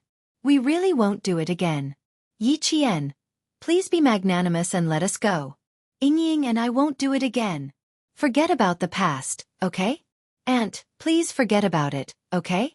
I'm begging you. Also, Ying's surname is not Yi anymore. Her surname is Sun. Look, her surname is Sun now. She has the same surname as your mother. Niece, for your mother's sake, I beg you. Aunt, please save your sister. We won't do it again. We won't do it again. From now on, we'll be a family. We won't cause any more trouble, okay? Those things. Why did this wretched girl remember them in her heart? There were so many things that she had forgotten. How could a child like her remember them? He even remembered it for more than 10 years. Sun Dongqing, whose shoulders were trembling, felt very guilty. She didn't even have the courage to beg. But she had no choice. She could only beg Yi Qian. If she didn't beg her, Ying wouldn't have any chance of being released. How could she bear to let her beloved go to jail? She couldn't bear to. After the divorce, she could only rely on her daughter in the future. If she couldn't even protect her daughter, how was she going to live the rest of her life? How was she going to live? Yi Qian's words made Sun Dongqing really scared. She was so scared that her whole body couldn't help but tremble. No matter how scared she was, she could only endure it. Where's her bag? Where's her bag? Where's her black bag? Chapter 2385. Sun Dongqing, who had been pleading, realized that the black bag she had been holding was not in her hands. She was so shocked that she fumbled around on the ground, looking for it. The bag was right in front of her feet. She grabbed it when her hand touched it and hugged it tightly in her arms. She continued to cry. Niece, you can't be so cruel. She's your sister. Your only sister. You can't be so cruel. Look at you, you're a soldier. A soldier. Isn't a soldier supposed to save lives and heal the injured? You can't leave her in the lurch, right? Look, I've already come to school. If you don't save her, what will the school think of you? What will your classmates think of you? This was a threat. Yi Qian, whose eyes were cold, sneered. Why should I save someone who schemed to harm me? Save her so that she can continue to harm me? Sun Dongqing, I can't wait for Ying to stay in prison for the rest of her life. Change her surname to Sun? Yi Zhifan was indeed amazing. This was to sever the last connection with Yi Ying. Could it really be severed? The wife of the deputy chief of staff Du, Madame Li, would not give up so easily. How could she give up just because of a mere surname change? There was no hurry. Yi Ying's retribution. Oh no, it should be Sun Ying. Sun Ying's retribution in this lifetime had just begun. I've waited for your family's misfortune for so many years. I've waited and waited and waited. Now, it's finally here. I'll take my time. I want to see your family destroyed. Cold and gloomy, with a bloodthirsty aura that could not be dispersed. The hatred of 2 lifetimes, the enmity of 2 lifetimes. Finally there was an end. She wanted her to save Sun Ying? Dream on. Her family destroyed. That wretched girl said she wanted to see her family destroyed. She wanted Ying to die. Cruel. What a cruel wretched girl. Sun Dongqing, who was guilty and scared, was angry. She was so angry that her teeth chattered. She begged like this. She was just short of kneeling down and begging, but she would not relent. She wanted to see Ying suffer. Fine. Fine. Fine. Then don't blame her for being merciless. Sun Dongqing watched as Yi Qian stood up and turned to head back to school. Sun Dongqing grabbed her black handbag tightly and got up. She suddenly shouted, Yi Qian, how could you? How could you be so cruel? Do you still have a conscience? Do you still have a conscience? When are you going to stop harming our family? Are you trying to force me to my death? Previously, Yi Qian had spoken to her in a low voice. Now that Sun Dongqing was shouting, the passers-by who were hurriedly passing by could not help but stop. She gripped her black handbag tightly and rushed in front of Yi Qian. She stared at Yi Qian with a strange look in her eyes. She gritted her teeth and said hatefully, Yi Qian, are you really not willing to save Ying? Yi Qian keenly sensed the change in her. He glanced at the black handbag in her hands and narrowed his eyes slightly. Yi Qian, do you hate me that much? Do you want me to die immediately? Her voice was high and low, and her emotions were also changing strangely. This change made Yi Qian feel alarmed. At that moment, Sun Dongqing suddenly took something out of her handbag. Under the dim streetlights, it flashed with a chilling light that made one's heart skip a beat. She raised the fruit knife and stabbed at Yi Qian. My Ying is suffering, but you won't have a good time either. Yi Qian had been on guard for a long time. Dealing with such a trivial matter, she could easily dodge it. Yi Qian easily dodged Sun Dongqing's first stab. Chapter 2386. At the same time, the sentries on sentry duty noticed something amiss. They whistled sharply and several people ran over. Sun Dongqing was anxious. Her daughter had said that success or failure depended on this. The fruit knife had to have Yi Qian's fingerprints on it. Otherwise, everything would be in vain. Mom, you must remember that Yi Qian's fingerprints must be on the fruit knife. This is very important. Mom, as long as she leaves her fingerprints, you can stab yourself. When the time comes, you just have to insist that she was the one who stabbed you. Only then will we be able to exchange with her and get out of this damned place. Mom, you must succeed. Dad doesn't care about me anymore. I can only rely on you. If you don't save me, my life is over. Mom, I beg you, you have to save me. Yes, yes. She must save her daughter. She must make that wretched girl leave her fingerprints on the fruit knife. A sharp whistle sounded. Sun Dongqing, who had failed this time, panicked. Don't you want to destroy our family? The knife is right here. Stab me. Stab me. I'm right here. I'll stab you. Sun Dongqing was very agitated. She didn't know when the hair tie had broken. Her hair was disheveled, and she clung onto Yi Qian like a madwoman. She wanted to force the fruit knife into Yi Qian's hands. At this point, Yi Qian finally understood her intentions. Sun Dongqing, this is what Sun Ying taught you, right? You want me to stab you with a knife in exchange for saving her? Yi Qian only found it funny. Yi Ying was ruthless enough in her previous life, and she was still the same in this life. She could even come up with such a method to frame him and get him out of trouble. Stab you in exchange for her. Sun Ying, oh Sun Ying, you're really ruthless when it comes to scheming against your own mother. You can even think of such a sinister method. You should stay in the police station. The first attack didn't succeed, the second attack didn't succeed, and the third attack didn't succeed. Suddenly, Yi Jian exposed her daughter's plan. Sun Dongqing panicked even more. Stop. What are you doing? Put down the knife. The sentinel roared as he raised the stun baton in his hand. The voice of the sentinel was right behind her. Sun Dongqing's confidence, which she had worked so hard to build up, exploded like a balloon and disappeared without a trace. Panicking, she threw the fruit knife away and ran for her life in fear. After dodging continuously, Yi Qian said to the sentries, I'll chase after him. You guys pick up the sabers first. Then he turned around and chased after him. She didn't want to chase Sun Dongqing back. Instead, she wanted her to send a message to Sun Ying. How could the obese Sun Dongqing outrun Yi Qian? She was instantly blocked by Yi Qian. You. What are you trying to do? Don't come over. Don't come any closer. Sun Dongqing was so scared that she stuttered. She couldn't say a single word. My knife. No, my knife wasn't used to stab you. You said that you hated us. It wasn't used to stab you. It was you who came to stab me.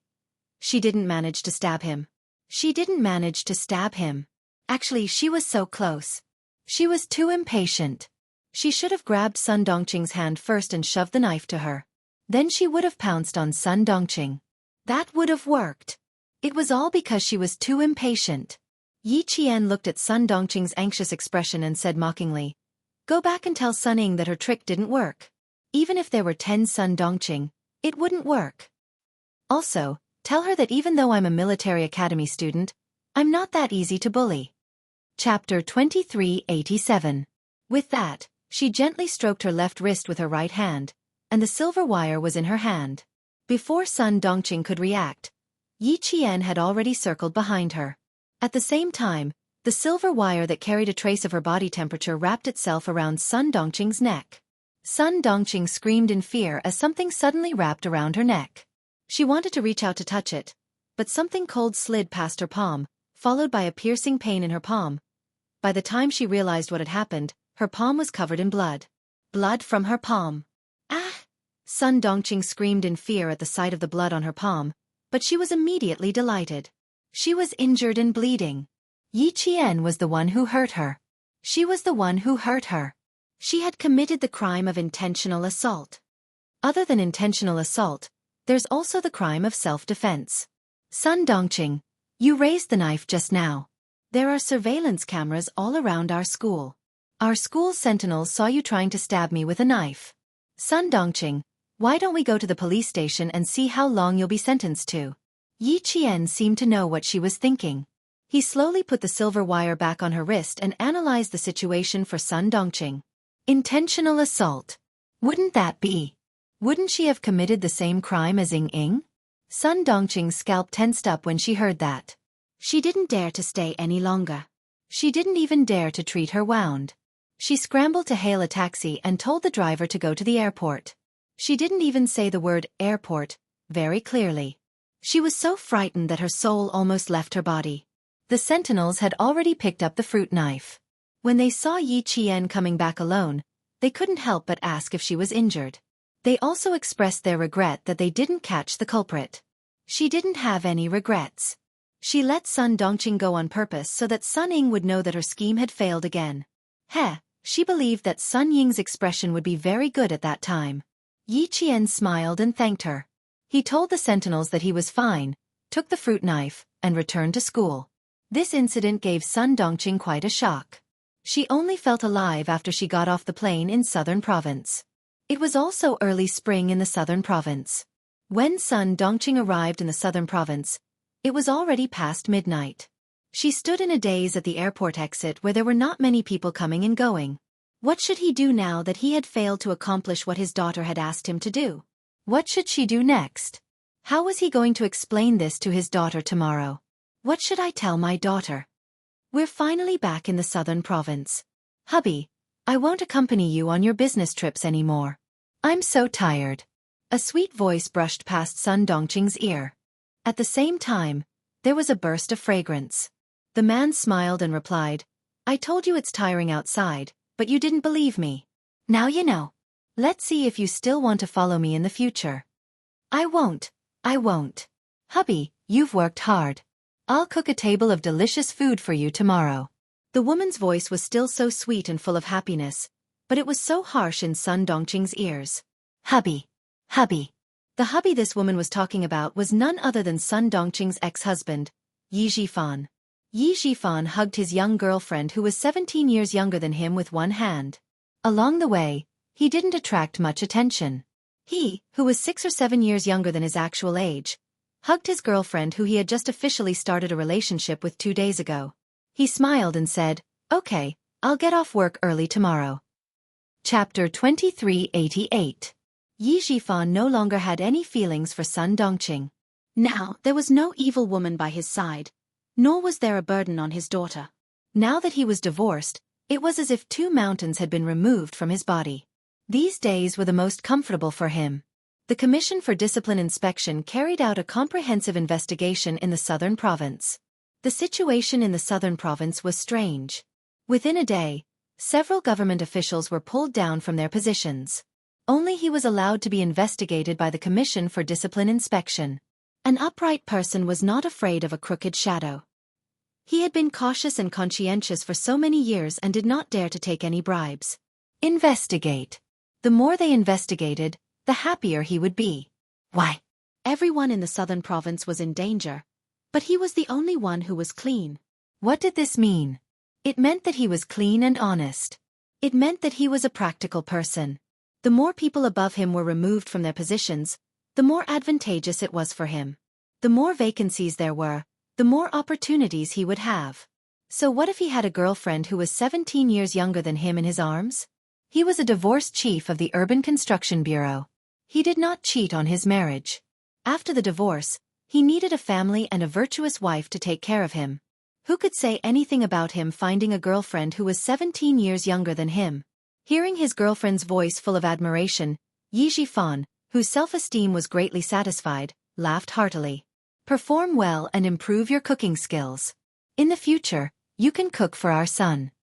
Yi Zhifan had one good thing. No matter how bad he was very loyal to the people he loved, especially to his family. He also did not have the bad habit of playing with women. Although the woman beside him was 17 years younger than him, he was dating her with the purpose of marriage. In addition, he had power in his hands and was a famous Confucian official in the southern province. In fact, he did not lack admirers. After the divorce, many of his colleagues began to become matchmakers. Yi Zhifan rejected them one by one.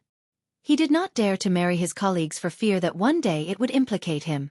Therefore, he went to a state-owned enterprise to find a girlfriend with a stable job.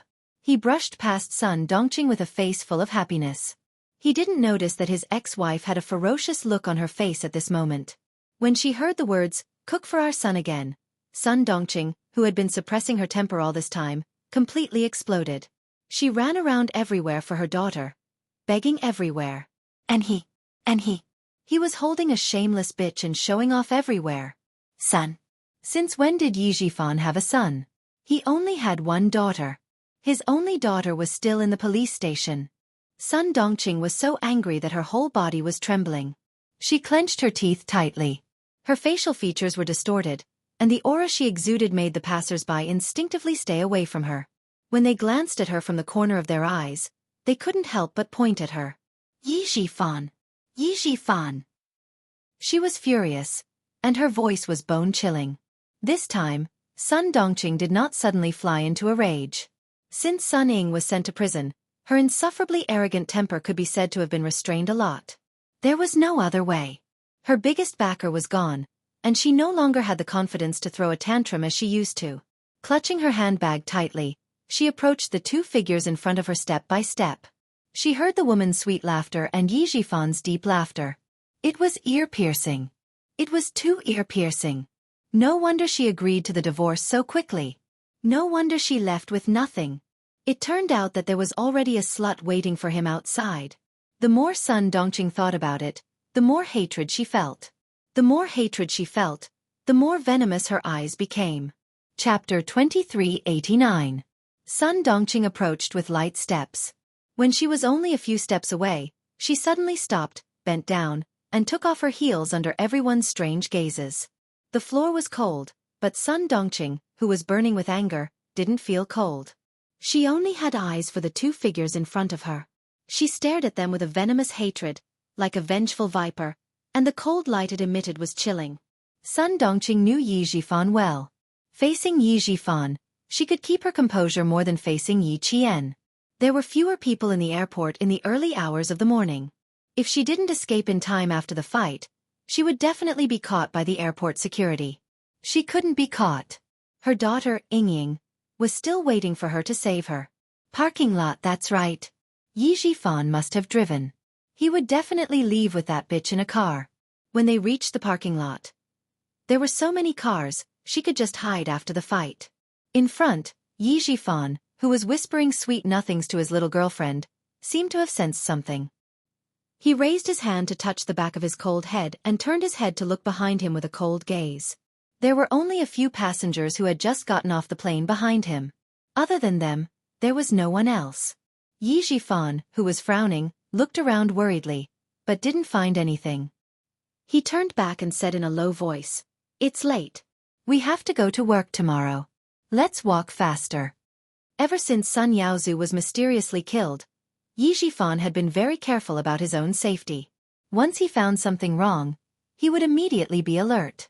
Just now, he clearly felt that someone was looking at him from behind, but when he turned his head, he didn't find anything. The woman in his arms was an obedient one. Hearing this, she nodded obediently. "Okay, let's walk faster. Your dorm is still a bit far from mine." They had only known each other for a few days, and their relationship had just been confirmed. For safety's sake, Yi Jifan didn't immediately choose to live together. His thoughtfulness made the woman in his arms even more satisfied with him. He had power and influence, and it was rare that he was considerate and not fickle in love. Even if he was divorced, he did not have any children left behind by his ex-wife. Even her family members said that Lu Yao had a good marriage. If she could, she would get married on May 1st of this year and give birth to a son as soon as possible so that she could completely control the man. The two of them quickened their pace. Sun Dongqing, who was hiding behind the pillar, stared at them coldly. She glanced at the direction they were heading. It was indeed the parking lot. The parking lot in Nan Province was an open-air parking lot. One had to cross a road that was used by the airport buses. Just as Yi Jifan was crossing the road, he suddenly felt a strong wind coming from behind him. "Bitch! Broken shoes, seducing a married woman. I'll beat you to death. You broken shoe!" Sun Dongqing, who was holding the shoe in her hand, exploded. She used the hard heel of the shoe to hit the back of Lu Yao's head. Not only did she hit the back of Lu Yao's head, but she also raised her foot and kicked the slender Lu Yao, who had a slim waist and long legs, to the ground. Lu Yao had never been treated like this before. A sharp pain came from the back of her head, and she was so scared that she screamed repeatedly. Before she could fully react, she was kicked in the back by the woman who had insulted her. How could she stand firm in her high heels? She staggered a few steps, and the sharp heel of her shoe didn't stabilize her. She screamed and fell to the ground. The unforeseen event happened so suddenly that even though Yi Jifan was on guard, he couldn't completely guard against Sun Dongqing, who wanted to kill him. He was stunned. Hearing her disgusted voice, Yi Jifan was relieved. At least, it wasn't Sun Yaozu's murderer who attacked him. Sun Dongqing's fighting ability was very strong. It only took a few seconds for her to hit Lu Yao. After that, Sun Dongqing turned her target to Yi Jifan. Chapter 2390. Sun Dongqing. You shrew. Yi Jifan was furious. He grabbed Sun Dongqing's right hand, raised his hand, and was about to slap her. Sun Dongqing couldn't let it go. She jumped up and made a scene even more fiercely. "Yi Jifan, you bastard. No wonder you're in a hurry to divorce me. You've already raised a slut outside. You want to be with a slut after divorcing me? You're fucking dreaming. Ying cries and shouts in prison every day. What about you? You wander around with a slut in your arms. You bastard. You're not human. I'll fight you to the death. I'll fight you to the death with my life." The fat Sun Dongqing had brute force. Coupled with the fire in her heart, she couldn't wait to chop this despicable man and woman in front of her into pieces. Her brute force was even greater. Yi Jifan wanted to hit her, so she threw herself at him without any regard for her life. Teske, Yi Jifan, who had always carried the authority of an official, was no match for Sun Dongqing. Just like that, his face was scratched by Sun Dongqing's 5 fingers. After a burst of burning pain, several scratches were left on his face. Yi Jifan was also angry. He thought that he had done right by Sun Dongqing and Sun Ying. Before the divorce, he had always been considerate of his family and Sun Ying. In the end, he was almost implicated by this stupid mother and daughter. If he hadn't escaped quickly, even if the Discipline Inspection Committee didn't have any evidence against him, with Madame Li's power, she would have forcefully blamed him. Sun Dongqing, you've gone too far. Yi Zhifan was rarely violent. In all these years, only Sun Ying had offended Madame Li, and that was when he became violent. Now that he was being forced by Sun Dongqing and the future wife he had set his eyes on was beaten by her, anger rushed to his face. He roared and grabbed Sun Dongqing's hair. This time, 2 slaps landed on Sun Dongqing's face. Slap, slap. 2 crisp slaps rang out, causing Sun Dongqing's cheeks to burn with pain. Bastard! How dare you hit me? I'll fight it out with you. Sun Dongqing vented all the anger she had accumulated over the past few days. She pounced, bit, and hit like a lunatic. Her daughter was still sitting in prison, and that damned girl Yi Qian didn't even try to save her. Her ex-husband carried a slut in his arms and showed off in front of her. Those officials' wives who had tried to curry favor with her in the past all avoided her. There were even some who made sarcastic remarks about her, saying that she deserved her fate today. For the sake of this family, for the sake of Yi Zhifan, she had endured the old woman's death for decades. Now that she finally had a good life, Yi Zhifan, that bastard, divorced her for the sake of that slut outside. Since everyone wanted to make life difficult for her, then no one would be able to live well. Sun Ying's personality was actually very similar to Sun Dongqing's. They were both people who couldn't bear to see others doing well. The only difference was that Sun Ying was better at hiding things. Yi Zhifan, who had been bitten a few times, was so angry that he lost his composure.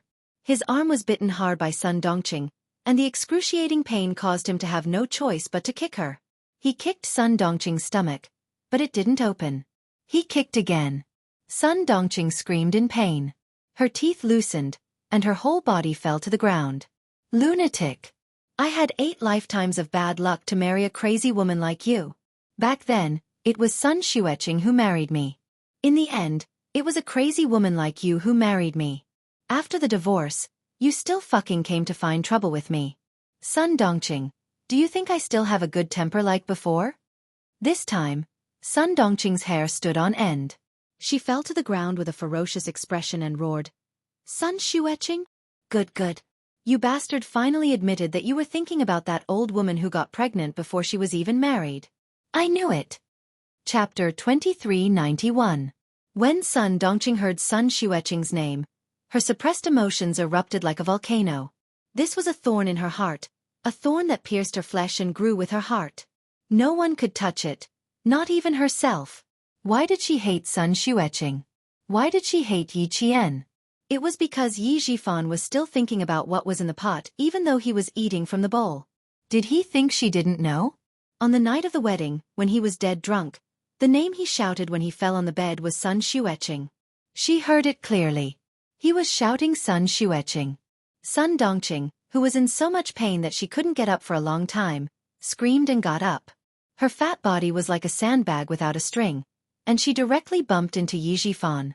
Sun Xueqing, I knew you wanted to marry Sun Xueqing. You kept a broken shoes thing so well, and you even said you wanted to give it to Yi Qian. Yi Zhifan, I'll fight it out with you.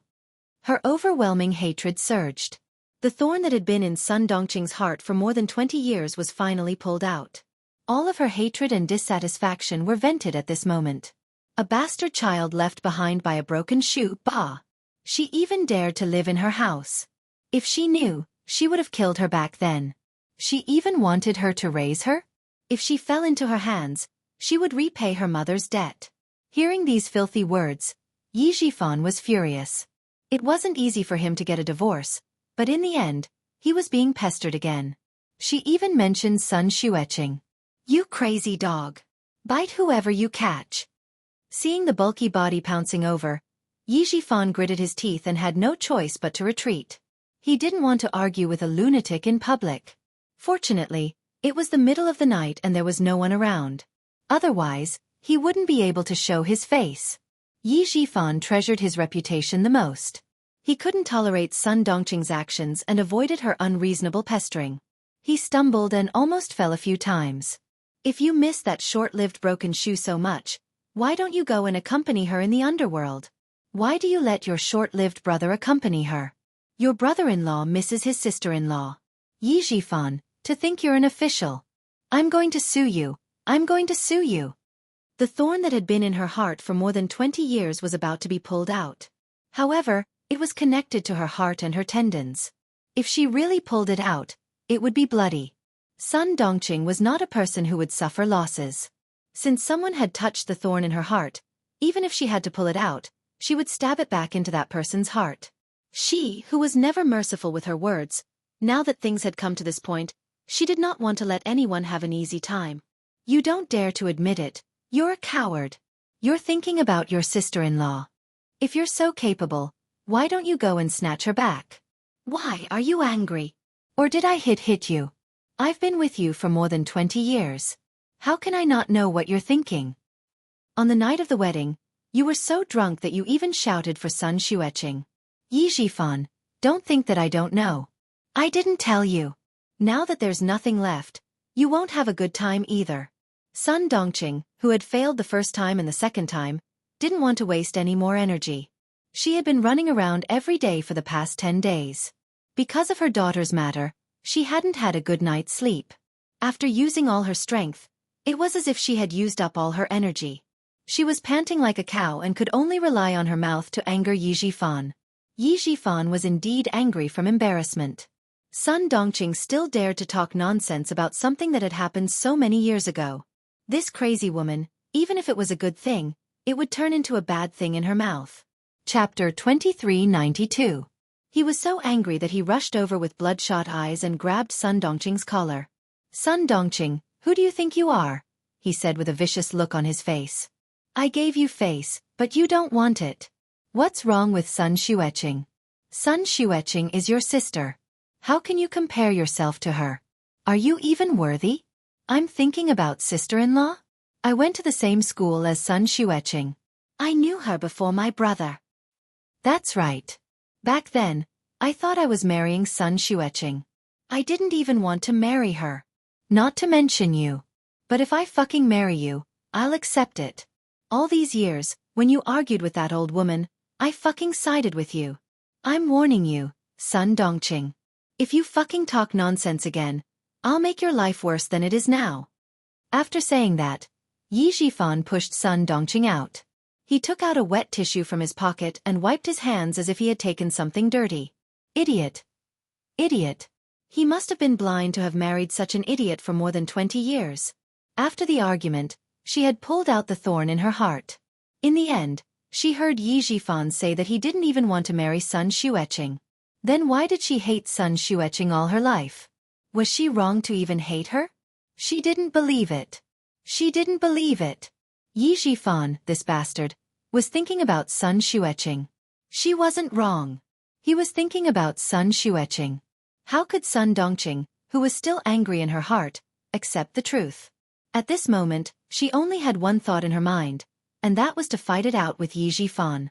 Even if they were divorced, she would drag him to death. Sun Dongqing, who didn't have much strength in her body, pounced over again. Yi Jifan was full of energy and could deal with a woman. Moreover, Sun Dongqing didn't have much strength now.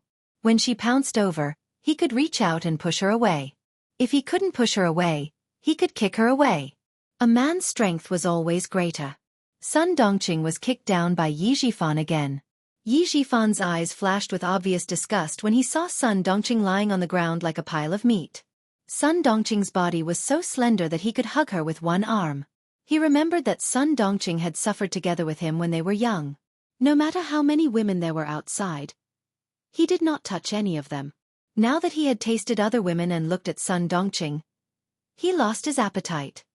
Your sister deserved a short life. She always ran into things that she shouldn't have. She died early, but there's still a scourge like you. What an idiot. I've lived with you for more than 20 years, and I've had enough. A stupid woman dragging a stupid thing. Save her. Can you fucking save him? At the mention of Sun Ying, Yi Jifan was so angry that his chest heaved up and down. He lowered his voice. Who would dare to save that stupid thing? Who the hell would dare to save him? Madam Li has said that whoever dares to save Sun Ying in the southern province will be going against the Li family. However, Sun Dongqing was suddenly awakened by his words. Bumping into something that she shouldn't have bumped into? Back then, what did Sun Xueqing do when she bumped into Yi Jifan? Was she really wrong to hate him? Yi Zhifan, that bastard, was not thinking about Sun Xueqing. He was afraid of Sun Xueqing. No. She wasn't wrong to hate him. It was because of Sun Xueqing that she felt a thorn in her heart for 20 years. If she hadn't bumped into Yi Zhifan, she wouldn't have heard anything on the night of their wedding. She wasn't wrong to hate him. She definitely wasn't. It was said that like mother like daughter. Sun Ying was wrong again and again, and she refused to admit her mistakes. It was because of Sun Dongqing's influence that she got to where she was today. In addition, without Yi Zhifan by her side to guide her, Sun Ying kept making mistakes on the wrong path. There was no turning back. Chapter 2393. Yi Zhifan didn't want to be entangled with her anymore. His eyes were cold as he looked down at Sun Dongqing, who was lying on the ground like a dead pig. He shouted coldly, "Don't you know that Mrs. Li has an older brother who is the leader of your province? The deputy chief of staff Du has an older brother who is the second in command of a big province. Who would dare to save that stupid thing of yours? I have to thank that stupid thing of yours for instigating you to divorce me. Otherwise, I would have been implicated by her and wouldn't even be able to keep my current position. Sun Dongqing, for the sake of our past relationship as husband and wife, let me remind you." Yi Zhifan saw that Lu Yao had stopped sobbing. He lowered his voice even more and said gloomily, "No one would dare to save Sun Ying. It's useless for you to beg anyone. Tell her that she only has herself to blame for what she has today. She can't blame anyone else. Mrs. Li's anger hasn't subsided. She'll stay here forever and never come out." Suddenly, Yi Zhifan's expression changed drastically. Sun Dongqing appeared at the airport in the middle of the night. "Where did that idiot go? Why are you at the airport? Where did you go?" he asked gloomily. His eyes were clouded. What he cared about was whether or not Sun Dongqing's whereabouts would affect him. Sun Dongqing had been kicked a little hard. It was so painful that she hadn't recovered yet. Her face had also been slapped twice by Yi Zhifan. The slaps were so painful that her ears were buzzing. She didn't know where the 2 shoes in her hands had gone. The wound on her palm that was cut by Yi Qian had also split open. Sticky blood stained her hand. She covered her face with her hands, leaving a bloody palm print on her face. When she heard Yi Zhifan ask her, she suddenly raised her head. Her eyes were filled with hatred as she stared at Yi Zhifan. Under the light of the street lamp, Yi Zhifan was frightened and couldn't help but take a small step back. "Yi Zhifan, you'll die a horrible death. Just you wait. I'll make sure you die a horrible death." Sun Dongqing, who had one hand on her stomach, slowly got up. She left Yi Zhifan with 2 vicious words. She didn't even put on her shoes as she walked out of Yi Zhifan's line of sight. Yi Zhifan couldn't help but shiver when the cold wind blew in the night. He had a bad premonition in his heart. Sun Dongqing is trouble. She's trouble. As this thought flashed through his mind, Yi Zhifan's eyes flashed with a cold ruthlessness. "Old Yi, I've twisted my ankle, Lu Yao. Hurt. I can't get up." Yi Zhifan, whose heart sank, pressed down on the corner of his mouth and adjusted his facial expression before walking over. Just now, when Sun Dongqing was fighting with him, he deliberately stayed away from Lu Yao. Lu Yao didn't hear some words, but she knew that the person who hit her was Yi Zhifan's ex-wife. "She's really fierce. No wonder she divorced me." The back of Lu Yao's head was swollen from being hit by the heel of Yi Qian's shoe, but she was happy. She felt wronged, but she didn't ask any questions. Yi Zhifan only explained, "She's my ex-wife. I'll take care of it." Then he carried Lu Yao to the car. Sun Dongqing took a taxi home and tidied herself up. She opened the door of the study and sat in front of the desk where Yi Zhifan used to work. She took out a stack of paper from the drawer and a pen and started writing slowly. She didn't study for many years. She dropped out of school in the 2nd year of junior high. Her handwriting was crooked and there were even mistakes. When she wrote some words, she used too much force. The tip of the pen poked through the paper, leaving a hateful stroke. Chapter 2394. The sky gradually brightened up and the city became bustling with activity. The sun was shining brightly in the spring, driving away the coldness of the early spring. A peach blossom bloomed on a brown branch, adding a touch of color to the spring. Sun Dongqing was not in the mood to enjoy the spring scenery. She came to the Southern Province Public Security Bureau with a gloomy face. Her daughter, Sun Ying, had been locked up in there for 10 days. Madame Li in the capital had her hands in the southern province. She had nowhere else to go and did not know who to ask for help. Yi Zhifan wanted to be alone. Then he would not have a good time. Sun Dongqing walked into the police station with a numb expression. Compared to the other prisoners' families, at least she could see her daughter.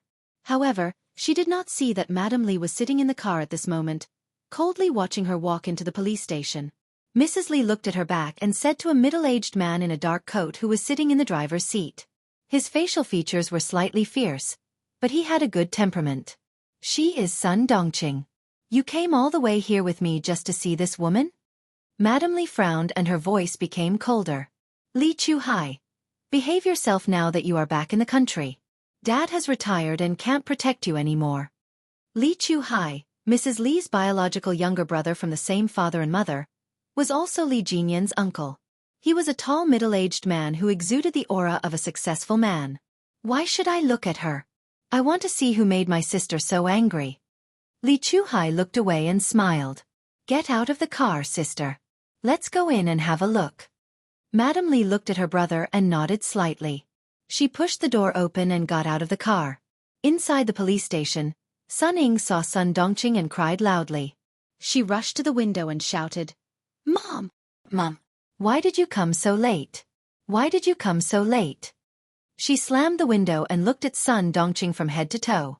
The light in her eyes dimmed little by little. It didn't work. It didn't work. Mom didn't have any injuries on her body. Sun Dongqing saw her daughter's appearance and her numb expression finally changed. Tears came out of her eyes. Sun Ying was not a felon, and she was sent back by the army. Not only could Sun Dongqing visit her, but she could also go in and talk to her face to face. Mom, have you found Yi Qian yet? Did you see her? Did you do what I asked you to do? Did you do as I said? The 10 days in prison made Sun Ying's personality even weirder and sharper. She didn't like anyone and wanted to stab anyone she saw. Seeing that Sun Dongqing was not injured at all, Sun Ying could not accept it. After the prison guard left, she screamed, Mom, are you afraid to do it? Isn't that right? Isn't that right? Mom, you're too heartless. How can you be so heartless? You watched me suffer, you watched me get locked up. You didn't even help me for your own sake. Mom, how can you be so heartless? She had lost control of her emotions and was shouting like a madwoman. Hearing her questioning, Sun Dongqing burst into tears. Ying, I have no other choice. Mom had no other choice. That wretched girl Yi Qian didn't help at all. Mom followed your plan, but it was useless. It was completely useless. Why was it useless? My plan was so good. Why was it completely useless? Sun Ying refused to accept it. She thought that Sun Dongqing couldn't bear to stab her. Doesn't she hate you? You already handed the knife to her. Even if she didn't stab you, she would have subconsciously snatched the knife away. Chapter 2395. Sun Ying didn't believe it. She couldn't speak loudly, so she grabbed Sun Dongqing's wrist tightly and questioned her. Mom, is it because you don't want to stab yourself? Isn't it? Isn't it? Mom, you can't do this to me, you can't do this. I'm your daughter, your only daughter. You can't be so cruel. You have to save me. I want you to save me. Sun Ying, who couldn't accept the reality, was still the same as before. She habitually pushed all the blame to others, thinking that she was innocent and right. If others didn't do as she asked, then they were in the wrong. Being in such a difficult situation, not only did she not reflect on herself, she became even worse. Her fists landed on Sun Dongqing's body one after another. Sun Dongqing, who didn't feel pain physically, let Sun Ying vent her anger. What could she do? She had no choice at all. When Sun Ying had no more energy, Sun Dongqing spoke with a hoarse voice, gritting her teeth and telling her what happened yesterday. Ying, as long as I can save you, even if I have to die now, I'm willing. Mom did what you asked, I even pulled out the knife, but that wretched girl is too powerful. Mom is no match for her at all. Mom is more anxious and distressed than anyone else when you're locked up here. But Mom has no choice. I begged that wretched girl, I said a lot of good things, but that wretched girl is too cruel. She's too cruel. She didn't save anyone, She didn't inherit any of her mother's good traits. No matter how I begged, she wouldn't let go. Mom has no choice, Ying. I'll come in and accompany you. When Sun Ying heard that her plan didn't succeed and Yi Qian escaped, all the energy in her body was drained, and she fell limply from the chair to the ground. Yi Qian, Yi Qian. She hated it so much. She hated it so much. Why did she have to be locked up here? Why did Yi Qian get to enjoy all the glory outside? Why didn't he kill her? Why didn't he kill her? Hate, too much hate. A bastard, a worthless thing. Why couldn't she deal with her? No, she couldn't just let it go. She still had to go out and find Yi Qian. She still had to go out and find her. She had to get out, she had to get out. Mom, we can't just let it go like this. Dad, Mom, I still have Dad. I beg you, please beg Dad again. Ask Dad to save me. Mom, Mom, Mom. At the mention of Yi Jifan, Sun Ying's lifeless eyes lit up again. She grabbed Sun Dongqing's wrist tightly. Mom, go and beg Dad. Ask Dad to think of a way. I'm his daughter. If you go and beg him, there's no way he won't care. He'll definitely care about me. Daddy will definitely take care of me. Sun Ying was very agitated. Her nails, which had not been trimmed for more than 10 days, dug deep into Sun Dongqing's wrist. Sun Dongqing did not even realize it. In order to get herself out, Sun Dongqing did not care about anyone or anything. It's useless, Ying. It's useless. Yi Jifan has already found a young and beautiful slut. He even plans to have a son with that slut. Ying, your surname is Sun now, not Yi. It was you who forced Mom to divorce and agreed to change your surname. Sun Dongqing reached out to wipe away the tears on her daughter's face. She said softly, so it's useless to look for Yi Jifan. He doesn't want us anymore. Ying, this is your own choice. You forced Mom to make this choice. You have to admit it even if you don't want to. Sun Dongqing also hated Sun Ying for ending up like this. But no matter how much she hated her, she was still her daughter. She was also the one who gave birth to her after 10 months of pregnancy. Chapter 2396. She regretted agreeing to the divorce. If they hadn't divorced, if her daughter hadn't changed her surname to Sun, that bastard Yi Jifan wouldn't have stood by and watched. He wouldn't have hugged a bitch and said that she would give birth to a son when her daughter was in trouble. Sun Ying was completely dumbfounded. What did her mother just say? Did she say that her father found a bitch? She even said that she would give birth to a son. What about her? If that bitch gave birth to a son, what about her? What about her? No, no, no. She couldn't let that bitch give birth to a son. She couldn't let her father have a son, not even a daughter. Her father couldn't have any more children. She was his only daughter. Her surname was Yi, not Sun. Mom, Dad can't have children. He can't have children. Mom, go and kill that bitch. Kill her. Dad won't have any children after you kill that bitch. Sun Ying couldn't accept it and became even crazier. There was no longer any gentleness on her beautiful face. She was crazy, sharp, ferocious, and full of viciousness. She had lost a lot of weight. There wasn't much flesh on her face, which made her eyes look especially big. When she stared, her eyes looked like they were going to pop out. Even the veins on her forehead were visible. This side of Sun Ying was too unfamiliar to him. Sun Dongqing didn't find it strange at all. She understood her daughter's hatred. She understood it because she wanted it too. So what if I just kill that bitch? As long as your father is alive, he can find another one. He can just find another one to give birth to his child. Wake up, Ying. You can't go out. I don't have the ability to get you out. I can only come in to accompany you. Be a good girl. I'll come in to accompany you soon and take care of you. Sun Dongqing didn't cry or make a fuss. She was so calm that it was almost strange. She raised her hand and gently stroked Sun Ying's hair. She looked at her kindly and said slowly, "The lawyer said that you can leave after 3 to 5 years. You'll still be young when you leave. I'll put all my money in the bank and transfer the house to your name. You'll have a good life after you leave." She explained everything clearly as if she was making her last arrangements. Sun Ying, who was slumped on the ground, murmured, "I can't let Dad have a child. I don't agree. I don't agree. I'm Dad's only daughter. I don't agree. I don't agree." Her vision was a little sluggish, and her mind was even more muddled. She would cry and laugh for a while, and it seemed that there was something wrong with her mind. No, I can't live like this for the rest of my life. I'm Yi Ying. I'll be successful in the future. This is not a place for me to stay. I want to go out. I want to go out. It was time for visiting. 2 prison guards came in and said, "Time's up." Then they dragged Sunning away. The moment she was dragged up, Sunning screamed and struggled. Let me go, let me go. I want to get out. Mom, save me, come and save me. I want to go out. I want to find Yi Qian. I want to ask her why she didn't come to save me. The shrill scream filled the room. Sun Dongqing, who was sitting on the floor, wiped away the last drop of tears on her face. When she could no longer hear her daughter's voice, she slowly stood up. What was the use of killing a bitch? She should kill Yi Jifan. Yi Qian. There was no other way. She couldn't kill her.